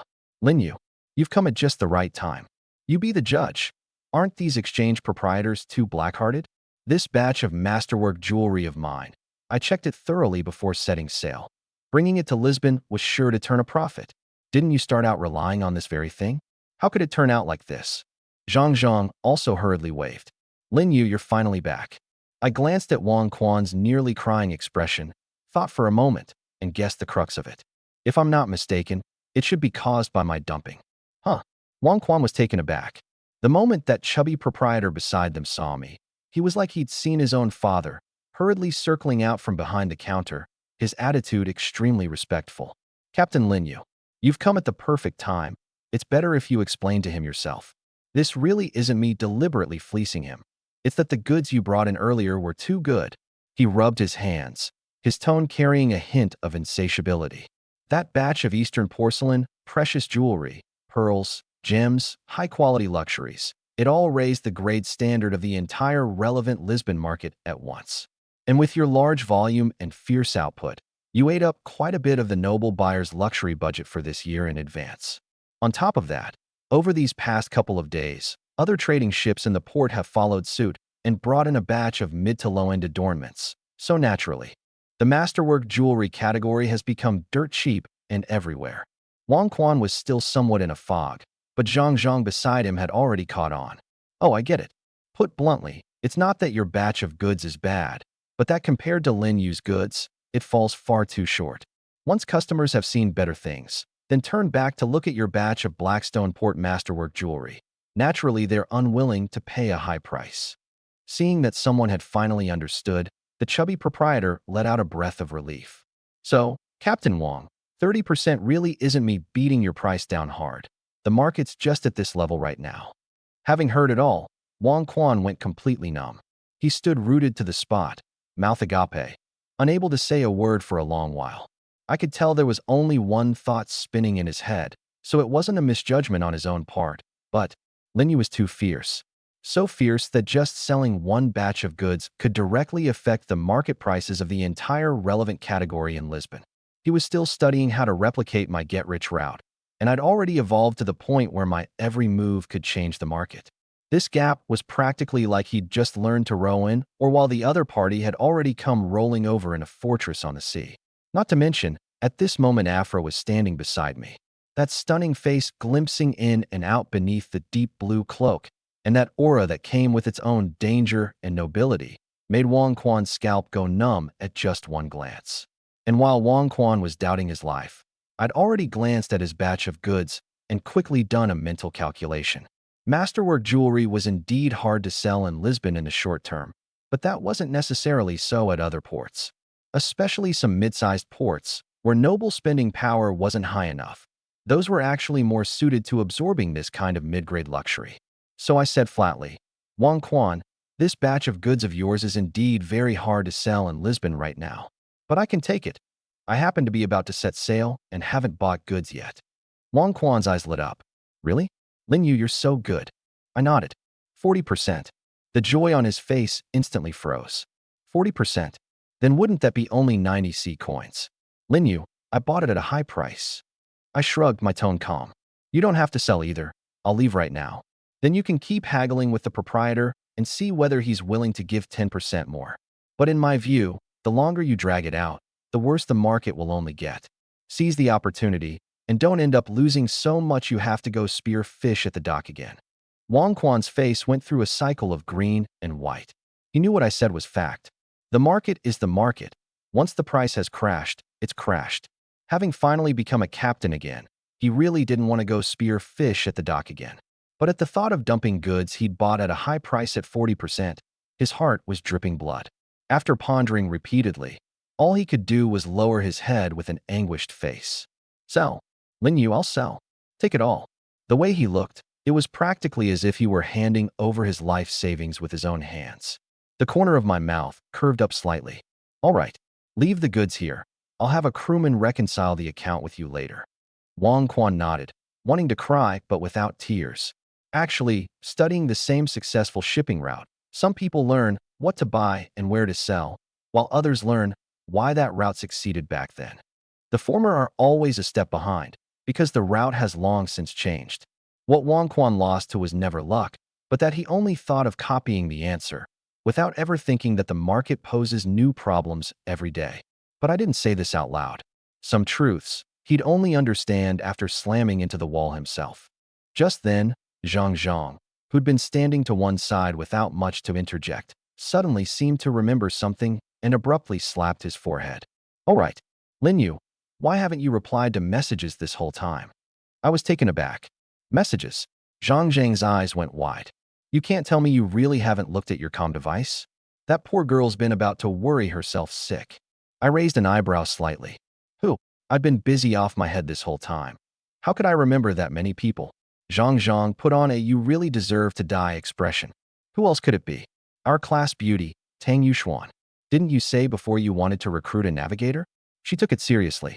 She's been very earnestly studying navigation knowledge this whole time, and even specially went and got certifications in auxiliary route surveying and ships affairs records. She's a senior navigator now. She's waiting for you right in Genoa. I was stunned to hear it. Tang Yuxuan, a new navigator? I really had nearly forgotten about this matter. This whole time, one thing after another, going to the port of Shihai town, the Siren, the privateer ships, returning to Lisbon, negotiating with the nobles, selling goods and settling accounts, the treasure ship leveling up, there was almost no time when I was truly free. It wasn't that I deliberately didn't look at the comm device. I simply hadn't spared the mental energy. At this thought, I casually opened the comm device. The next second, a row of unread notifications popped up before my eyes. Unread messages, 99 plus. Good grief. Opening it up, more than half were from classmates and acquaintances offering all sorts of congratulations, shock, and prying for news. Some asked how I'd managed to become the world's first private port owner. Some asked exactly how large the Zheng He treasure ship was and wanted to write a report, and others wanted to make connections and inquire about a reliable port administrator. And among these messages, the most conspicuous was a long string of messages from Tang Yuxuan. Lin Yu, where are you? I've already returned to my family's base in Genoa. I've been studying route charts and supply calculations lately.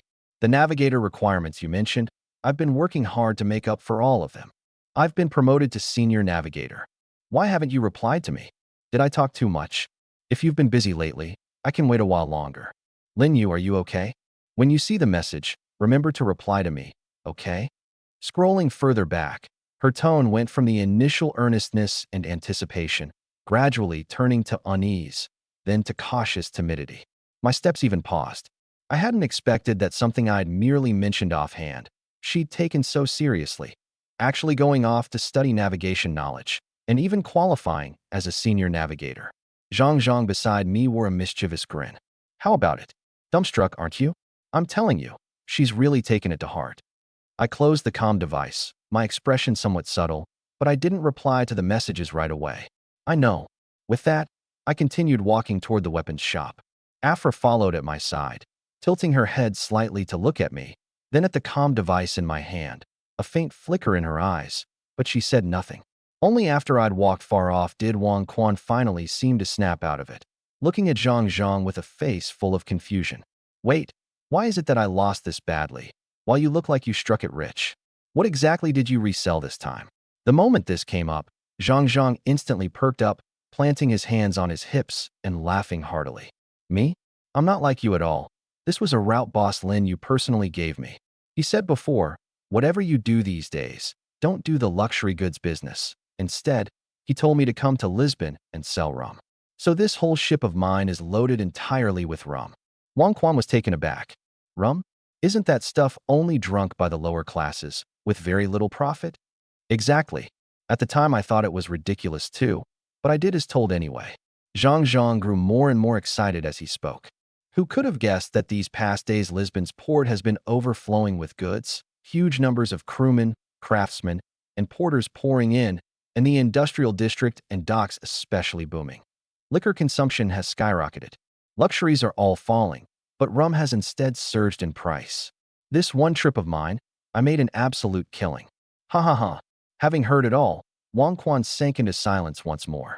He looked at my distant back, then at Zhang Zhang laughing like a fool, and all that was left in his heart was one thought. What wire in his brain had crossed all this time? That he'd never bothered to build a proper relationship with Lin Yu? If his relationship had been a bit better back then, if he'd even followed along like Zhang Zhang and gotten a sip of the soup early, he wouldn't now be getting brutally crushed by the market, tearfully selling his goods at 40%.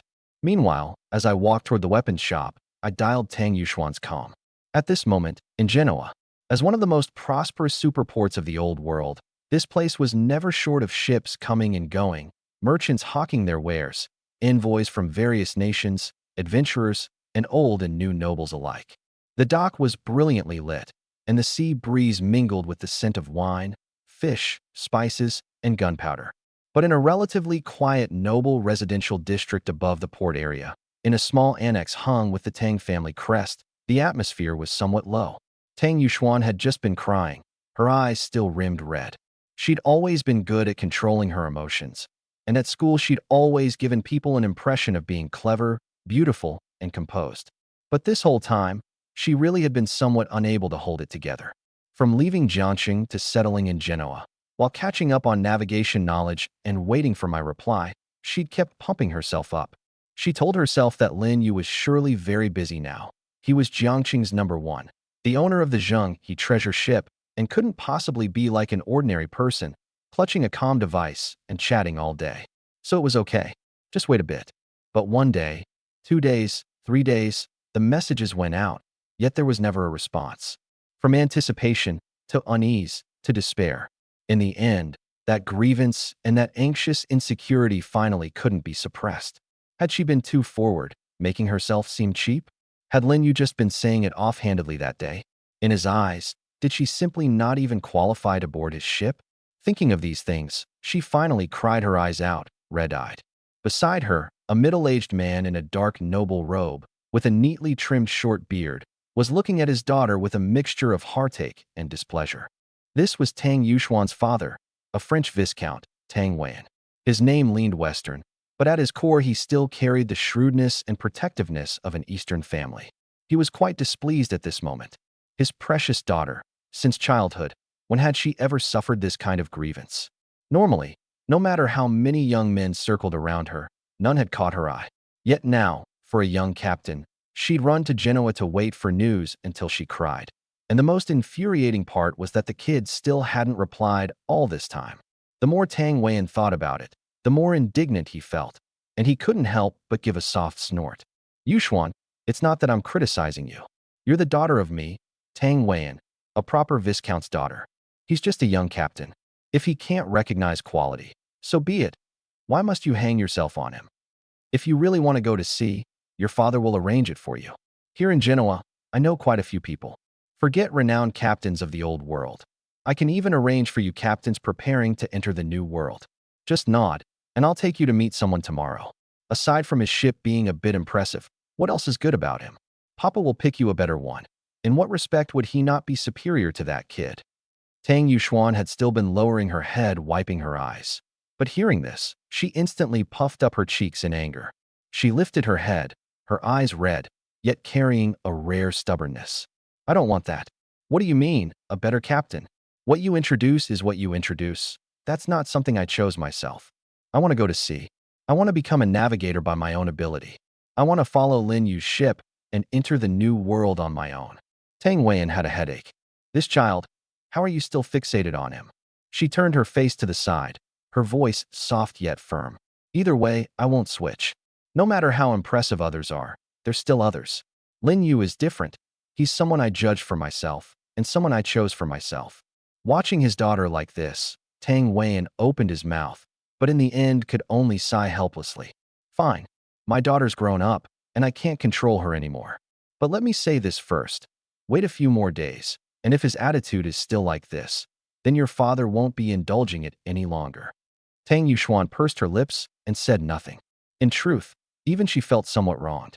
But grievance aside, in her heart she still didn't want to give up. Just then, the comm device on the table suddenly lit up. Incoming call, Lin Yu. In that instant, Tang Yuxuan froze completely. The next second, she snatched up the comm device almost as a conditioned reflex, answering immediately, so fast that even Tang Wan hadn't reacted. Hey, a girl should be more reser. As her voice came out, it even carried a faint tremor from being too anxious. I paused on my end too, not expecting the call to be answered so quickly. Tang Yuxuan, hearing my voice, the emotions she'd been holding in grew even more complex at once. Grievance, nervousness, joy, and shame all crammed together. Her nose tingled, and her voice dropped a bit. You finally replied. I immediately realized this girl had truly been waiting anxiously, and my tone softened a rare few degrees. Sorry, there's been too much going on lately. I only just saw the messages. Hearing this explanation, that pent-up frustration in her heart dissipated by more than half at once. What she feared most wasn't that I was busy, but that I was deliberately ignoring her.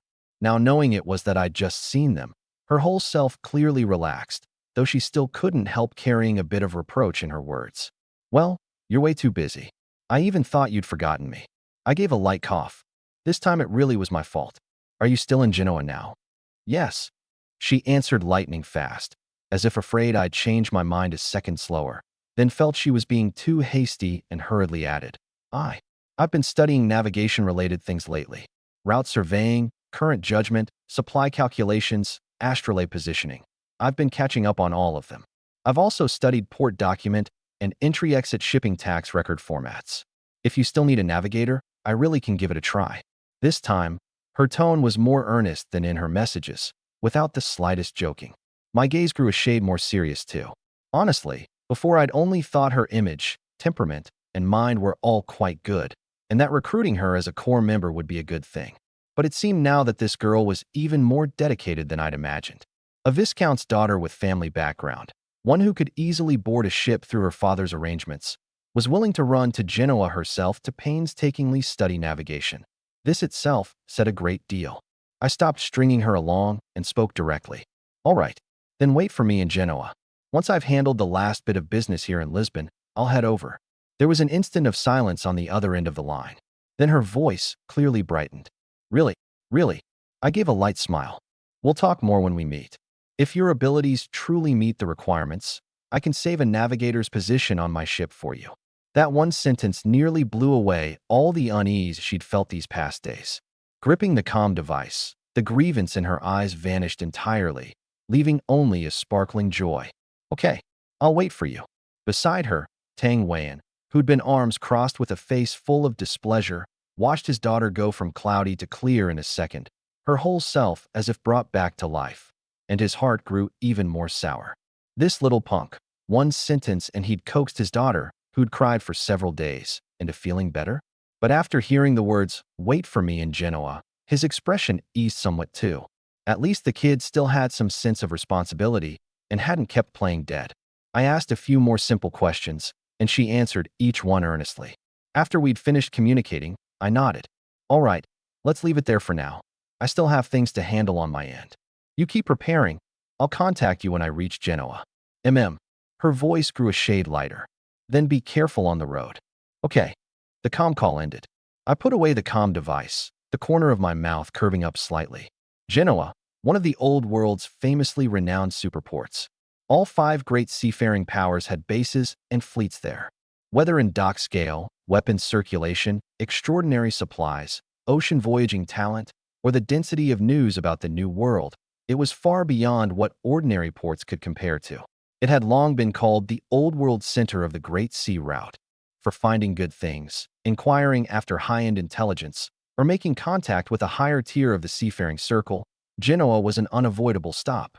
For me right now, this place was just right. First, I could make contact with Tang Yuxuan along the way and see whether she was worth taking under my command. Second, Genoa's high-grade docks and armament markets were just the thing for further arming the Zheng He treasure ship. Third, and most importantly, I wanted to try whether I could find extraordinary materials there suited for the treasure ship's legendary refit. As we talked, I'd already walked up to the entrance of the weapons exchange. I'd been to this place before. Back then, I was still on a big shopping spree in Lisbon, preparing for the trip to the port of Shihai town, and had spent a good several tens of thousands of sea coins here in one go. So the people here had an extremely deep impression of me. After all, this kind of big client who spent generously and then, in the blink of an eye, claimed a private port, was hard not to remember. Sure enough, I'd barely stepped in when a middle-aged manager in a gray-red vest with a handlebar mustache hurriedly came to greet me, his face piled with smiles, as enthusiastic as if he'd seen the god of wealth. "Captain Lin, you've really come." I glanced at him, finding him familiar, and gave a light smile. "Of course, I've just gotten a bit of money in hand. If I didn't come spend some at your place, wouldn't that be too much of a snub?" The middle-aged manager smiled so widely his mouth could hardly close. "Io, listen to you. For you to come is an honor for our St. George and Black Eagle Weapons House. Ever since your big shopping spree last time, our boss has been hoping you'd come again. Especially this time. I hear you not only claimed the port of Shihai town, but also brought back siren materials and a large batch of spoils. In all of Lisbon, who doesn't know that you, Captain Lin, are riding the highest crest of fame right now?" At this point, he lowered his voice and, all mysterious, added, "And what's more, our boss Renault gave instructions long ago. The moment you arrive, no matter what catches your eye, we're to first take you to the innermost VIP storeroom and brew a pot of fine tea. In there are quite a few good things not normally open to ordinary customers. Even, there's the untransmitted secret of our weapons exchange." My gaze stirred slightly. Renault wants to take me to the VIP storeroom and even show me the untransmitted secret? Last time I heard about it and wanted to see, but was turned down. It seemed this time was actually getting a bit interesting. Passing through the front hall's rows of display areas showcasing swords, muskets, armor, and ballistae, I was soon led by the middle-aged manager into the VIP corridor at the back. This place was clearly different from outside. Outside, what was displayed was mostly standard-issue equipment usable by ordinary crewmen and low-tier adventurers. Here, hanging on the walls were fine steel lances, rune muskets, and noble dueling swords, along with some special armor inlaid with psionic crystal stones. The floor was laid with dark planks, and oil lamps on both sides burned with pale blue flames. giving off a faint scent of alchemical potions. Afra followed at my side, lifting her eyes slightly to sweep over the surroundings. These human weapons posed little threat to a Tier 2 extraordinary being like her, but several special weapons among them that shimmered with psionic fluctuations still made her look twice. Soon, the manager pushed open a heavy bronze door at the very back.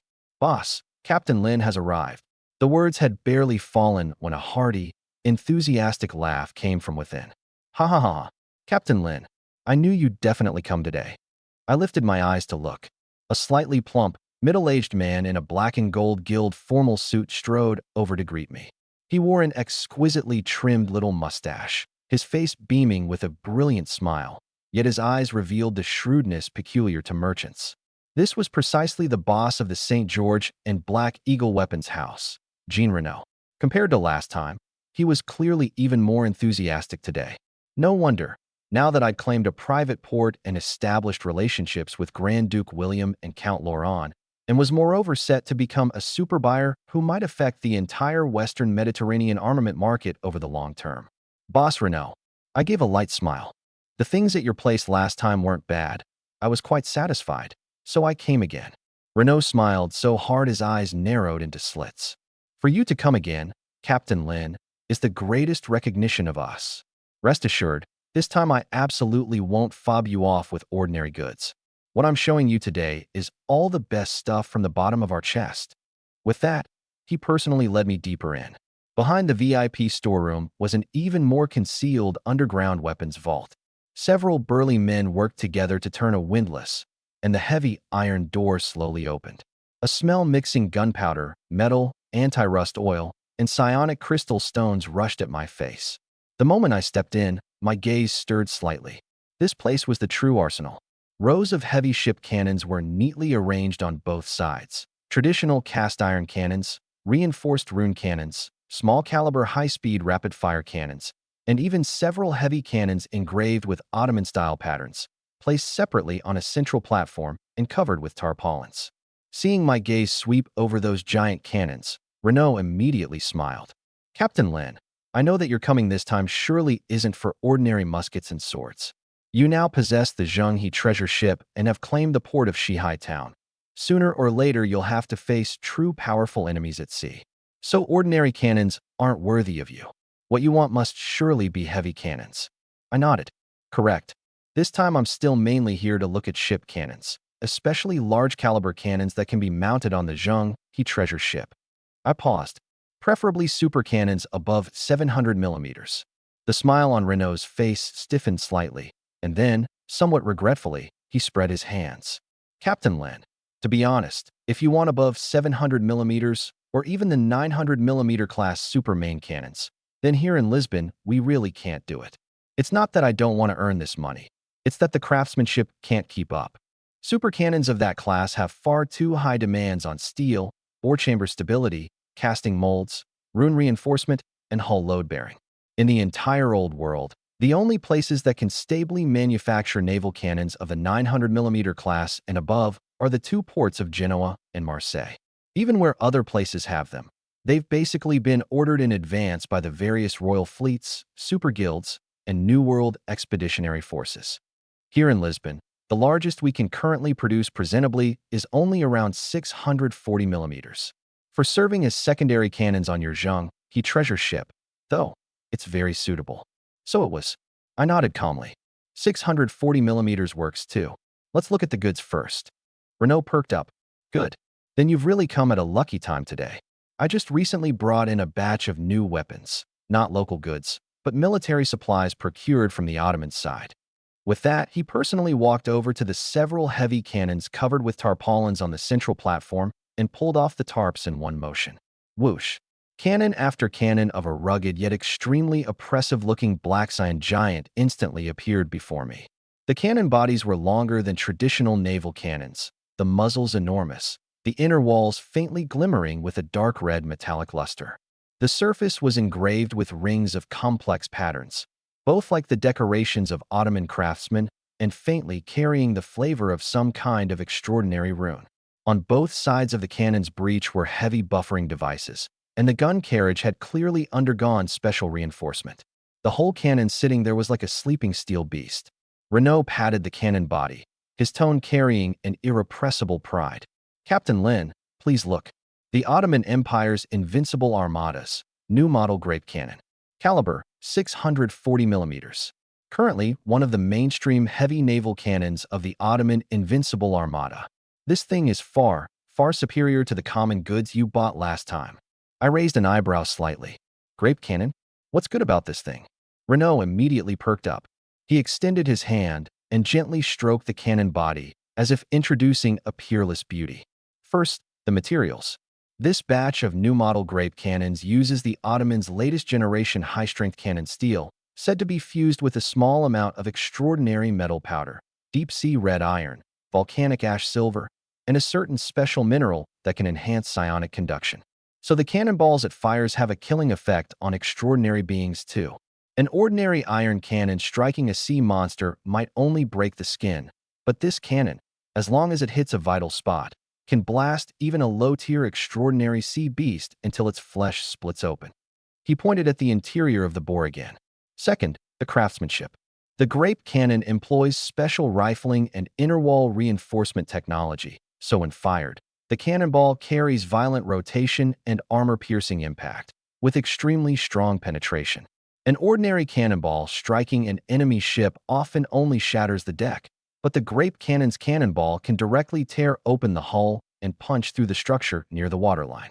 As long as one volley lands accurately, the other party immediately takes damage and floods, its speed drops sharply, it turns sluggishly, and its rudder may even fail. The more he spoke, the more excited he grew, his eyebrows dancing. Captain Lin, just think.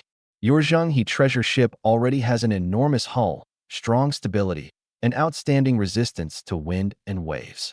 If you further mount these long-range grape cannons, when two ships go to war, you fire one volley over, the other side's hull cracks, and it's as slow as a turtle, while your ship can control the distance like a sea bird, kiting the enemy from a range they can't hit. When that time comes, need one even ask who wins and who loses?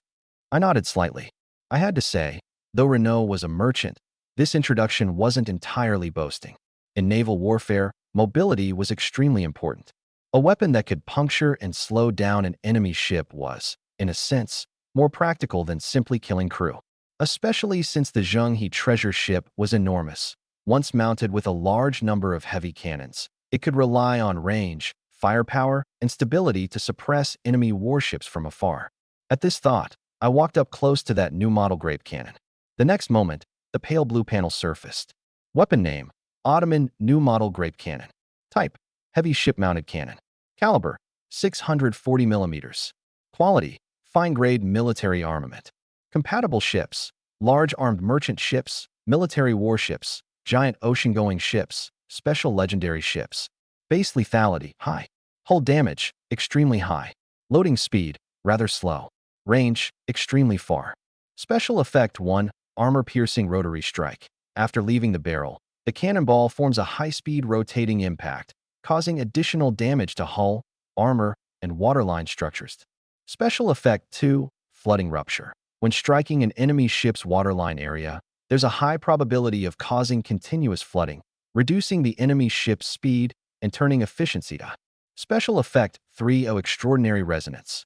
The cannon body is fused with a small amount of extraordinary metal, so cannonballs carry a faint extraordinary tremor, causing additional damage to low-tier extraordinary beings and psionic shields. Drawback: the recoil is rather strong, with requirements for the gun position structure, requires cooling and maintenance after continuous high-intensity firing. Overall assessment: a heavy armor-piercing secondary cannon extremely well-suited for use on large ships. When present in sufficient numbers, it can rapidly destroy an enemy's hull mobility in a single volley. Having read the attributes, my eyes brightened slightly. Not bad. Indeed not bad. Though it wasn't a legendary weapon nor a top-tier main cannon. As a secondary cannon for the Zhenghe treasure ship at the current stage, it was already quite suitable. Especially the two effects, flooding rupture and armor-piercing rotary strike. These were of great help in naval warfare.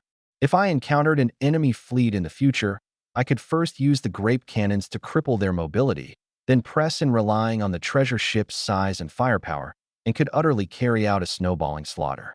I reached out and wrapped the cannon body, and a low, heavy metallic echo came back. Not bad. What's the price? Renault's eyes lit up at once. This was exactly the line he'd been waiting for. 1,800 C coins per cannon. Captain Lin, this price is absolutely not expensive. As you know, these aren't ordinary civilian cannons, but active service military supplies of the Ottoman Invincible Armada. To procure this batch of goods, I went to great trouble.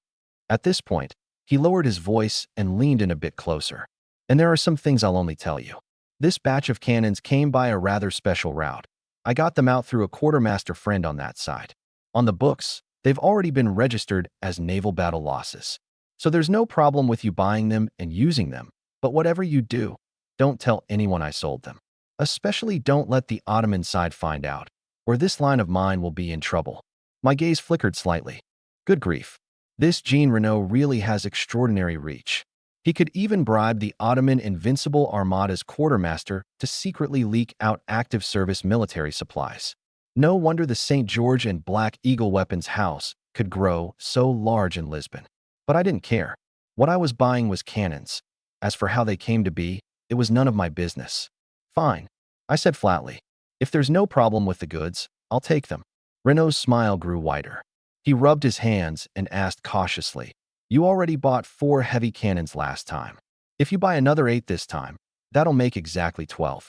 With 12 640mm heavy cannons mounted on the Zheng He treasure ship, plus a few 200 and 300mm small cannons, that's already quite intimidating. Ordinary pirate fleets, seeing it, probably wouldn't even dare approach. In his view, my buying another 8 was already a large order. 1,800 per cannon. 8 would be 14,400 C coins, and adding cannonballs, accessories, gun carriage modifications, and shipping, the total price would be about 20,000. However, I didn't follow along with him. Instead, I lifted my head to look at the rows of tarpaulin-covered heavy cannons in the warehouse. Renault, tell me honestly, how many of this batch of goods did you bring in total? He was taken aback.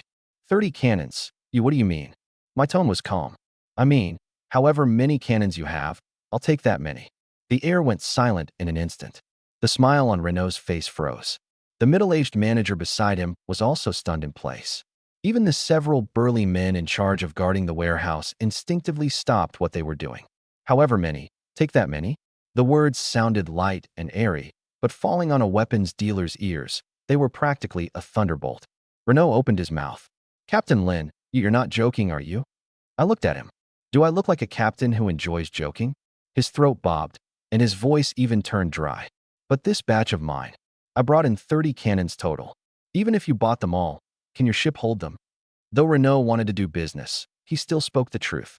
He didn't want to offend me for the sake of momentary profit, so he cautiously reminded me.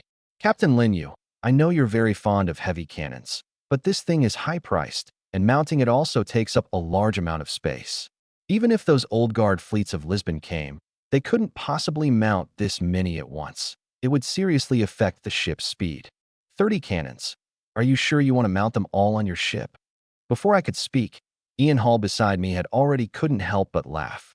This former pirate captain, now standing behind me, wore a faint pride on his face. Just 30 Ottoman giant cannons. For our Zheng He treasure ship, it's absolutely trivial. Renault whipped around to look at him. Trivial? 30 640mm heavy cannons. Called trivial? Ian crossed his arms, his tone casual, yet what he said made everyone present's scalp go numb. It seems you all still don't quite understand our good captain's Zheng He treasure ship. Let me introduce it to you. Our Zheng He treasure ship is 44 zhang long and 18 zhang wide. Its interior area larger than an exhibition hall, with a displacement exceeding 10,000 tons. In ordinary merchant mode alone, one side can mount 32 cannons, 64 naval cannons across both sides. And this is still a conservative configuration, following the ocean voyaging of a merchant ship while retaining ample cargo holds and a stable structure. If we're willing to sacrifice a small portion of the cargo space and carry out militarized modification, the number of gun positions can directly double to at least 128. And this is still only conventional gun positions. If we specially modify the heavy cannon deck and the ship's side load-bearing structure, then even for 900mm class main cannons, We could mount at least 32. At this point, Ian glanced at Renault, then looked at those grape cannons. So, these 3640mm cannons of yours, what do they even count for? Boom. The moment these words came out, the entire underground weapons vault went utterly silent. Renault was so shocked his mouth could hardly close. The middle-aged manager's eyes went even wider, as if he'd heard a fairy tale from the Arabian Nights. 64 cannons in ordinary mode, 128 in military modification, even 32 900mm class supercannons could be mounted. What kind of monster ship was this? Was this still a ship? This was practically a war fortress floating upon the sea. I could tell that Renault, of course, knew the Zhenghe treasure ship was very large. He'd once seen that eastern giant vessel from afar at Lisbon port, and that massive ship's silhouette had indeed been unforgettably stunning.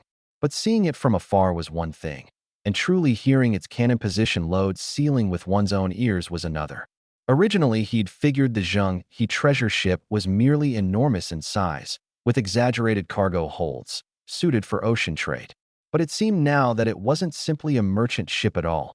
As long as I was willing to spend money arming it, it could at any time transform into a super war vessel that could dominate the seas.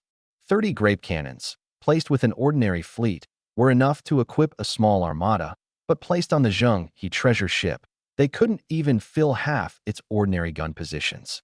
Renault swallowed.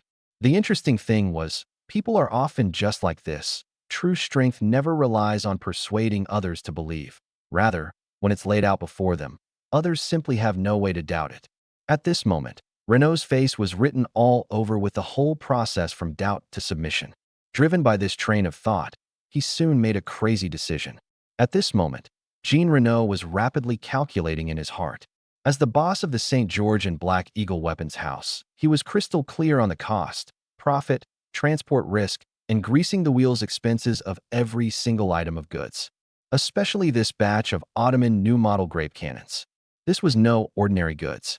Getting it out from the Ottoman side had itself gone through more than one layer of connections. The quartermaster wanted money, the port inspection officer wanted money, the transport fleet wanted money, and along the way one had to avoid certain people one shouldn't run into. So this batch of cannons' true cost was far higher than it appeared on the surface.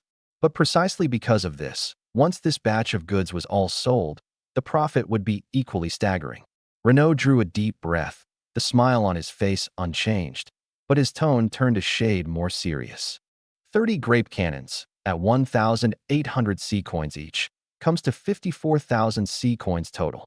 The matching gun carriages, buffering structures, spare parts, powder lines, and maintenance tools, 6,800 C coins. Various cannonballs, at a base combat reserve of 100 rounds per cannon, 3,000 cannonballs, including armor-piercing shells, solid shot, chain shot, and explosive shells, at a total price of about 11,500 C coins. Transport, installation, calibration. At this point, he paused slightly. By normal guild prices, this portion likewise wouldn't be cheap. Transporting and mounting 3,640mm heavy cannons was absolutely not something a few casually hired dock workers could accomplish. It required professional cannonsmiths, required remeasuring the hull's gun positions, required reinforcing the gun carriage areas, and had to account for the special structure of a giant ship like the Zhenghe treasure ship. This was all money. But Renault didn't add this money on top. He only gave a slight smile. This batch of goods is of extraordinary value. By total market price, it comes to 72,300 C coins altogether. If it were anyone else buying, I wouldn't take a single C coin less, and would even charge extra for installation and calibration fees. But his words suddenly took a turn. That's not all. I raised an eyebrow slightly. Ian Hall also lifted his head to glance at him. Renault didn't continue explaining, but turned to look at the old man beside him, dressed in a black butler's uniform, who had been silent the whole time. Beck, go retrieve that item from the underground #1 secret vault. That old butler's pupils contracted slightly. He clearly knew what Renault was referring to, and it was precisely because he knew that he'd react this way. Boss, do you really have to go this? The old butler's voice was pressed very low, as if wanting to caution something. But Renault merely waved a hand. Go, bring it to me now. The old butler glanced at me, then at Renault, and finally lowered his head in a bow. Yes. With that, he turned and left. Inside the underground weapons vault, the atmosphere suddenly turned somewhat subtle. I didn't speak to hurry him, only watched Renault quietly. This weapons dealer's reaction was rather unusual. A heavy cannon deal of over 70,000 C coins was already a large enough transaction. Yet judging by his current bearing, what he was about to bring out seemed far more important than those 30 grape cannons. A moment later, heavy footsteps came from the direction of the secret vault. It wasn't one person, but a full 8 burly men, pushing a reinforced iron-wheeled cart covered with black cloth, slowly emerging from the depths. That iron-wheeled cart was very heavy. So heavy that even with 8 well-trained burly men pushing it together, its wheels gave off a low, harsh grinding sound as they rolled over the ground. As that thing was pushed closer, Afra's originally calm expression suddenly changed slightly. She was the Sea Witch Queen, most sensitive to the aura of the deep sea. Right beneath that black cloth, she sensed an extremely ancient, ferocious, and domineering residual breath of a sea beast. Even though that aura had lain dormant for many years, even though that thing had clearly long since died, the pressure remaining deep within its bones still made the siren bloodline within her body produce a trace of instinctive tremor, even fear. She leaned half a step closer to me and said in a low voice, "Master, that thing is very, not simple." My gaze grew fixed too. The next moment, Renault personally stepped forward, grabbed the edge of the black cloth with both hands, and yanked it off forcefully. Whoosh! The black cloth fell away. A gleaming white section of a huge skeleton appeared before everyone's eyes. That skeleton was a full several meters long, its whole body presenting a ghastly white color nearly like jade. Its surface wasn't smooth, but covered in naturally formed, twisting patterns. Those patterns were like sea tides, like whirlpools, and like the scale veins of some ancient behemoth. Even more eerie, atop the skeleton there still flowed a faint blue-black, extraordinary glow. Though it was merely a section of remnant bone, it seemed as if it still held life. Each time the glow flickered, it was as if a deep-sea tide breathed within it. The instant I saw this thing, my heart gave a violent jolt, and I could no longer maintain my surface nonchalance. It can't be. At the same time, the pale blue panel had already surfaced before my eyes. Detected, extremely high-purity, extraordinary material. Material name, Juvenile Leviathan Spinal Bone Fragment. Type, Sea Beast Bone / Deep Sea Behemoth Material / Keel Refit Compatible Item. Source, Tier 3 Extraordinary Being, Juvenile Leviathan. Quality, Perfect Grade Extraordinary Material. Residual Traits, Deep Sea Pressure, Behemoth Toughness, Tidal Affinity, Hull Suppression. Usable for, Legendary Ship Keel Refit, Deep Sea Type Extraordinary Equipment Forging, Large Hull Reinforcement, Sea Beast Intimidation Array Construction. Compatibility with current ship, Zheng He Treasure Ship, extremely high. Notice, if this material is attached to the treasure ship's keel, the Zheng He Treasure Ship can obtain deep-sea behemoth-type extraordinary traits. Warning, although this material is merely the remnant bone of a juvenile leviathan, it still possesses extremely high value. If exposed to the sight of high-tier captains, black market guilds, or New World powers, it could very likely trigger a scrambled. In the depths of my eyes, a stormy sea instantly surged. Leviathan. It really is a Leviathan skeleton, and moreover, an extraordinary material usable for the treasure ship's keel refit. On the surface I remained calm, but my heart had already given a violent jump. Seeing that even I, ever nonchalant, had revealed an expression of shock, Renault smiled. "Captain Linyu, I hear you've been searching all over Lisbon lately for extraordinary materials, wanting to strengthen the Zheng He treasure ship?" "Yes." Knowing that I acted with flamboyance and could hardly escape prying eyes and ears, I nodded. "Your intelligence is very accurate. Then, does this section of Leviathan skeleton of mine qualify to become a material for your Zheng He treasure ship?" "Of course," I said without hesitation. What was a Leviathan? An invincible sea monster that roamed the 4 seas. An extraordinary being from birth, and upon reaching adulthood it could even grow to Tier 9. An existence of that class was, in the world of the Great Sea Route, practically equivalent to an oceanic natural disaster. They lurked in the deep sea, devoured giant vessels, overturned islands, and could turn an entire sea lane into a forbidden zone of death. Even a mere juvenile leviathan was already a deep-sea monster that made ordinary fleets flee at the mere mention of it. What's more, the section of skeleton before me came from its spine, and the spine was precisely the part of a behemoth's body closest to the concept of a keel. Using it to refit the Zheng-He treasure ship keel was simply the most fitting thing imaginable. I slowly lifted my head and looked at Renault. "So this of yours is?" The smile on Renault's face had already receded, and his expression at this moment was more solemn than ever. If this thing were placed at an auction in Genoa, Venice, or even certain New World black markets, it would absolutely trigger a bloody scramble. "Please allow me to introduce it to you." He spoke slowly. "This is the skeleton of a juvenile leviathan that had grown for only 200 years, having just stepped into the Tier 3 extraordinary level. 32 years ago, this leviathan appeared at the edge of the New World. In just half a month, it devoured 7 merchant ships, overturned 11 armed convoys, and defeated several waves of expeditionary teams that came to subdue it. Later, when the news spread, over 100 ships from the New World jointly besieged it. At this point, his gaze grew somewhat distant, looking at that gleaming white section of skeleton as if, through it, he saw that tragic naval battle of many years ago. My father wasn't yet a weapons dealer then. He was a captain, a true captain who dared to venture into the New World. He too took part in that battle, over 30 ships, and in just a single clash, they were overturned by that juvenile leviathan. Countless veteran captains who'd roamed the New World for years were shattered to sand. Cannon fire, harpoons, rune crossbows, flame potions, all were hurled at it, yet striking the leviathan seemed to accomplish nothing. It still rolled, roared, and devoured ships in the sea. That wasn't a battle, that was a massacre. Human ships, before it, were as fragile as wood chips. The underground weapons vault fell silent, and even Ian Hall put away his relaxed expression. As a navigator, he naturally understood what a leviathan meant. Renault's voice was low.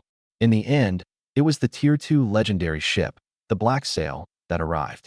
That ship possessed a legendary refit trait, and its legendary bow cannon struck the Leviathan's eye and skull fissure 3 times in succession. Combined with over 100 ships besieging it in a desperate fight, that juvenile Leviathan was finally slain, and its materials were harvested by the Black Sail. After that battle, fewer than a third of the ships that had set out came back alive.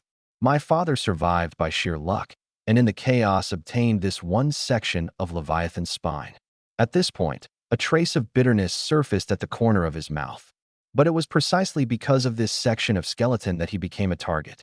The power behind the Black Sail wanted to recover all the Leviathan materials, and upon learning of my father's affair, issued a kill order. Several New World guilds also wanted to seize it. My father was hunted the whole way, and in the end could only abandon the New World routes, fleeing back to the Old World with this section of skeleton and grave wounds all over his body. From then on, he was never able to return to the New World he'd yearned for so deeply. Before he died, he told me, "Our family must return to the New World." I looked at that section of Leviathan's spine before me, my gaze growing ever deeper. No wonder. Last time I wanted to enter here, Renault hadn't brought it out. Though I possessed the Zheng-He treasure ship then and had displayed astonishing potential, in the end I was still only a newly started captain, without a title, without a port, without a sufficiently stable power. If he'd brought out this section of spine then, not only might it not have exchanged for sufficient return, it might instead have brought calamity upon us both. This kind of thing was too hot to handle. For someone without background, without a title, without the guarantee of force, even merely bringing it out for someone to glance at could invite a fatal disaster. I could even be certain that Renault, having hidden it until now, probably kept even many of Lisbon's big figures in the dark. Otherwise, this thing could never have remained safely with St. George and Black Eagle for so many years. I lifted my eyes to look at Renault. "So, you're bringing it out now because you want to sell it to me?" Renault shook his head. "No, not sell." I raised an eyebrow slightly. The next moment, he drew a deep breath and said directly, "This batch of grape cannons, matching equipment, and cannonballs, worth 72,300 C coins, and this section of Leviathan spine, I want to give it all to you." As the words fell, the entire underground weapons vault fell into instant dead silence. Ian Hall's brow gave a violent jump. Even the ever-cool Afra turned her head slightly. 30 grape cannons aside, 70,000+ C coins was indeed a large sum, but at least it had a price. But this section of Leviathan spine simply wasn't something money could easily buy.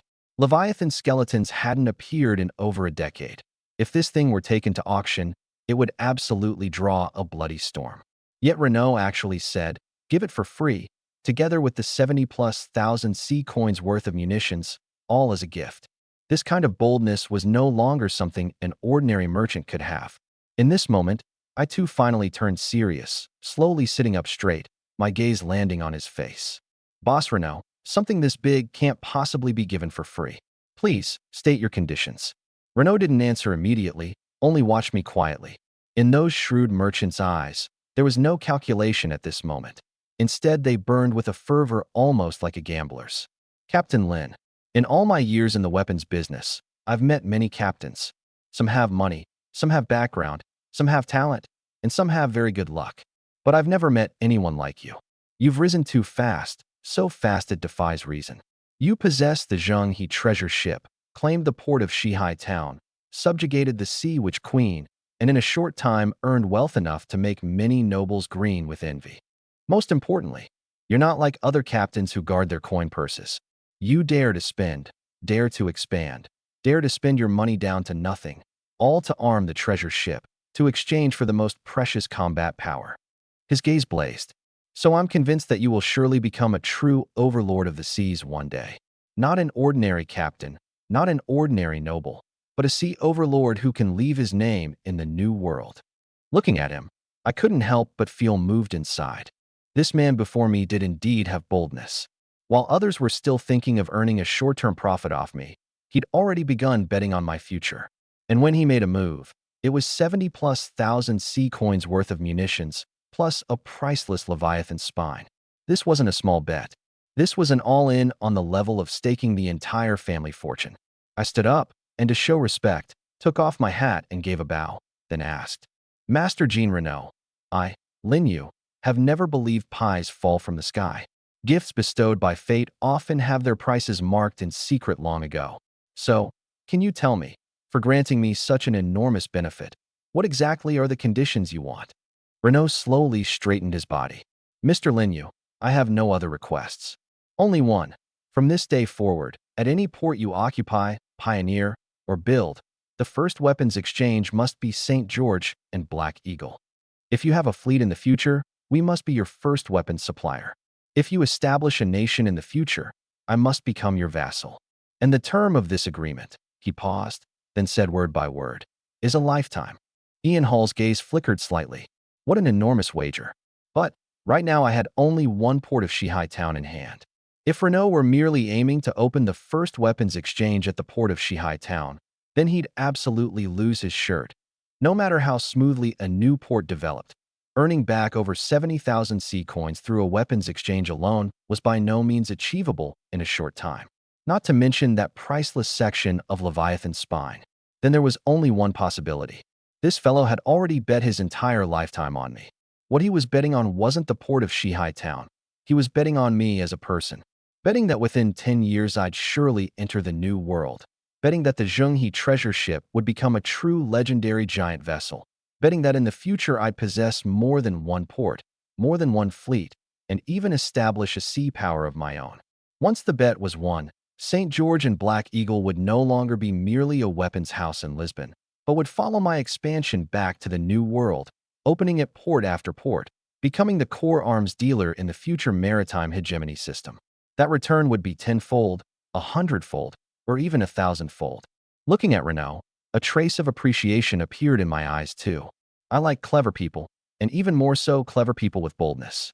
In him I could see places similar to myself. Ambition, and this ambition wasn't off-putting, because he'd shown sufficient sincerity. 30 grape cannons, 3,000 cannonballs, a full set of installation and maintenance systems, plus a section of juvenile Leviathan spine. This gift of first acquaintance was heavy enough. So heavy that I had to treat it seriously. A moment later, I slowly spoke. This condition of yours is no small thing. If I agree, it means that every port I take in the future, you'll naturally hold priority right of entry. This is a long-term line of interest. Renault nodded. That's right. So I'm willing to pay the corresponding price. If one day I truly possess a fleet, or even establish a nation, your weapons house will thereby gain unimaginable benefit too. He didn't shy away from it. Yes, what I want is precisely this future. When I was young, my father often said, one must have dreams. So I don't want St. George and Black Eagle to forever remain only in Lisbon, being a small weapons trader. I want it to appear in the new world, at every port that belongs to the strong. And I firmly believe you are the only one who can bring it there. These words were spoken with utter candor. No concealment, no hypocritical pleasantries, only trust. I smiled. What boldness! Standing up, I walked over to that section of Leviathan's spine. The blue-black glow on the ghastly white skeleton reflected in the depths of my eyes, like a storm slumbering in the deep sea. Then I turned to look at Renaud. Jean Renaud, I agree to your request. Renaud's breath caught abruptly. The next moment, an undisguisable elation surfaced on his face, yet he didn't lose composure and cry out. Instead, he solemnly stepped back half a pace, pressed his right hand to his chest, and gave me a deep bow. Thank you for your trust, Captain. From today on, the St. George and Black Eagle Weapons House will be your most steadfast partner. I nodded. I'll have someone draft a contract. The first weapons exchange at the port of Shihai Town is yours, and at any new port I pioneer in the future, you'll hold first priority of construction. As for fleet and nation-level armament supply, my gaze deepened slightly. When I reach that step, you'll need to produce something worthy of me too. Renaud immediately said, Of course. Rest assured, Captain Lin, since I dared to place my bet, I absolutely won't fob you off with ordinary goods. From today on, I'll mobilize all of St. George and Black Eagle's channels to find you truly valuable armaments, materials, and intelligence, weapons flowing out of the New World, legendary ship refit materials, and armaments still being secretly researched by various nations' militaries. My gaze stirred slightly. Renaud really was a clever man. He might not yet know that the Zheng He treasure ship had already unlocked the treasure ship keel, but with a merchant's keenness, he'd already guessed that sooner or later I'd reach the step of a legendary refit. This section of Leviathan's spine was the first pledge of allegiance he'd offered. Just then, the pale blue panel surfaced again. Congratulations, good captain.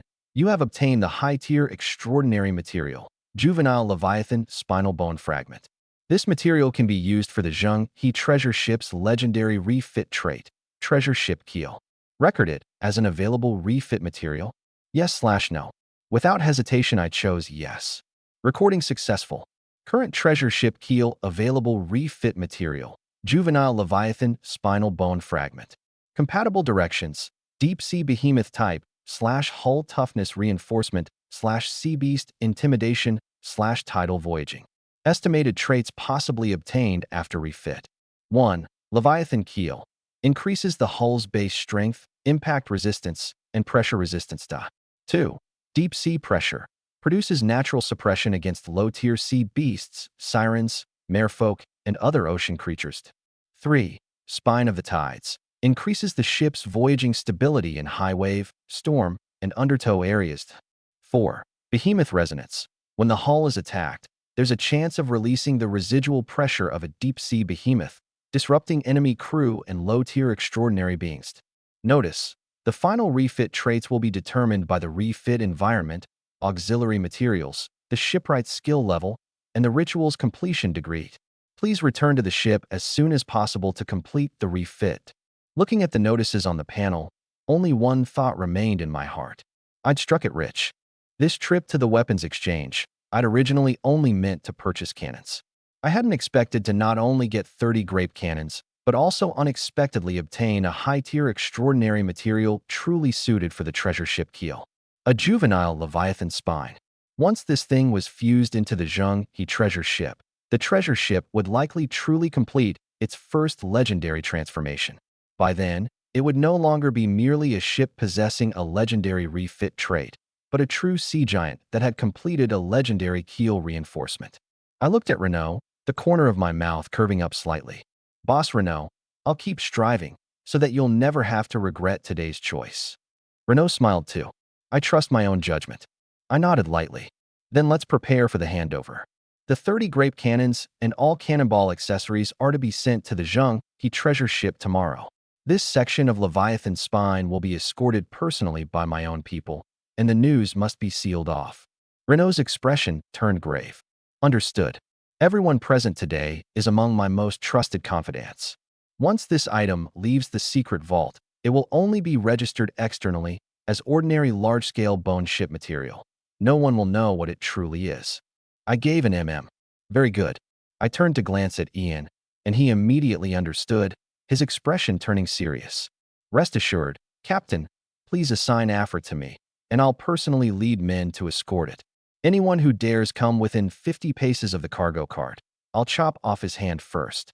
At this moment, Afra was standing quietly to one side, her gaze fixed the whole time on that section of Leviathan's spine. She could sense the deep-sea pressure remaining deep within that skeleton, a force originating from the same ocean, yet more ancient and more domineering than a siren. If this force were truly fused into my Zheng He treasure ship, her eyes flickered slightly. Perhaps that eastern giant vessel would become even more terrifying than she'd imagined. I gazed at the rows of cold, heavy cannons in the underground warehouse, and at that ghastly white section of Leviathan's spine in the center, and a trace of sharpness surfaced in the depths of my eyes. Once this batch of cannons was mounted on the treasure ship, and once the treasure ship keel completed its first legendary refit, in these seas of the old world, there would no longer be anything that could stop me, and the gate to the new world would truly open to me. By the time I left St. George and Black Eagle, the sky had already gone completely dark. Lisbon's port stretched with unbroken lights.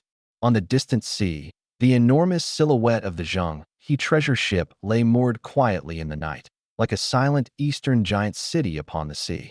At the exchange's back door, cannon transport carts had already lined up in a long dragon.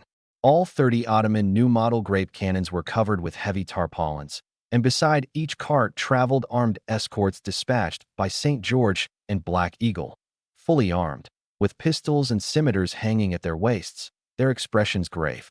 And at the very center of the procession was an inconspicuous small black cart. That cart wasn't large, and its exterior was even somewhat plain. Yet the attention of the three of us, myself, Ian, and Afra, was all focused on it. Because what it held inside was precisely that section of juvenile Leviathan spine. The value of this thing far exceeded 30 grape cannons. The truly most important gain of tonight was never those heavy cannons, but this section of high-tier extraordinary material usable for the treasure ship keel refit. Ian Hall personally led men to escort it. Along the way, I didn't say much, only sat in the carriage resting with my eyes closed. But in truth, my consciousness had remained fixed on the system panel the whole time. Current treasure ship keel available refit material, juvenile Leviathan spinal bone fragment.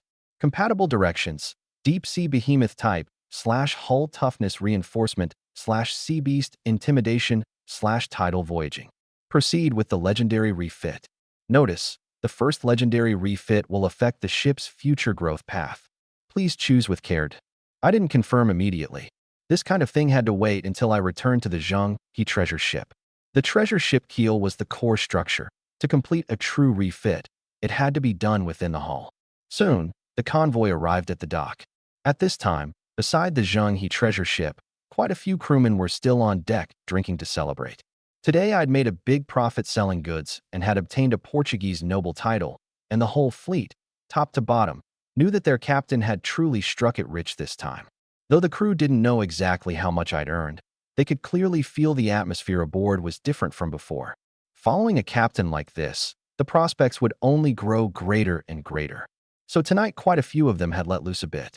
Bruno was hugging a wine barrel, bragging with several craftsman crewmen.